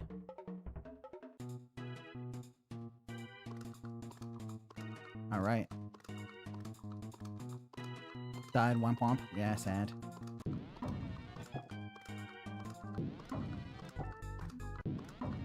Interesting that that sound effect cuts the music out. Nice. We're zooming. Oh, I need to click the button. Okay. Okay, nice. I think I get the concept of the music here. Let me hide my screen, and then we can get... all right, let's give some hopefully helpful feedback to RKI and the rest of his team. I think, for one thing that's obvious is the game's like art and style and all the effects and stuff is really, really nice. I think the rendering on like the neck is like really cool, especially because it's probably some kind of like line rendering system. So the fact that that actually looks good is really nice. The UFO has like some really nice effects on it. Like, honestly, the way the UFO is like floating there is so cute, and the effects on it when you move around is nice. You have these the cute grow gun, and then the snails, the way you grow them up, and then they like whoop whoop shrink up. Like all these effects are really, really nice. And then the overlay when you come in here to eat the flying golden slug, like all that stuff is really, really nice. So the visuals are super on point. Additionally, I think the thing you did the best with this game for sure is that the vibe is like wacky, goofy. You're constantly adding new stuff, and you're constantly like elevating to the new thing. It's like you already have the goofy long neck that sets the tone, and then the tone is kept very well, and you continue to expand on that tone like very, very well. Like it's similar to in Restricted by Assistant, how you were always able to increase the like goofy effect of like the next thing that happens. Like it works really well. Like how when you get into, what is it, wave 3 or wave 4, where the robo snails come in, and then like at one point the golden slug snail like has split into multiple copies and you have to chase it down. Like all this stuff is very, very good. So the vibe of the game is really good, and the art of the game is really good, and it's like it's genuinely like a very funny game. So with all that in mind, I think the biggest flaw of this game is it doesn't feel like there are really very many stakes. It's like here I got kind of excited because these spikes mean that now, okay, now there's some difficulty, right? Here's where the challenge of the game comes in, and here's where you need to like lock in and like do it well. And I thought that these later ones would be even more challenging. But the issue that you run into is you built the challenges around like going into the Robos aliens, then you know what to do with the shaking text. Like this is all really good, right? But this, like this level is fun. Like seeing this level, I was like excited. But even it's like, you know, some basic spike dodging and some eating some breakable obstacles. It didn't really like it's not really much of a challenge, right? You're just kind of like playing the game. And the red slugs, the way the red slugs like open up button doors, I thought the way that was going to add a challenge to the game. I got really excited when I thought it meant I needed to think about where like my dinosaur's neck was, right? I thought it was like, oh, I can't block my own path when I go grab the button. So I need to make sure I'm navigating correctly so that I always have room to finish the maze, right? I thought if I retracted my neck, right? Like if I came in here and I bit this button and it opened the door, I thought if I retracted my neck, the door would have time to close. So I needed to like navigate these and do like this thing. So I got excited about that prospect because I thought that would be like fun, right? But that's not actually how it works. You can actually just retract your head totally freely. And because of that, these buttons are not really much of an obstacle, so much as just like an extra thing you have to do before you have finished that snail's like little maze, right? So if the shells reset, then you would have more of a puzzle to it, because then you have to make sure you're not blocking your own path. Um, yeah, it's like here, when I came in like this, I blocked my own path, which is very interesting because I'm like, oh, dang it. I need to come in from the bottom path and do like, I need to come up along here and then bite my mans and then get out. But the problem is, oh, I went the wrong way. Oh, but the problem is that, like, for one, you can kind of cheese it because you can get through obstacles you shouldn't be able to get to. But the problem is it doesn't matter because I can just always withdraw my head and then just go in again. So I didn't actually need to plan my moves out. So that's one thing that I would consider, is maybe making it reset, but more importantly, making it more of a challenge. Because with this game, I never got to enter like the flow state of like the max possible difficulty I'm capable of and utilizing all my skills to get through something. It's like at this point, like I kind of know what I'm doing, right? I just need to go in here and go bite this guy. And then once I bite this guy, I wait for my dinosaur's head to come back. And then once I get my dinosaur's head back, then I just go in again and I bite the slug. It's like at this point, I'm not really thinking about anything. I'm just like going through the motions. And you never want the player to get into a feeling where they're just going through the motions and not feeling challenged at all, because it's like the opposite side. Like Lily's game was suffering from the problem of like, it was more complicated than I was capable of. So I didn't know how to continue playing because I didn't think I could like accomplish anything. Whereas this game, it's like, I know exactly what I can do, and there's not really much of a challenge to it. I just, boom. And then you introduce these spin blocks and then never used them again, which I think is probably because, I think it was like a 48-hour game jam or something like that. So that makes sense. But I think there is something to be done here to combine the UFO segments and the pushing the snail shells around and the spin blocks and how all that stuff works. Like combine this main world section with the Robo-Snailian long neck sections to like make a more challenging game, right? Something that like actually has that flow state and something that actually gets the player invested, so that they have to so that they really have to think about what they're doing, right? It's like, because this is the final level, right? Once I finish the snail, I beat the game. And it's like, this is very impressive looking room. And this section, you do actually have to avoid the spikes. But like, this is not any more difficult than the very first spike room that I went through, where I had to avoid the spikes. This is like, feels like basically the same thing. It's just drag yourself along it and then bite the button and then pull yourself back, right? Like this isn't any more challenging than the one before it. And then this side actually is like one of the biggest offenders of it, because this game is like the facsimile of a challenge, right? Rather than actually having some challenging gameplay here, it's just you have to bite through all these blocks, right? There's no like puzzle solving. It's just a bunch of breakable blocks in the way, and then you're good to go, right? There's nothing to think about there. In fact, because the breakable blocks just require a click to get through, it's basically the same as if you just have to go up here, where you just have to go up here along this path and then do it again. There was no thought, no challenge to it really. So that's like the main flaw of this game, is it's not challenging enough to really give the player the flow state. You've executed incredibly well on the writing and the concepts and the comedy and the art and like getting the mechanic to work. Like the first time you send your dinosaur's head out and like go through the shell is like very, very funny, but it's just lacking enough gameplay to carry the game. So that is my main takeaway from this, is like, I think you've executed on so many things about this game really, really well. And for a game jam, I would be giving it mostly 5 stars down the board. But for the fun element, I probably would give it 5 stars for fun too, because the writing is good. But if writing and fun were separated, then maybe I would give fun like 3 or 4 stars instead of 5 stars, if you see what I mean. Because it just doesn't have enough challenges to really, really make the gameplay like interesting. And it's like, especially because like on that second playthrough right there, I didn't even, I didn't need to think about anything because I had already done it all once. And there wasn't any surprises left, right? Now I'm not saying every game needs to be infinitely replayable, but making it so that I actually had to like accomplish the challenges again a second time. Like if you replay through a Mega Man game, you actually have to beat the level and beat the boss again. But, I think that there's something you could do with more interaction in the open world. That I guess that's the other big thing, other than the flow state and needing it to be more challenging, is that the UFO part where you fly around and use the grow gun on the snail and then you go into it with your dinosaur head. Like this open world part doesn't really have that much impact on the snail part. They feel two very disparate things. And there is nothing stopping the game from being like a UFO just floating in the center of the screen, like down here, and the snails just like slide in from the side, and then you go into the head and solve them, and then they slide off to the next side. I mean, it's more fun to fly around in the UFO, but gameplay wise, it's functionally the same. So maybe I think doing something that ties the two elements together so they're not totally like separated from each other would be something that also made the game more interesting.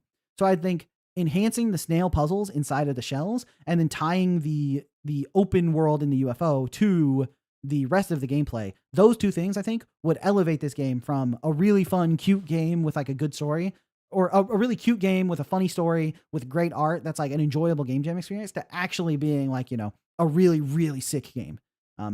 But as per usual, it's like with RKI's games and, you know, the games that RKI makes as a team, they are bursting with flavor and they have so much stuff going on and the writing is so solid and the ideas are so fun that it can carry a lot of it through. It can carry it over the finish line so well. But I think that the gameplay here is the main thing that's lacking, I think. If you had things that reset when you exit the shell and things that don't reset like spin blocks, there'd be so much opportunity for interesting challenges. True, yeah. It's like making elements that it's like if you pull your head back and the shell resets, some stuff doesn't reset. Some stuff gets changed when you spin. So you need to like exit and spin the block to put one of the spin blocks in the right spot or reset a spin block or something. And that's like the core element of puzzle design, right? Is you want the player to have that moment where it clicks, the aha moment where they realize they've been thinking about the problem wrong. And so usually the way that happens is that when they see the problem, they come up with a plan to beat it, like the obvious plan, but then that doesn't work. And they don't see a way to solve the puzzle without following that obvious plan. So the initial thought is like, oh, this doesn't seem possible. Like, how could I do this? Then they realize that they've overlooked something. And by doing that thing they've overlooked, now they can solve the puzzle. And I think that's what this game needs, is some of that thought process with the snails, right? The flavor is on point, but needing to like pull the head back and then spin it and then interact with something in the open world or something so that you could, I keep calling this like main map, the open world, so that you can make the puzzle a little bit more satisfying. I think that's what would really drive this to the next level, I think. Okay, but really cool project. Drink some water and then we will pull up the next game. Okay. Hide my screen. Get this next game going.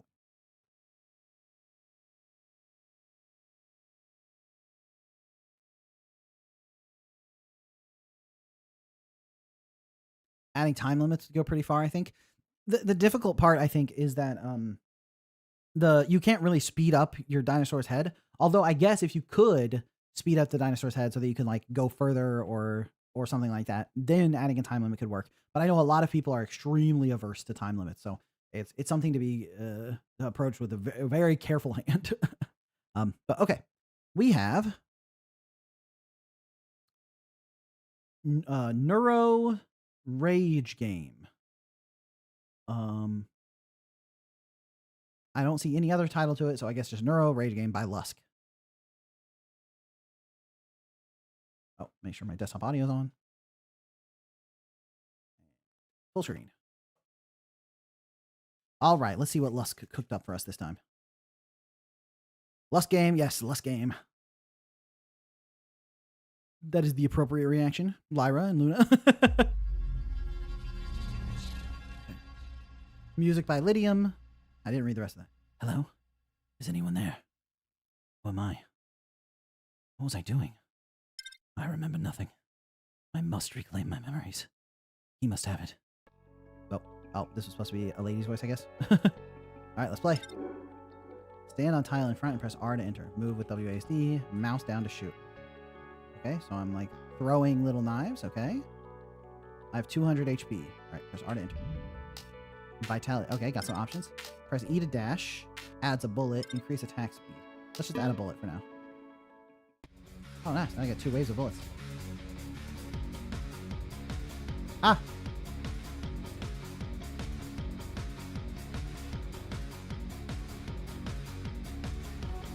I don't... Okay, I took damage from something there. I think it's from minigun.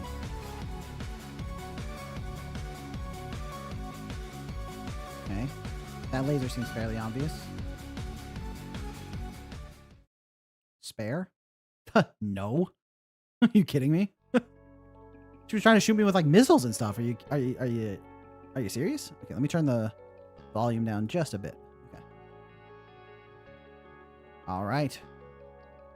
Press R to enter. Barrier that blocks damage. Gain immunity of 3 seconds when triggered. I can gain lifesteal. Ooh. Add another bullet, or I regenerate HP. I think lifesteal seems pretty good. Let's try lifesteal. All right.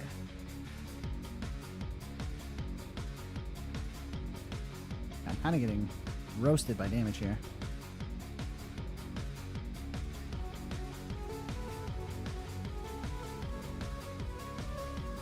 Okay. Just trying to dodge, basically.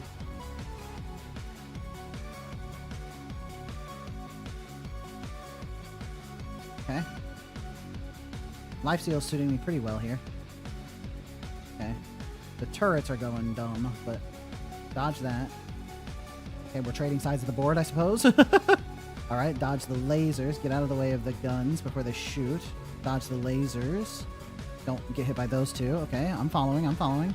We took down the turret. Okay, don't get hit by those two. Dodge the lasers. Get the way out of the turrets. Shoot them from offsides. Dodge these two and the lasers. Alright. Get out of the way. Dodge the lasers. Get out of the way. Just don't move up to those two and then get back on her. Okay. Come to this. We'll take out the turret this way. Dodge those two. Nice. Spare? Not a chance. All right. Okay. I actually got the hang of her patterns by the end. I think I went down to like 80 health or something because I was getting run over, but then I figured it out. Okay. Downloadable games from itch won't be played because of virus, Chris. I had mine submitted last week, but I mean, I'd understand. Yeah, I am working on a solution for that, but I haven't gotten it working yet. And I had so many web games still that I needed to play that I didn't worry about it too much. But I will eventually get it working. But okay, I can increase damage, which scales well with my lifesteal. So I'll do that. Okay. Oh, okay, okay. He's got 2 dashes, but he always dashes on the lane he's in, it looks like. So, okay, maybe that's not true. Maybe I lied. Okay, be careful of his dashes. Stay out of the way of the lasers. Okay, he's landing. Okay, I think I took 20 damage from that. Okay. Beware the... Yeah, that. Okay, don't get lasered. Dodge that. Dodge that. Holy smokes, this guy's fast. Okay. Oh, wait, that's a lady. I think that's a lady. For some reason, his, or her sprite read as a dude to me. Okay.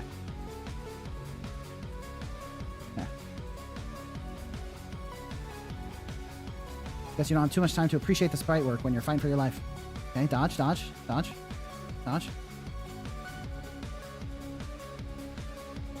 Okay. Oh, she's doing the dash thing. Okay. Ah, I walked right into that dash. I'm not hitting enough to benefit from my lifesteal. Well, at least not benefit heavily. Okay, those come down in a cross pattern. Okay. Feels like, is she lining up for more dashes? She is. Ah, she got me, I think. What? She didn't spare me, but I spared all of her friends. Okay. Press E to dash. That doesn't seem that valuable. Regenerate HP. I think I just need damage, right? No, I'm taking a lot of damage. I'm just getting hit a lot, so maybe regening is the way to go. Nice, okay. Oh, have I seen her before? Is this a new enemy? Okay. Just kind of face tanked that one. Not having the extra bullet is so rough because I actually have to line up my attacks.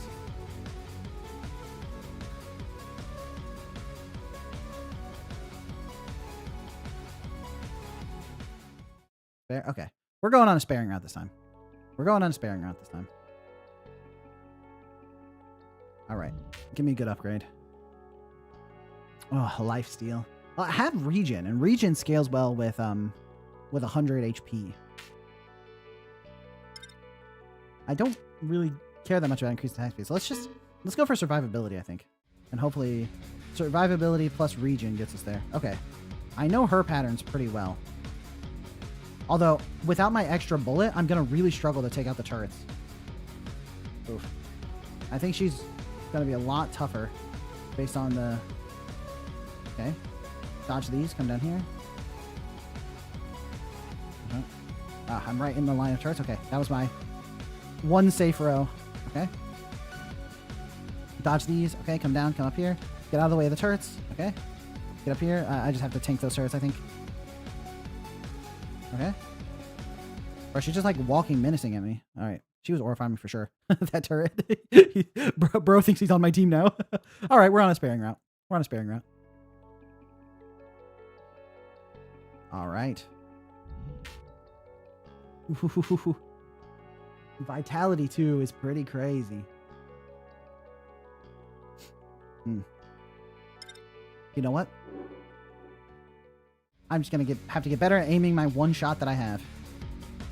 Oh, I should have thought about the fact that this lady does the dashes in a straight line. That's gonna make it way harder to get any damage down. Unless I'm just face tanking the dashes.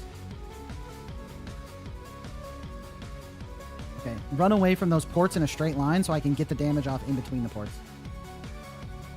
Yo, stop walking menacing at me. Okay, this is the dash attack, so just let her do her dashing.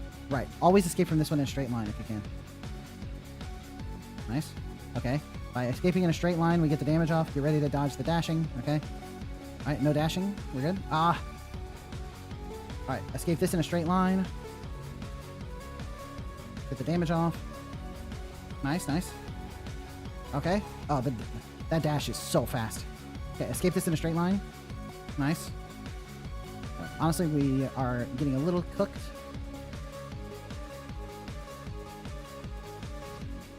I see the red exclamation mark appears on her for that attack.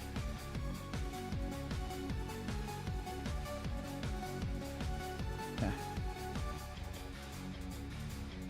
Nice, nice, nice. Straight line, straight line. It's the most straight line of attacks. Ah, okay. The dash is so quick. Okay. Oof, oof. All right. Okay, got a little cooked there, but we got a little damage off. Okay, dashes, dashes. I think I might have ran into that dash. Okay, get ready for this. We dodge in a straight line. I got nowhere to go.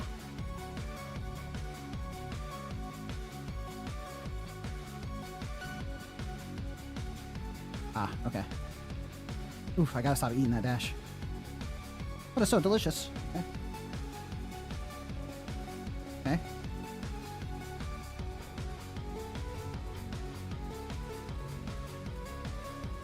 Okay, dash, dash, dash. I think I dodged that one. Hard to tell, hard to tell. Stop going up and down on this attack. I only got one bullet. Okay.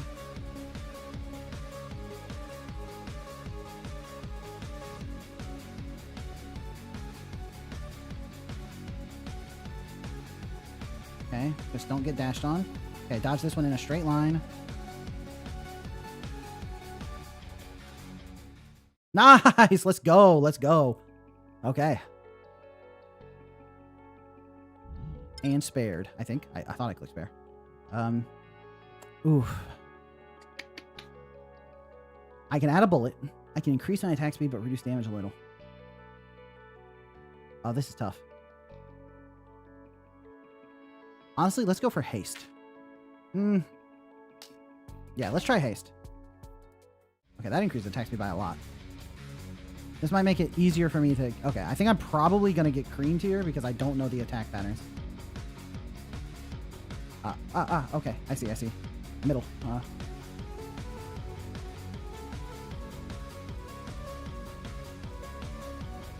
Okay, middle. Middle. Top. Okay. She spawns block obstacles. Middle. This one. Top. Okay. Oh, she just did like a little slashing attack on top of me. That's funny. Okay. She's so fast. This one. This one. This one. Okay. Keep dodging. Keep dodging. Bottom. This one. This one. Okay, nice. Uh-oh. Box in, box in. Okay, middle. I think that one hit me. I think I did not dodge those ones appropriately.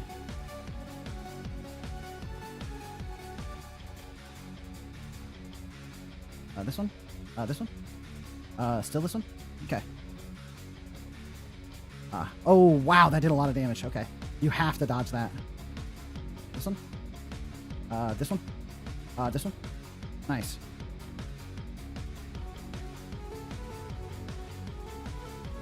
Okay, yeah, that attack is like non-negotiable for dodging. Bottom. Still bottom. Okay.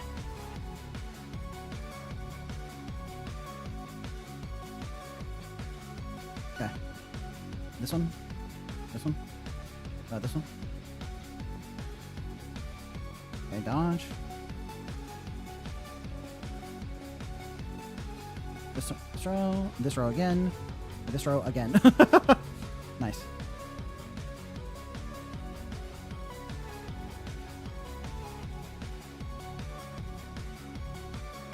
Top. Oh, okay. I don't know if I actually dodged that, but at least it was close. Okay. Alright. Top. Oh, the blocks are in my way. Oh, shit. Okay. I don't think I took that much damage from it, but the blocks in the way there were tough. This row. This row again. This row. Nice. Dodge this. Dodge this. Dodge this. Dodge this. Dodge this. Top. Bottom. This one. Okay. The non-negotiable attack. Have to dodge it. This one. This one again. This one again. Okay. Oh no, the block. Okay. The box on my way. I think I just barely escaped it anyway. This one. This one again. Top. Nice. Dodge. Dodge. Dodge. Dodge. Top. This one. Bottom.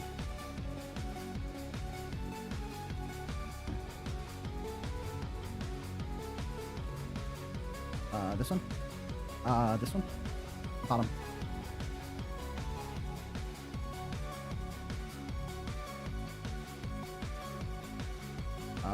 Oh, that was top. Okay, this one's top again. This one's this one. Nice. Nice. Okay. Nice. I think that was top. Okay. I think I took a little bit too much damage there, but just have to play a little safe. Just don't get caught. Bottom. This one. Nice.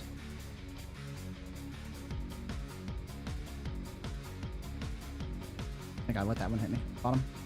Top. This one. Nice.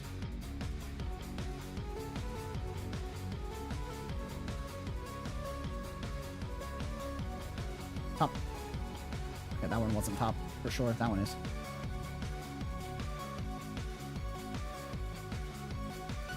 Okay.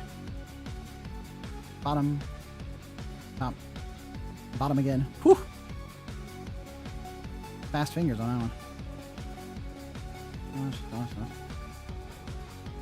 This one. Oh. This one.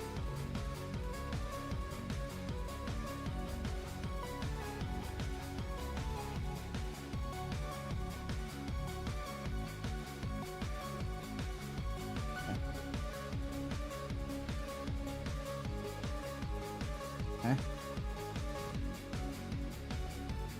She was kind of just like chasing me down on that one. Nice. Okay. Bottom. Bottom. Bottom.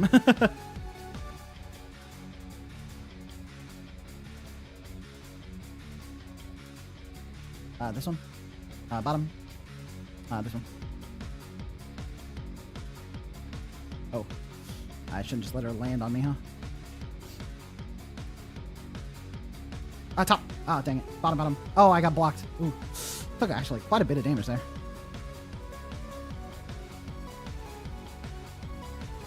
Okay, bottom. Alright.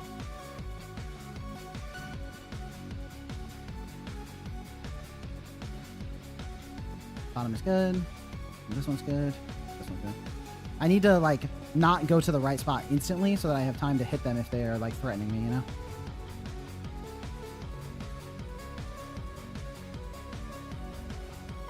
Yeah, okay. I waited just a bit to get a little more, a couple more shots off. Just make sure you're blocking. All right, play defensive here. Okay. Up. Okay. Still have to get a little bit lucky for that strat to even work. Okay. Top. This one. This one again. Pretty lucky.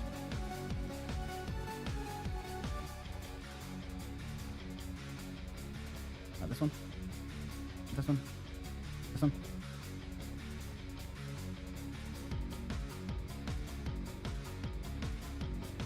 Okay, she was kind of cooking me there.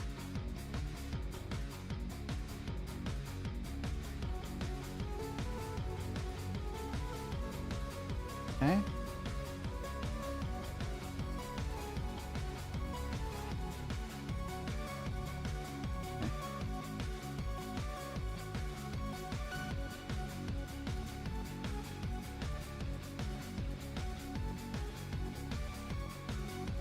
All right.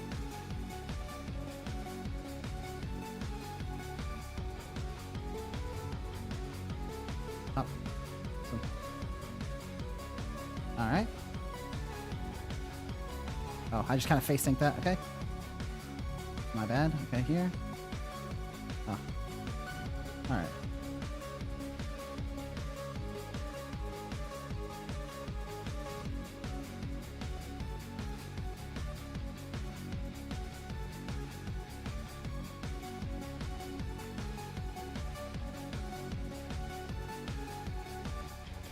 Ah, the block.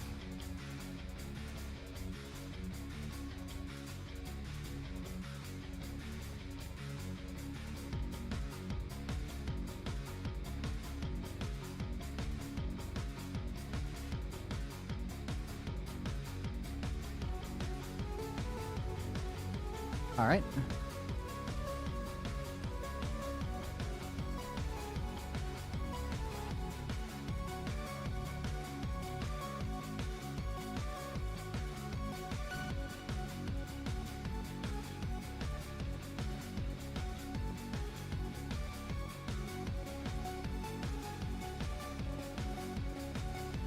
Okay.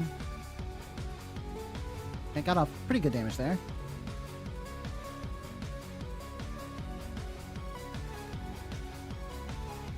Okay. This spot again. Okay, that line again. Not actually what I wanted, if I'm honest. I want her to threaten my square so that I have to move so that I actually get to hit her. Ah, but now she's getting blocked by the crate. Unfortunate. If she threatens me, I can actually hit her. Yeah, see? Got threatened, did some damage.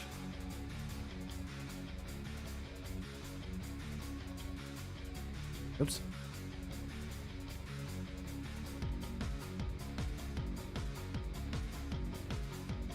Spawned right on top of me. What are you, obsessed with me? Okay. This one again, and this one. Alright.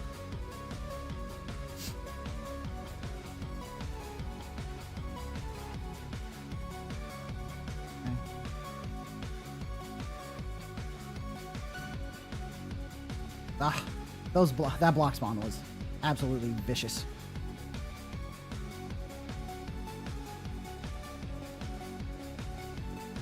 Okay.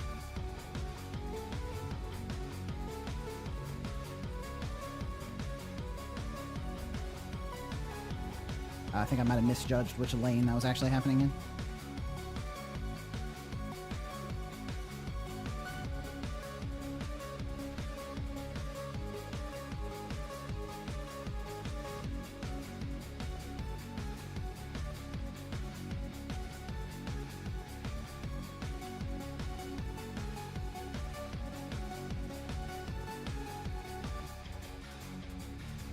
Oops. I shouldn't have face synced that.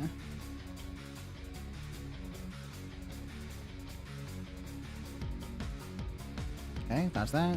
Oops. Face sync that. Please spawn into my damage. Oh my gosh. I'm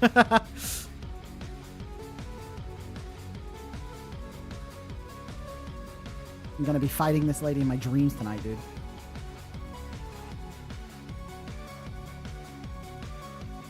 Face sync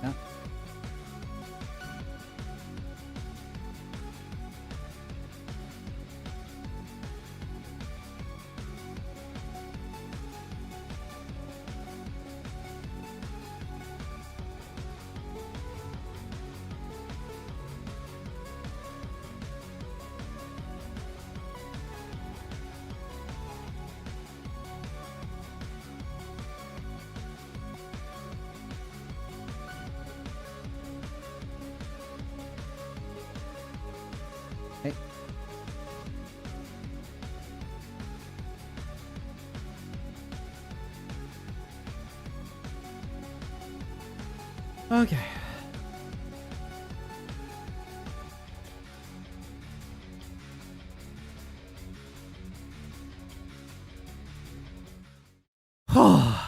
All right. Holy smokes. Yeah, I'll spare. You're probably confused, but you aren't my sister. You already hurt enough people. I'm sorry.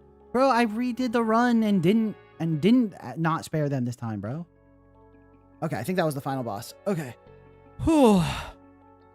Holy smokes. Okay. Now, let's give some feedback to this Lusk game. Let's give some, try to think about this game constructively and think of ways we can help. Okay. First, I have to be explicitly clear that the gameplay is okay. Thank you so much. Okay. Thank you. Thank you. Can we get some +2s in chat for okay with the donation, the super chat? I really appreciate that. That's awesome. That's awesome. Okay. So I think the gameplay is incredibly fun. Figuring out the boss patterns and how to dodge them. Like when the one lady was like spawning on the side in like 3 and I have to get to the right lane so it doesn't hit me. That's awesome. And then I think adding the blocks to like stop my movement along certain paths was nice to like throw me off balance. The one guy's like teleporting move where he teleport at me and also hurt like a cross section around me was really, really great because it meant I need to get either 2 away from him or go diagonal. But if I go diagonal, I don't get to shoot him because I only shoot out in a straight line. So if I quickly get 2 away, then I can get some damage off, which means if I can sort of like balance him, like bounce here and then bounce over here, then bounce over here, then bounce over here, I can juggle him back and forth between his spawns on that attack and deal damage to him. But he threatens all the different columns with his like whatever that attack is. You know, it's just constantly the columns are dealing like 10 damage at a time to me. So I also have to be mindful of which columns I'm allowed to stand in while I'm trying to drag him back and forth like this. That gameplay is extremely fun. Extremely fun. Figuring out the boss's patterns and getting them down so that I can take him out was awesome. And I also think the game was more fun when I only had this one knife in front of me rather than having multiple knives. Because needing to, I think giving me the ability to spawn knives in multiple rows makes it easier for me to hit them, but it also means you're not as constrained around giving the player opportunities to shoot the knife along the one row that they're in. And I think that's one thing that would help your boss design is thinking about the fact that you can only shoot in this one row you're in. So you have to give the player opportunities to deal damage to that row, right? When you have multiple shurikens, if you take that upgrade, you can hit, I don't even know what these are shurikens, but if you take that upgrade to have multiple bullets, then you can hit multiple rows, which means you can play differently than if you don't have that upgrade. I think designing the game around not having that upgrade would actually result in better boss fights. Then you could always add that upgrade anyway to give players more options. But I think designing the fights around not having that upgrade is very, very important. Secondly, I think in the fights, some of the attacks had like pretty good clarity and some of the attacks were a little unclear on when they hit, when they deal damage and exactly how they work. But I feel like that's okay. I feel like that design is actually not that bad. I feel like having some attacks where you need to actually figure it out by like, oh, okay, when he lands, he deals damage around me in a cross. And that doesn't have any of the like the big exclamation mark, like wind up things, but I know it happens. The only thing that I think would help that is if it was way more explicit. Like when he lands, those squares need to explode so that you know that there's damage being done there. You don't need to put the exclamation mark in those squares ahead of time like you did with some of the other attacks, but I think that those squares need to more obviously deal damage, right? I think that that's pretty important because of the fact that you want the player to know, be able to figure out how the attack works. And I think I got a good sense on how the attack works, on how the different attacks work. But I definitely needed a little bit more clarity on when different things were dealing damage. And I think that you could probably do that with pops of color, because right now it's mostly black and white, including the sprites, with like the HP bar being in color and the outline being in color. If when the enemy dealt damage, the square like flashed red, or depending on the enemy, which colors they have available to them. If they flash red or flash green, or even different attacks could have a different like color signature, then it'd be clear, oh, damage happened in those squares. And I think the squares that are threatened with like the big exclamation mark and like highlight ahead of time, those are awesome. Those are very clear on how to dodge them and what I need to do. But I think that you could improve the clarity just a little bit, Now, I think the obvious problem to anyone watching, anyone could tell, is that the last fight lasted way, way too long. And it lasted too long for what I think are a couple reasons. I think the first and most obvious reason, and the biggest thing to improve your boss design, is your attack patterns are really, really fun. I like the attack patterns and what I need to do to dodge them. I really liked when she spawned in multiple rows and I needed to quickly discern which row she's in and then move to that row so that I dodge her like sweeping attack. But once I got really good at quickly discerning her row and moving to that row, I could linger in my lane a little bit longer just to get a couple hits in before I move. One thing that I think could improve that attack, just a random tidbit about that one attack, is if she spawned on both sides so that no matter which way I'm facing, I get to do that little bit of damage before I move. That would be nice, because there are times when I'm like, all right, I'm over here and I'm attacking in this direction, and then the clone spawns in this lane on this side. So I needed to be doing this, but by the time I turn my mouse over here and start shooting, it's like too late and I need to move, so I don't even get a chance to get damage off. So spawning her on both sides like that would give me a chance to do more damage, which is the thing that I think you need to do to improve the boss fight design, was that you need to give more opportunities for the player to actually deal damage to the boss. There were so many times where I'm just busy dodging her attacks and I don't really have a chance to deal the damage. And finding the little windows of when she spawns for the like slashing attack across the row and throwing the shurikens at her there. Why do I keep calling them shurikens? And throwing the bullets at her there was really satisfying. But like her other attack where she's like teleporting on me and I need to like move at a diagonal to get away from her to take damage without stepping into the previous attack she left on the ground. That attack happened way too quickly after she finished her other attacks. And then after she finished that attack, there was also no downtime. So there just wasn't a chance for me to actually get her with any of my attacks. Like the boss before that, when he would like be trying to hit me with his like directly targeted at me, he like puts the laser here, then he appears and does damage in a cross. There was a clear pattern to deal damage to him while dodging. And I think that's one thing that a lot of the attacks need. They either need to have the pattern of here's how you dodge it, and then you have some chance to get some DPS off, or here's how you dodge while dealing damage. So I think that with that in mind, and I even had the like attack speed upgrade, so the bullets came out faster. So I had one DPS upgrade. I think you only get a chance for 3 upgrades, and I spent 2 of them on survivability and 1 on DPS to like make my attacks come out faster. And even with 1 DPS upgrade, it took so long just because it's so hard to actually get the attacks off. So that's one thing I would think about, is how to get more DPS uptime. And I think one way you could do that with not just addressing the boss design, that's one thing you definitely could do, but you can also give the player abilities that they can use, right? Imagine I have an ability that hits like the 2 columns in front of me. Like it just does a big explosion in these columns. Then when I'm dodging her, I can see that she's targeting me. I move to the left like this to dodge it. Then I drop my ability to hit damage here as she teleports in. That's something that I think could be really satisfying. If the way you give that time for the player to get their damage in is by giving them abilities that hit with different patterns so that they have to use those at the right moment during the boss attacks. I think that's something that could also give the player a chance for their DPS uptime. And if the player has special abilities they can learn, those are things that you can either enhance or learn through the upgrade system between bosses. And this was a game jam, and I totally understand that. So having 3 unique boss fights?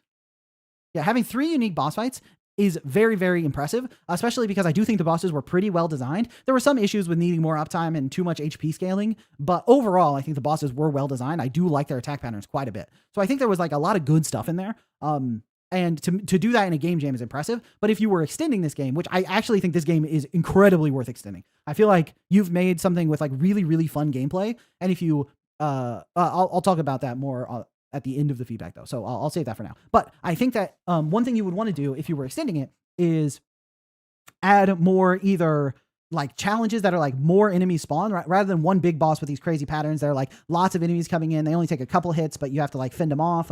Or like mini bosses that are not quite as difficult. That way you can also get more upgrades, so you can do more with the upgrade tree. And then it's more like a roguelike for sure. But I think having these upgrades is really cool. And I think one thing you did really well here is the upgrades are not that complicated. I feel like in some of your previous games, you've made upgrades that are like really hard to understand and know how good they'll be. But as soon as I got this choice of upgrades, I had a sense of, okay, damage is pretty good. And 1 bullet seems nice because I can threaten multiple lanes, but 100 HP, that's going to keep me alive longer. So, this is a tough choice, right? I wasn't like paralyzed by my decisions. They're all simple enough to understand. And it feels really, really easy to think, all right, you know what? I'm going to go survivability on this one. Or you know what? I actually am going to need more damage on this one, right? And then you get to go to these incredibly sick boss fights. Like these bosses are so satisfying. And you also got like the difficulty scaling down pretty well, where this boss is the easiest to understand, where it's like she summons those little like pig thingies and you dodge them. The turrets add a consistent threat to the lane, so you need to dodge those lanes and then don't get hit with those lasers she summons. Like I understand that boss fight so well that I just like destroyed her right there, right? And this spare screen is obviously very Undertale, but also it works. I think it works really well. I instantly clicked no because I wanted to see everyone in chat go, oh, D colon, oh no, what are you doing? Oh, what in the Undertale? But I think that this works really well and is very dynamic. I think you have a little bit of like sprite issues where these have some where these have some like white shining through that you might want to fix. But other than that, I feel like this scene works incredibly well. And being able to get different endings based on what you do here is cool. And you could really add some pretty in-depth story elements using that kind of thing. I know that this is like for like a Neurosama game jam or something. So this is using like characters from Neurosama and stuff like that. But I think if you were creating your own original characters and doing your own original story, it would work super well with this sort of design too. And then, so I think that stuff is all really cool. I think mostly what you want to do here to improve the game is a little more clarity on where the damage is happening, a little more, DPS uptime for the main player, for the player character in between boss patterns, and more player abilities to do damage in different like patterns, right? Because we have these rows and we have these lanes. Imagine I have a laser that hits all the rows. That would be cool. Or, I can hit the column, or I can even leave traps on the board.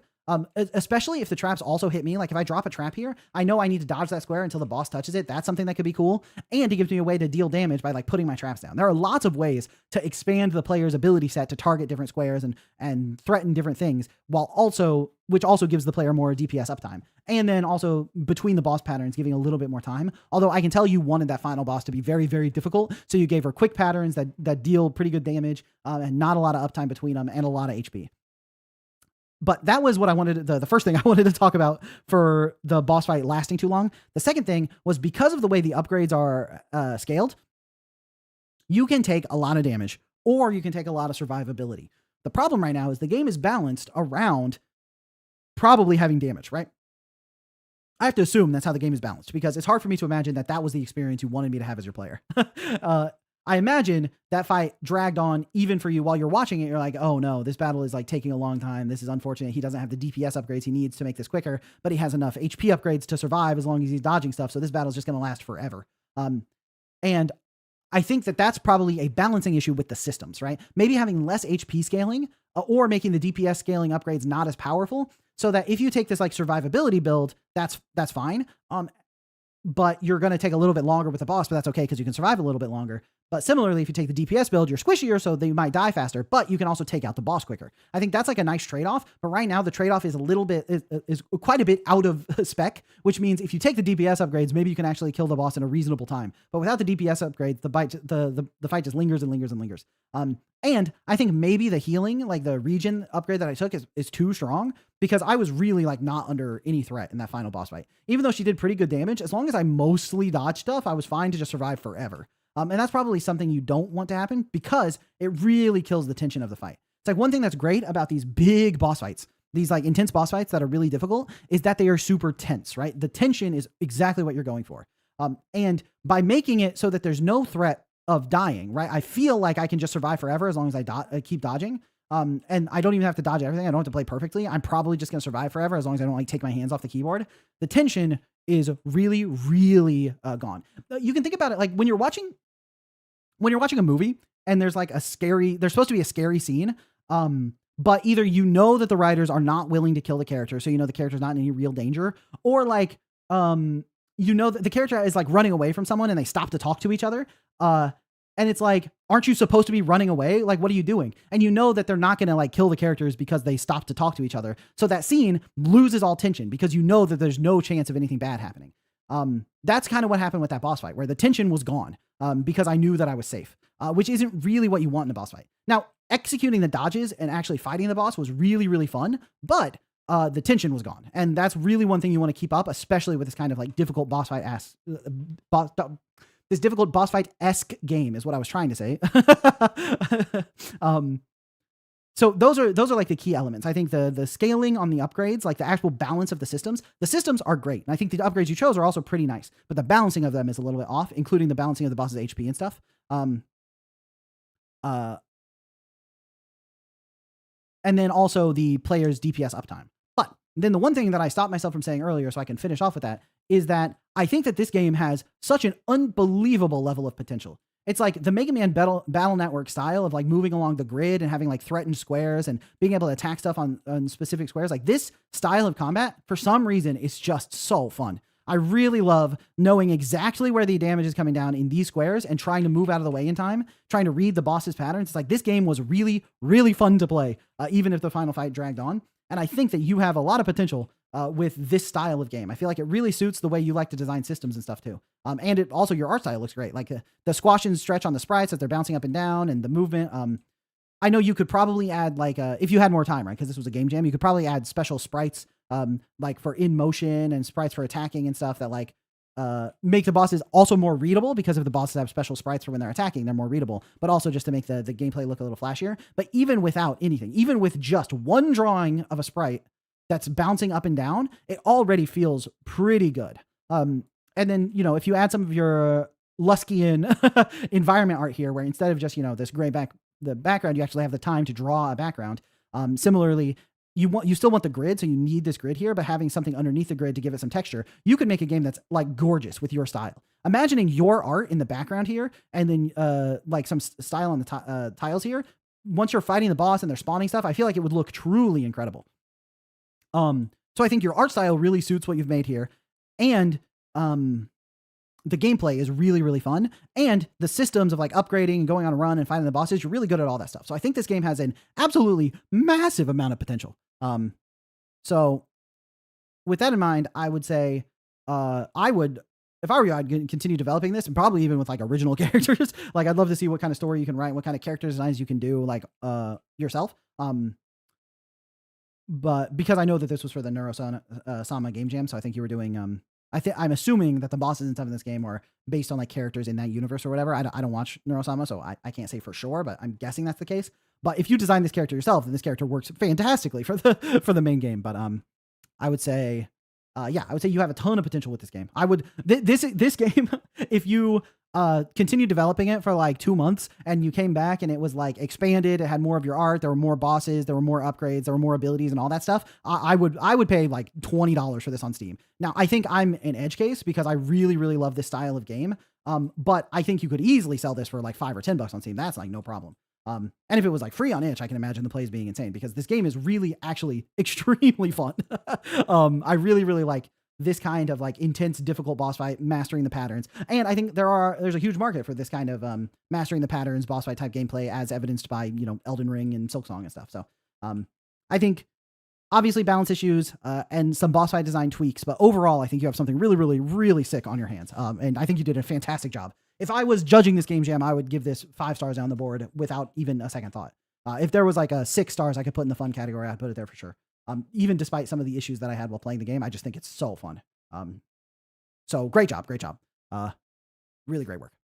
But I think with that, I will end my stream so that I can go have some dinner, because I am starving. So I'm gonna end here, but thanks everyone for watching, for submitting games. If you want your game played on stream, go ahead and so add it to the Showcase Saturday forum on Discord. Also, if you were watching the stream, click the like button. I forgot to say that this stream, so the likes are not going to look that good, which is not great. But if you're watching right now, before you exit, go ahead and click that like button. And yeah, I'll see you all soon next week.